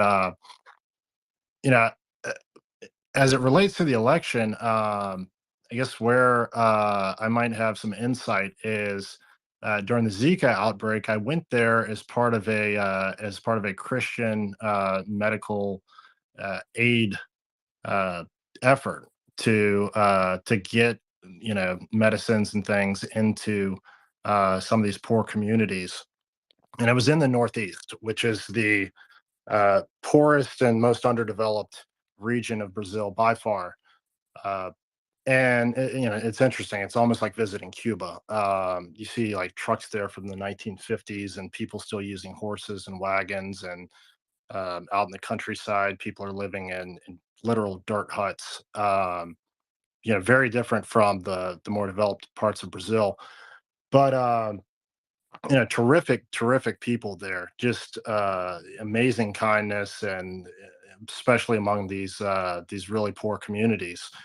But I also got to see a side of the political corruption that goes on in that region. And why that's important is it's the only region that Lula won in the national election. Bolsonaro won the Southeast by 54%. He won the North by 51%. He won the Central and West by 60%, and he won the South by 62%. Lula won, allegedly, the Northeast by 69%. And it was enough of a margin to just slimly carry him over the top. Now, when I was there, there was all of this chaos going on with the looming impeachment of Dilma, and the economy had totally tanked. There was a saying at the time, Cardoso, the president before Lula, planted the trees, Lula picked the fruit, and Dilma cut the trees down. But when I was there were some municipal elections that were going on, and I saw firsthand how the Workers' Party operated, which was giving out liters of milk and other grocery bribes.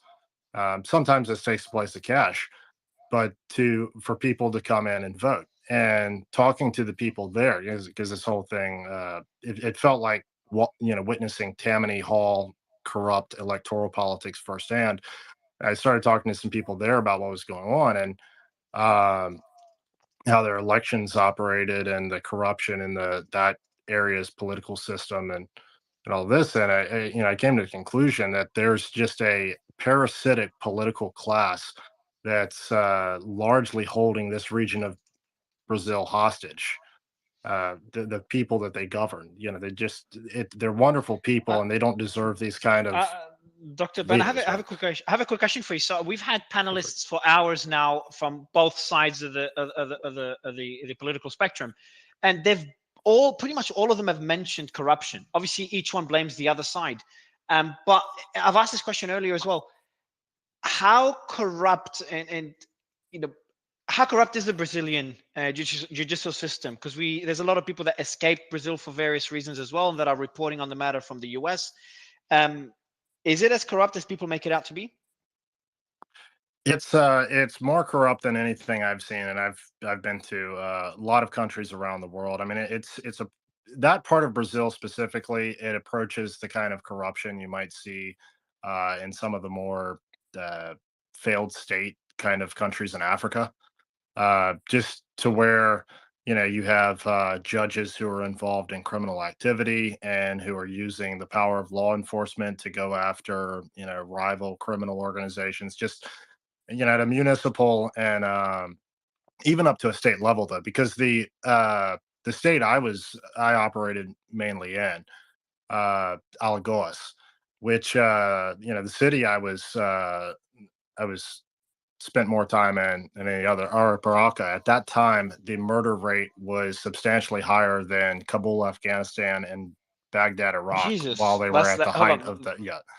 That's crazy numbers. That's crazy. Yeah, I saw people assassinated on. I've had guns held to my head.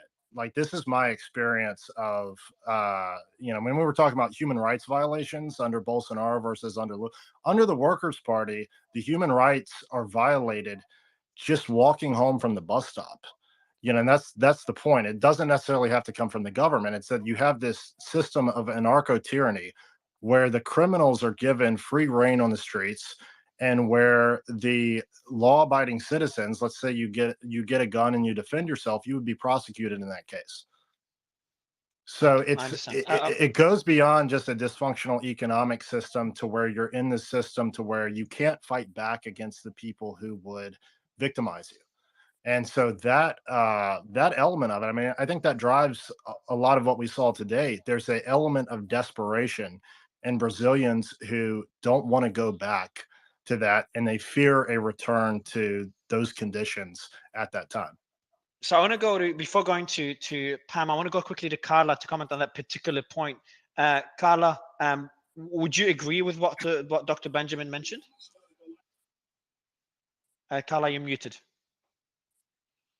You're still muted. You got to unmute, Carla, when you want to speak. I saw you unmute and then mute again. Pam, good to have you on stage. Pam? Well, thank you, Mario. Pleasure. I don't know where to start. This has been great information here. As a lot of you know, I'm a J6 defendant, a 70-year-old that was an alcohol and drug counselor, and I don't even have a speeding ticket. But anyway, what I wanted to say here was it doesn't matter if you get any proof about election fraud, they're not going to believe people anyway.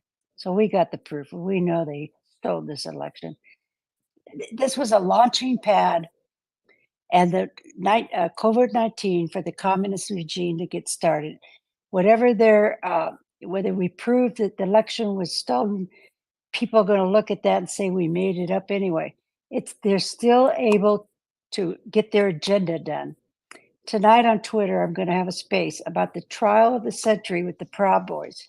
They have 3 jurors, 3 Black Lives Matter, and a CIA operative on the juror. So if that doesn't tell me that we're living in a communist country, I don't know what is.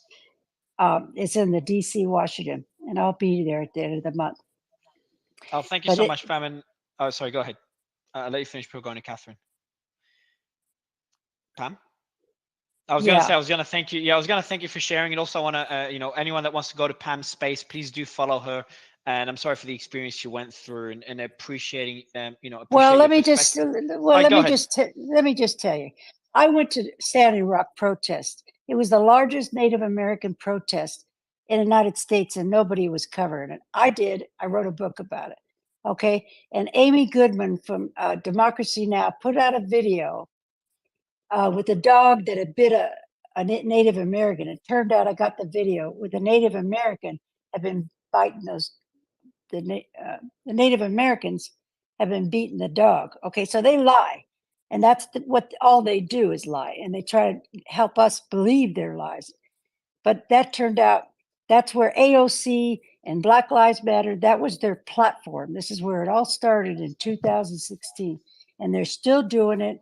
And I hope people are waking up, and trust me, they're trying to make this a communist country, and I'm going to do everything I can to fight back. Thank you. Thanks for sharing, Pam. Appreciate you being on stage. Catherine, I'd love you to respond before going to Tom. Sure. Well, I think one thing is that people, and I think what we're seeing in many places is when people have a lot of distrust when they feel like they don't have a voice. And I think that's what we're seeing in a lot of these situations is that people, whether the systems really failed them or not, if they feel like the systems have, this is what we're seeing. So I think this is the situation here. But I think what concerns me specifically about Brazil is kind of the, we had a speaker on earlier, and I don't know if this was confirmed or not, so I was curious to find out, that he said that the government was stating one particular, they said that they had the situation under control, but meanwhile, he had videos saying something else was going on. Has this actually been sort of verified or confirmed, Mario? Nick, do you know what she's referring to? Nick or Ian? Do you know what Catherine's referring to? It was when he was saying that the government, the Brazilian government, was specifically saying that the sort of the riots were kind of taken care of. Everything is kind of stopped. But things are under control. Yeah. So you're saying another person said that this is untrue and they're ongoing? Yeah. So we had a person in the room. Yeah. I would say that the riots at the Supreme Court building have definitely quieted down. However, there are protests. There are protests ongoing elsewhere where they're blocking the roads. So it's kind of a nationwide thing at the moment. Yeah. So I think what we're getting is. Go ahead. Go ahead, Mario. No. Okay, well, I was just going to say, I think what we're getting is kind of a mixture of narratives. And I think we're seeing this a lot in different places when sort of speech has become sort of controlled, or we're not really trusting the media. And sometimes they're telling the truth and sometimes not. But when people stop sort of believing, then we're seeing sometimes rightfully and sometimes wrongly, people sort of overreacting in ways or maybe reacting appropriately sometimes. I mean, I don't think it's appropriate to react ever in violence. I think that's always wrong. But I think that's why we're seeing sort of these uproars, and we're seeing them more and more increasingly around the world. I also wanted to share sort of a resource as kind of when sometimes there's censorship in different countries. I came across recently. It's a website called doesn't have the best name, but it lets you unblock websites that maybe I'll just post it. I'll post the address in the chat. But it's basically, it lets you unblock resources that websites, news resources that might be blocked in countries. So it's I think this is, doing spaces like this and having other ways, alternative ways of accessing information is a really good way to sort of fight against kind of the suppression of free speech, as opposed to, resorting to violence. Back to you, Mario. Tom. I believe Eddie says he's got an update. Sorry, Eddie's just got an update. Let him go first. Go ahead, Ian. What'd you say? Oh no, you No, I said Eddie has an update. Oh yeah, I yeah. believe. Okay, go ahead. I'll wait. So I just got sent yeah, a yeah. video, and this guy says the general headquarters of Brasilia is under siege right now. The army police is protecting the area since it's owned by the army and the state. Police cannot go out without their consent. So it's not a direct conflict yet. He just told me, but it seems to be a standoff between the army police and the state police, and that's at the general headquarters right now. I just tweeted that out, but I did have Mr. Sordo wanted me to bring in or introduce a guest. I guess he's not here right now, but when he shows up, because he actually has been to the favelas and stuff, so should be a good guy to talk. There's a reason for it. There's a reason.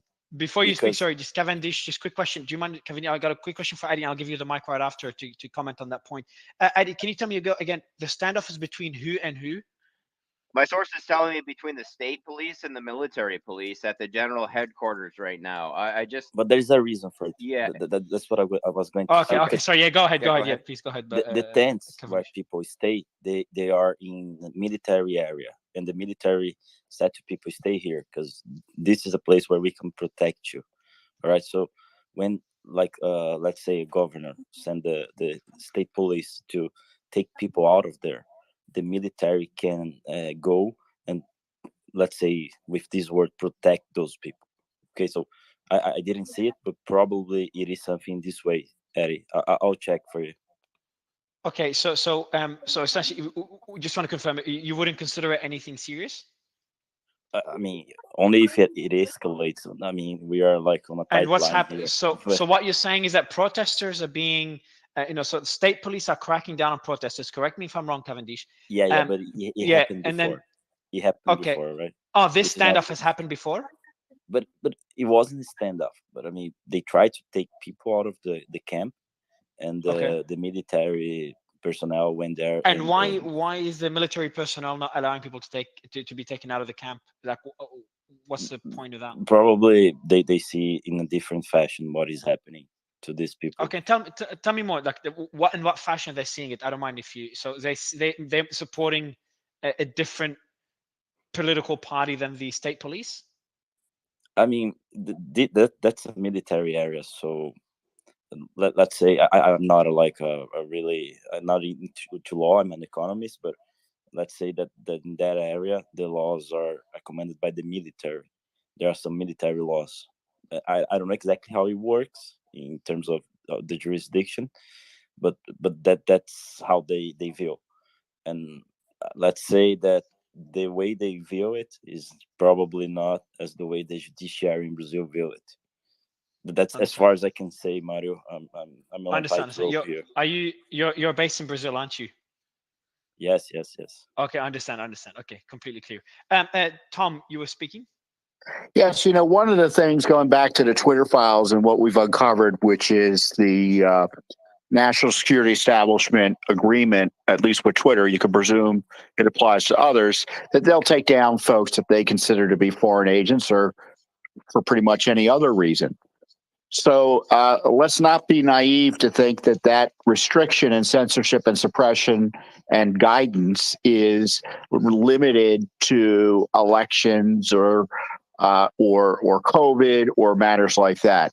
You can be bet anything where they think they need to intervene to develop a storyline, we should presume that there is censorship and suppression going on right now on social media, courtesy of the United States government, based on the documents that Elon Musk has already released. Will? Hi guys, can you hear me? Yeah, man. Right. So I just would like to invite you guys to analyze the situation by a different perspective. I am from the UK. I'm the north of England, but I am also Brazilian. So I think I can speak about that this way.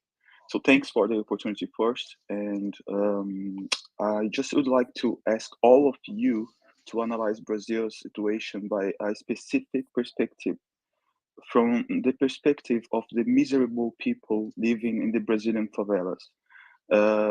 So I have the authority to say that what I'm saying now, because I today I am on the top of the social pyramid as a businessman in the UK, but I came from the bottom of the social pyramid. I was a victim of child sexual slavery in the Brazilian favelas since I was 5 years old. So I can confirm about what I'm saying now. So just for a moment, think about the millions of Brazilians from the Brazilian favelas, and put yourself on their shoes right now, and just listen about what I'm saying. The massive demonstrations in Brazil are actually a reaction to years of social and political slavery, economical slavery too, of the Brazilian people. They are victim of it. It's not political at all. It's totally for social justice. Just as an example for you, since 2003, Lula has promised to protect this and support the people, the poor people from Brazil, to make a social ascension that never happened. After 8 years, and also Dilma came, and more 6 years, and the Brazilian people social ascension didn't happen again. So Lula's partners, all dirty record politicians, always came with this tactic, trying to normalize that Brazil is always broken, and they get in power and end up sending Brazil's resources to other countries, and Brazil keeps full of favelas until 2022. So here you have the point of conversion of mentality, also the breaking point that made Brazilian people to feel abused and kidnapped. Can you see how it works? The last president, Bolsonaro, came as an outsider, and he proved that Brazil was never broken. And in the middle of a pandemic, the country offered to the poor support that was over 500% higher, and state-owned companies delivered 3 times higher profits than before, above 188 billions profit. Can you imagine that? In Brazil, full of favelas. This caused Sorry, I'll let you finish your point. This caused a national awakening to Brazilian people. They discovered that in the end of the day, they were living a lie in a parallel left to being universe, in a fake, always broken Brazil. And my question is, all of you listening, in your own country, so rich like Brazil, seeing your people suffering this clear abuse and social injustice perpetuated by criminal politicians, would you accept all this social atrocity against your people and stay quiet? Please respect Brazilian people during this healing process that are going through a reaction that resulted from years and years of social and political and economical slavery. Brazilians decided to change their country. It's their turn, it's their chance, so let's respect their decision. They are just reacting to social slavery and fighting for their freedom. It's a fight by the people, for the people. It's not political. And the media is trying to point it all as if it's just about a small number of people who lost an election. But I can tell you guys, some of the true reasons why the Brazilian people are fighting. Lula has 179 criminal actions, 553 reports about corruption, 174 convictions in 2 instances, 209 agreements that was made about corruptions too, 12 billion of systemic corruption, laundered in undeclared offshores, stolen from the poor, and his presidency is illegitimate and his dirty record. So I am sure that none of you would accept that in your own country. So let's respect Brazilians now. I totally support the Brazilian people on their reaction, because the opposite of it is supporting the organized crime in Lula, which today took over the Brazilian government again, one more time, to keep Brazilians slaves of this disgraceful system that was never in function of the people, but of his rubbish and terrorist ideology. So okay, I will give the mic to someone else first. I really appreciate. First, I want to mainly agree with one thing, just the thoughts with the people that are suffering from the the corruption in Brazil, and both sides of the political spectrum. So definitely want to give the respects to those people, and I appreciate you sharing that. Will, I want to go to Catherine before going to Mateus. Yeah. Catherine.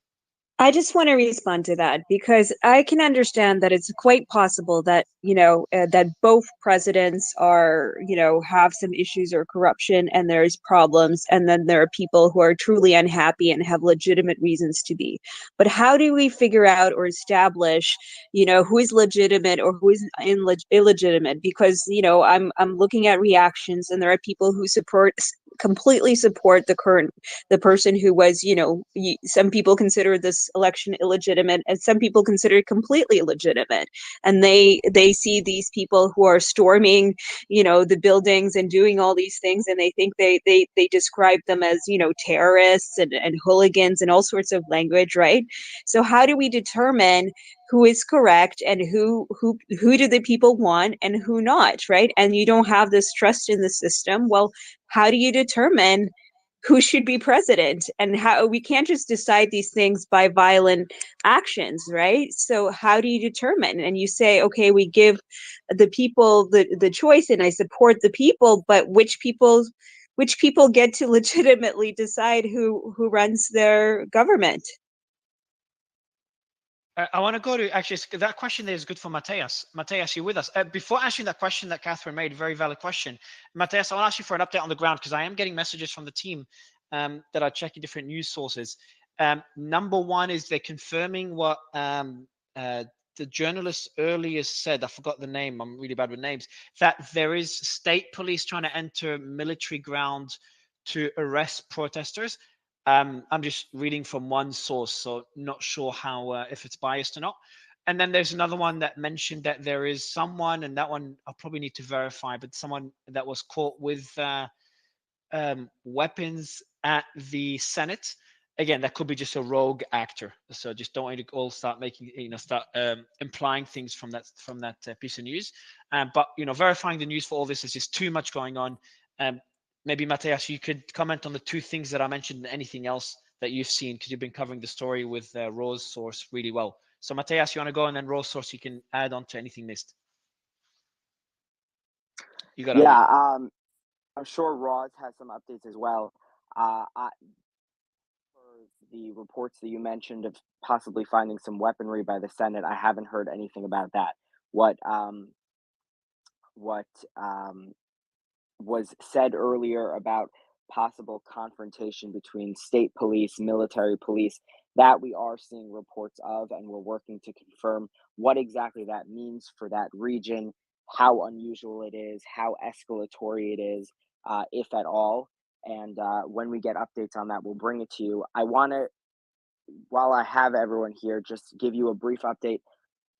You never know how the geopolitical climate will interact with not geopolitical climate, how different things work from different countries, how they correspond with each other. So I'll let you know that moments ago, President Biden landed in Mexico City for his summit after visiting the southern border today, which was a highly anticipated visit.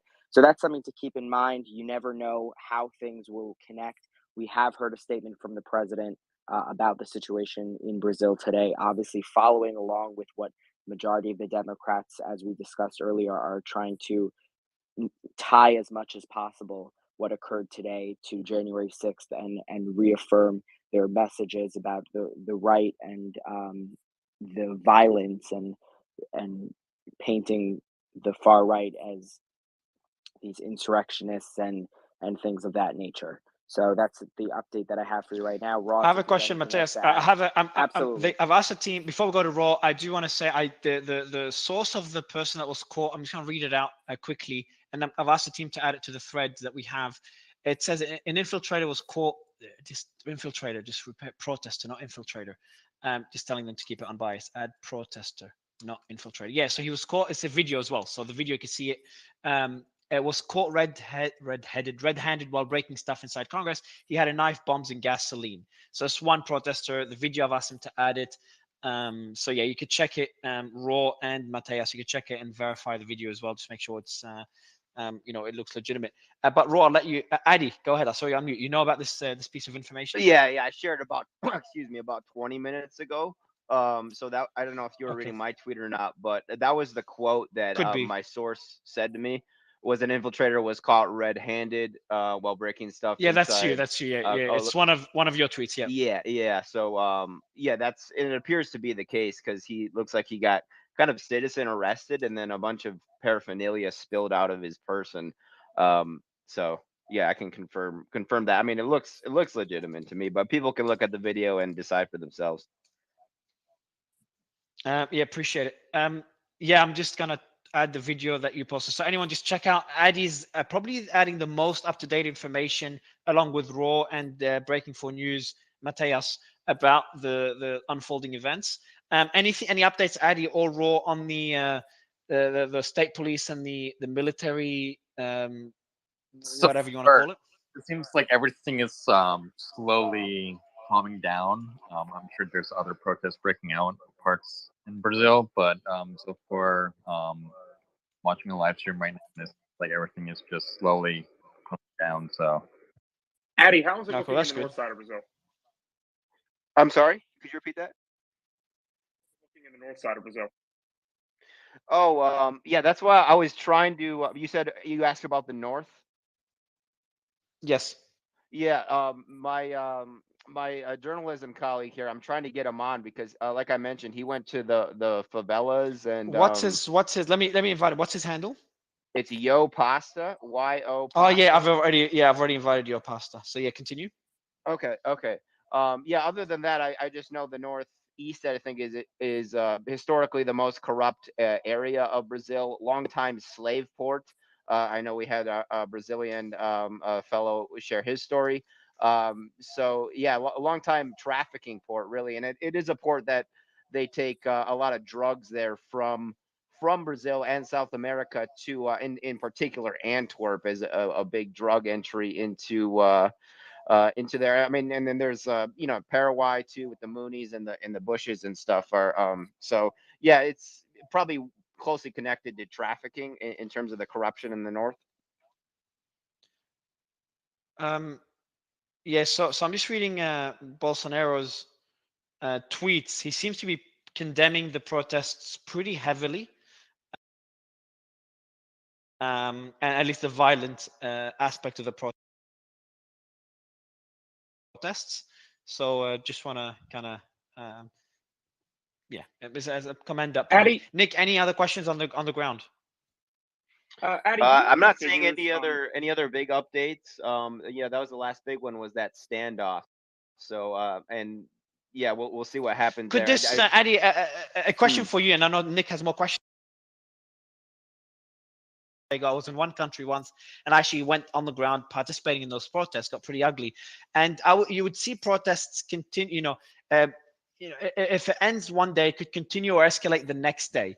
Could we see a similar pattern here, or could this be, the worst is already past? That's a good question. That is a great question. I guess the relevant info that I can share factually is I spoke to a guy who I actually tweeted a video of. He speaks English. He was talking about going against the communists in a video I tweeted earlier. He said, quote, when I was there in Brazil, "We are here to give our blood if necessary." They have some 600,000 people who are armed. They actually are allowed to have firearms in Brazil, which was, I believe, at the behest of Mr. Bolsonaro, which, kind of going back to the debate earlier, is kind of a double-edged sword, because then a lot of the big corporations, I'm told, are using those weapons to push the natives on their land, off their land. but at the same time, you also have the crime rate going down. And if you watch videos on YouTube, most of them are from Brazil in terms of the Western style shootouts or robberies. So yeah, as far as it spilling over, I mean, it's possible, but I got to say, the people I spoke to, they seemed very determined to have their demands met. Not just this guy Vinny. But Bolsonaro has been has he been inciting the protests in any way over the last few weeks, not just now? No. No, he's barely said a word. He's barely said a word. Yeah. I mean, he's been in Florida since he left after the election, and it's very different to any equivalency. And that's sort of, now that I'm back and got a stable internet, I just wanted to speak to, again, I appreciate Tom's perspective a lot, and I think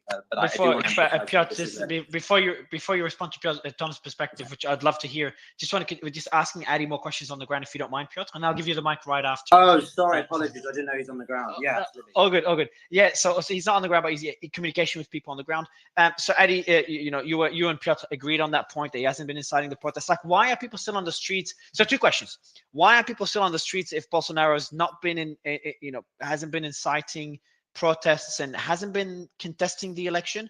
Correct me if I'm wrong. And number 2 is, with citizens having the right to bear arms, we haven't seen any use of those arms in those protests. Not today, not in previous protests. At least, one-off events might happen, but not on a concerning scale. Are these 2 fair points, Addy, or did I get anything wrong? Yeah, that's correct. No firearms have been used or even shown or brandished by civilians. As far as why they're still in the streets, I do think this is a very organic movement. And that being said, from what I've read and reported on, there does seem to be some crisis actions going on. And I mentioned the intelligence experience before, but yeah, I think the people of Brazil are really they're really fed up. And it does seem to me that Lula seems to have the support of a lot of very rich people and very poor people, whereas Bolsonaro, generally speaking, seems to have more of the middle class, which is I don't know what's going on. Maybe Twitter's blocking Pasta from joining, but I was hoping he could share his insight on that, because he's done So yeah, he has so I don't think Twitter's blocking it. He has to make sure using a phone, not a laptop, number 1. Number 2, if he's in the space, have him leave and then click on the invite that me or Nick have sent him. So Matthias, you want to comment more on the points that Addy's making? So actually, Matthias, I just want to respond to Addy quickly before giving you the mic. Is that no matter where you stand on the political spectrum, I like that the protesters are not bearing arms when they could. I'm not surprised that there is protests, because the election was really close and very contested, and the country is pretty polarized at the moment. So at least I want to mention the positive points throughout this carnage. But go ahead, Matthias. Yeah, I just want to comment a little further on what you were discussing earlier, where you were saying, do you believe that this could technically become more widespread? First of all, I think the key at containing this and really rerouting people's energy into peaceful protesting about what their desires are and their causes for change, it comes down to law enforcement. And that's a failure that we saw. For example, following the death of George Floyd, you had immediate widespread chaos throughout the United States. We had President Trump, who was asking for more federal aid and asking to activate the National Guard in certain cities to try and contain it. And he was unable to do that given other political leaders and what they wanted. And we saw the results of that, those decisions. We had dozens of people killed, thousands of law enforcement officers severely wounded, businesses, many minority owned, completely destroyed, and to this day have not been able to rebuild. So it is certainly possible, in my opinion, that this situation does continue to escalate, even though tonight it seems to have calmed down a bit. But it's all about law enforcement response, how they respond to the situation, and how they try and, again, understand people's right to peacefully protest and harness that energy in a peaceful and and productive setting. I appreciate you sharing this, Matthias. And Piotr, I know you're waiting for a while, but we've been, and I promise I'll give you the mic, Piotr, because I'd love your perspective on this. But Craig, I would love your take, because we've been trying to bring you up for at least half an hour now. So I guess when I said use your phone, it worked. So before giving the mic to Piotr, I'd love your take on what's happening now, man. Good to have you. Good. Thank you so much for having me here. I can speak on the political aspects. I can speak on the geopolitical aspect. But I think that it's important that we talk about the election itself, because I've been listening for the last half hour, and I really haven't heard anybody explain to me how this election was rigged. I mean, I want everybody to understand that this isn't just a guy coming in here denying that elections, were real and stuff. I was at January 6th. I've been very vocal about what I experienced in 2020, saying I didn't think it was legit at all. I spoke at Defeat the Mandates. So I'm one of those common sense based leftists, if you want to call me, that doesn't feel we have fair elections in the United States. And that's exactly why, after experience what's gone on in Brazil, that it's been a little disheartening. And a lot of people have been avoiding having conversations with me. So I do appreciate you guys bringing me on. But this was a fair election, and we have to understand that. And if you have specifics on why you think it is unfair, because this election system, like many other election systems, has a lot of safeties in place. If I was giving it a grade, I'd give it a B- because it is a DRE, direct recorded electronic system. But it has all the other safeguards that you need in another election. Not to mention that Bolsonaro won his last, I think, 5 to 9 elections in the same system as before. And all the accusations of the elections have been very vague and haven't been able to pinpoint anything. But this election itself had 1 day of voting. Each voter had to go to their designated spot with ID. They must have ID. It was very quick and fast to vote. It was mass participation by the citizens themselves, way more than we see here in the United States. Where it's cast, it's counted. So any election fraud whatsoever should have been caught in real time. I canvassed, me and my team, we canvassed an election spot in Sao Paulo, in a very affluent area, a very Bolsonaro stronghold. But I've said this from the get-go, that Bolsonaro was a big underdog. It's going to take him a lot to win this election. When Lula did leave office, he had an 87% approval rating. And, there's a lot of things I don't like about Lula. You can probably catch me videos 3-4 years ago talking about how I appreciated Lula's programs that helped the poor people in the favelas. And we did go into the favelas and we spoke to the people where Lula had a lot of support. So to make any comparisons to Joe Biden is just unreal. It's unfair. And I think that a lot of tricks of the trades have been pulled out in this particular situation, where we've seen the Independence Day parade in Brazil shown over and over and over again, which was not a Bolsonaro rally. Bolsonaro did have a rally during that Independence Day parade. I had friends who went to that, friends who were Lula supporters, friends who were Bolsonaro supporters. So I have a lot of insight to what's going on. So if anybody wants to take a crack on why they think this election was stolen, I'd like to hear it, because right off the bat, this election should have been caught, any fraud, in actual time. I didn't see one zeroed out Bolsonaro machine slip ever. So I'm sorry. Go ahead, Addy. No, I was just gonna say, if that's a fair point you brought up there. But do you want to talk about your background just a second before people answer? Pasta's covered elections in Latin America on the ground quite extensively, more than anybody I know. So just talk about that for a second. Yeah. Well, I got radicalized for elections in 2016, or was it late 2015, early 2016, when some supporters of Bernie Sanders, not Bernie Sanders himself, but supporters of Bernie Sanders in South Florida, sued the DNC for a fraudulent election. And in that court case, Bruce Spivak, the Democratic lawyer, stood up and said, hey, listen, technically, if we wanted to, the Democratic Party can go in the back room, fill with cigar smoke, and pick whoever they want.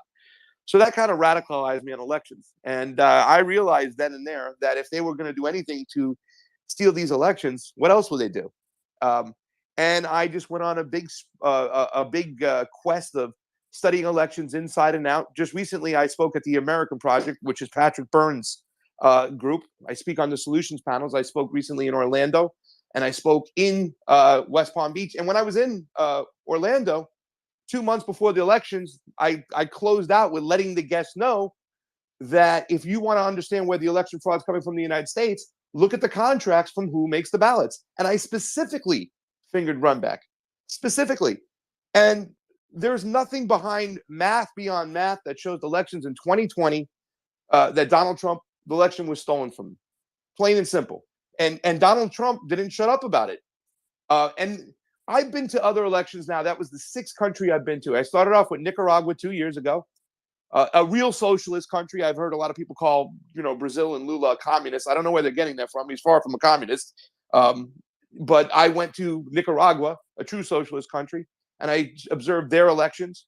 From there, I went to Honduras, and I observed their elections. We were in Peru. I also observed elections in Colombia.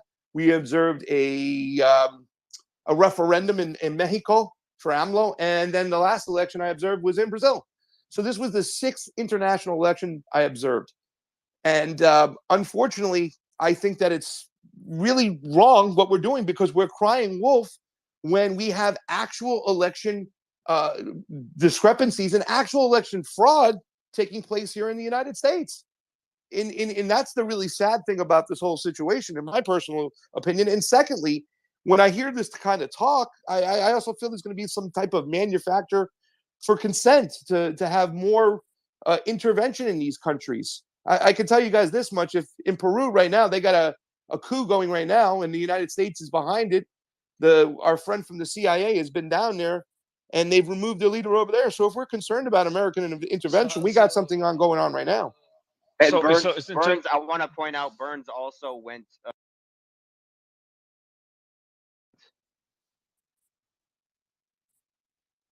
So Piotr, before you respond, did you say what was the last point you mentioned in what was the country? Sorry, I missed it, Craig. I was about to speak and Adi jumped in. The last thing you mentioned, the last point. Well, I was mentioning that there's an actual. Go ahead. Down in Peru right now. Peru. Okay, and so what's happening in Peru? Just very briefly, and what's happening there? And is there any evidence backing it, or just speculation? Well, I mean, they're on the ground. The U.S. State Department's already on the ground and kind of already gave the anointing to the next president in charge. So they're already down there, and that there is proof of that right over there. But we've always intervened in Peru. We're knee deep there when it comes to the metals. We want that cobalt, we want that nickel, we want that lithium. You know what I'm saying? There's also a big drug trade going on. I think Pedro Castillo was very vocal about pushing back against that. So I mean, that's happening right now. The chair of the Libertarian Party was on my show the other day and just mentioned it. So yeah, that's going on in Peru. So when I hear a lot of people talking about Brazil, I can't understand it. If we're really concerned about intervention, we have 82 bases in Latin America, you know what I'm saying? And every single one of these countries I go to, Mario, the one thing they always ask for more than anything else, national sovereignty. They want the right to pick and choose their leaders as they choose, not as America chooses. We should rip up the Monroe Doctrine and let these people be. And from what I'm seeing over here right now in Brazil, it's quite scary, because I feel like it's being pushed, this whole commie versus capitalist mentality again, which is more about being divisive and splitting the people against each other rather than looking at the ruling class, who will control any system, including the United States, which is a full capitalist system. So I'm sticking by my guns over here and saying that we need to look at the way things are in Brazil and realize that it was a fair election. Piotr, I'd love you to comment on this, because I know you've been waiting for a while. Yeah, quite a fair amount to say. So firstly, I think a lot of what Craig said was absolutely brilliant. There's a lot that we can take from what's happening in Brazil and apply it to lots of different places, right? 2021 and 22 were two of the biggest years for the number of attempted coups across the world. So that's why you saw Biden hold the Summit for Democracies over a year and a half ago. And we've seen generally a sort of this growing rhetoric in the media, but also just general political circles around the autocratic versus democratic sort of relationship, right? And Latin America is an encapsulation of this, and that you've got a lot of fragile democracies that have had, historically been up, the CIA and US governments upholding far-right dictators or right-wing entities to protect against the spread of communism during the Cold War. So what happens in Latin America tends to be a shift from one quite what's called, as I say, pink tides. You've got an influx of left-leaning, sometimes even communist-aligned groups or parties coming to power. Think of Honduras or think of Chile. And sometimes you then have a blue tide, and that's what happened with Bolsonaro and a few other groups around the continent. But what I do want to emphasize as one major point is that I think we need to be careful. We're not trying to make this too much about comparing what's happening in the United States with what's happening in Brazil. I understand the disenfranchisement and frustration that a lot of people have about what happened 3 years ago in the US and what is happening in Brazil right now. I agree completely. But there are a lot of differences there. You know, Brazil is a very unequal country. It's got a lot of internal corruption. Not saying that there isn't in America, but so the nuances are slightly different. So I think when we talk about these things, let's not try and put it too much within an American-centric view towards Brazil. The other thing I want to emphasize is I just want to give you a few statistics about Bolsonaro versus Lula. So Lula was actually, before the car wash scandal, which is the nickname known for what happened in 2016, Lula actually left office with a approval rating of about 80%. About 76% of Brazilians, according to one article I read whilst coming back onto the space, actually look at the Brazilian rainforest as a major concerning point. Bolsonaro's, one of his major points was to remove environmental regulation so that deforestation could occur much easier. And he removed equivalent of around sort of a third of the overall Brazilian rainforest. It's the largest carbon sink in the world and is a huge area of also potential, just environmental degradation aside from climate change. So Brazilians across the country look at this with concern. And Bolsonaro was someone I think was quite polarizing in the way that he went about his policies. Interestingly, though, he actually invested more. He actually wanted to remove any taxation on solar power. And he did actually oversee the biggest build-up of public debt in Brazil's history. So a lot of what Bolsonaro wanted to do compared to what Lula, who's a traditional left-leaning candidate, individual, he actually ran out quite a large budget deficit for Brazil. Equally, again, I do think it's important to look back at the international reaction and the fact that you do have people from across the board, even Bolsonaro, albeit a few hours afterwards, coming out and saying that these protests are not okay. The fact that you have Lula also as an individual stating that he blames partially Zelensky and Putin for the war in Ukraine shows you that he's not just going to suck up to the West and for it going to be a return to sort of US-dominated backyard of Latin America. So I think also last point on the great power politics side of this, Brazil is obviously the leviathan, the behemoth of Latin America. And a lot of countries want to see which way it falls, more Western or non-aligned. So Lula, I think, is trying to toe that line a bit as well, whilst Bolsonaro was found in the camp of supporting Putin and President Xi. So I think protesters on the ground are reflecting that, but I don't think the majority of Brazilians agree with what's happening today. Great overview, Piotr. Really appreciate it. I do want to wrap it up with just the people that will be covering the story really well, which is Raw, Breaking for News, which is Mateus and Adi. Just kind of final thoughts. But before doing that, Piotr, I do want to tell you that Ian, I don't think you heard him, but Ian was agreeing with one of the points you made earlier about not comparing what's happening in Brazil to the US. So I was celebrating. Exactly. I was celebrating. Yeah, see, he's I love you. Like objective, and when you make a good point, he does agree. But yeah, don't get your hopes up. I do want to go I do want to go to Mateus, Adi, and Raw. Maybe Mateus, you can kick it off, then Raw, then Adi. Mateus, final update, what's happening on the streets and what you expect to happen over the next few days and weeks, because you've been covering the story really closely. And again, I want to tell everyone to follow Breaking for News, Raw, and Adi, who've been covering the story very actively. Kick it off, Mateus. Let's wrap it up. Yeah, I actually just sent Adi a direct message to see. I'm seeing some reporting of trucks being used in blockades and dirt being poured into gasoline stations. I don't exactly know what that means in that region. So hopefully he can give some insight during his closing. But yes, Roz and I. It's been a privilege to be a part of this space. Yeah, it's been crazy. It's been, Mateus, how crazy has it been? Like, I'm just getting a lot of praise. So obviously some spaces go better than others. This is one of the better ones. Like this is another citizen journalism term is. I don't know who's speaking, but I'll give you the mic in a bit. But yeah, the point of citizen journalism, which Elon kind of tweeted about and gained a lot of traction, I call it more like what did I call it? Open source journalism, where everyone is contributing. Yeah, that was a perfect example of it. We just broke a lot of news live on stage, and we said what was confirmed, what wasn't confirmed, what was speculation. I think we did a pretty good job. And I think Raw, Breaking for News, and Adi, you've been with us, especially Raw and Mateus. You've been on the space for hours since the start of the space. So very grateful what you guys are doing, and not only in the space, but on your own pages covering the story. So yeah, I'll give the mic to Raw. Go ahead, man. Thank you so much.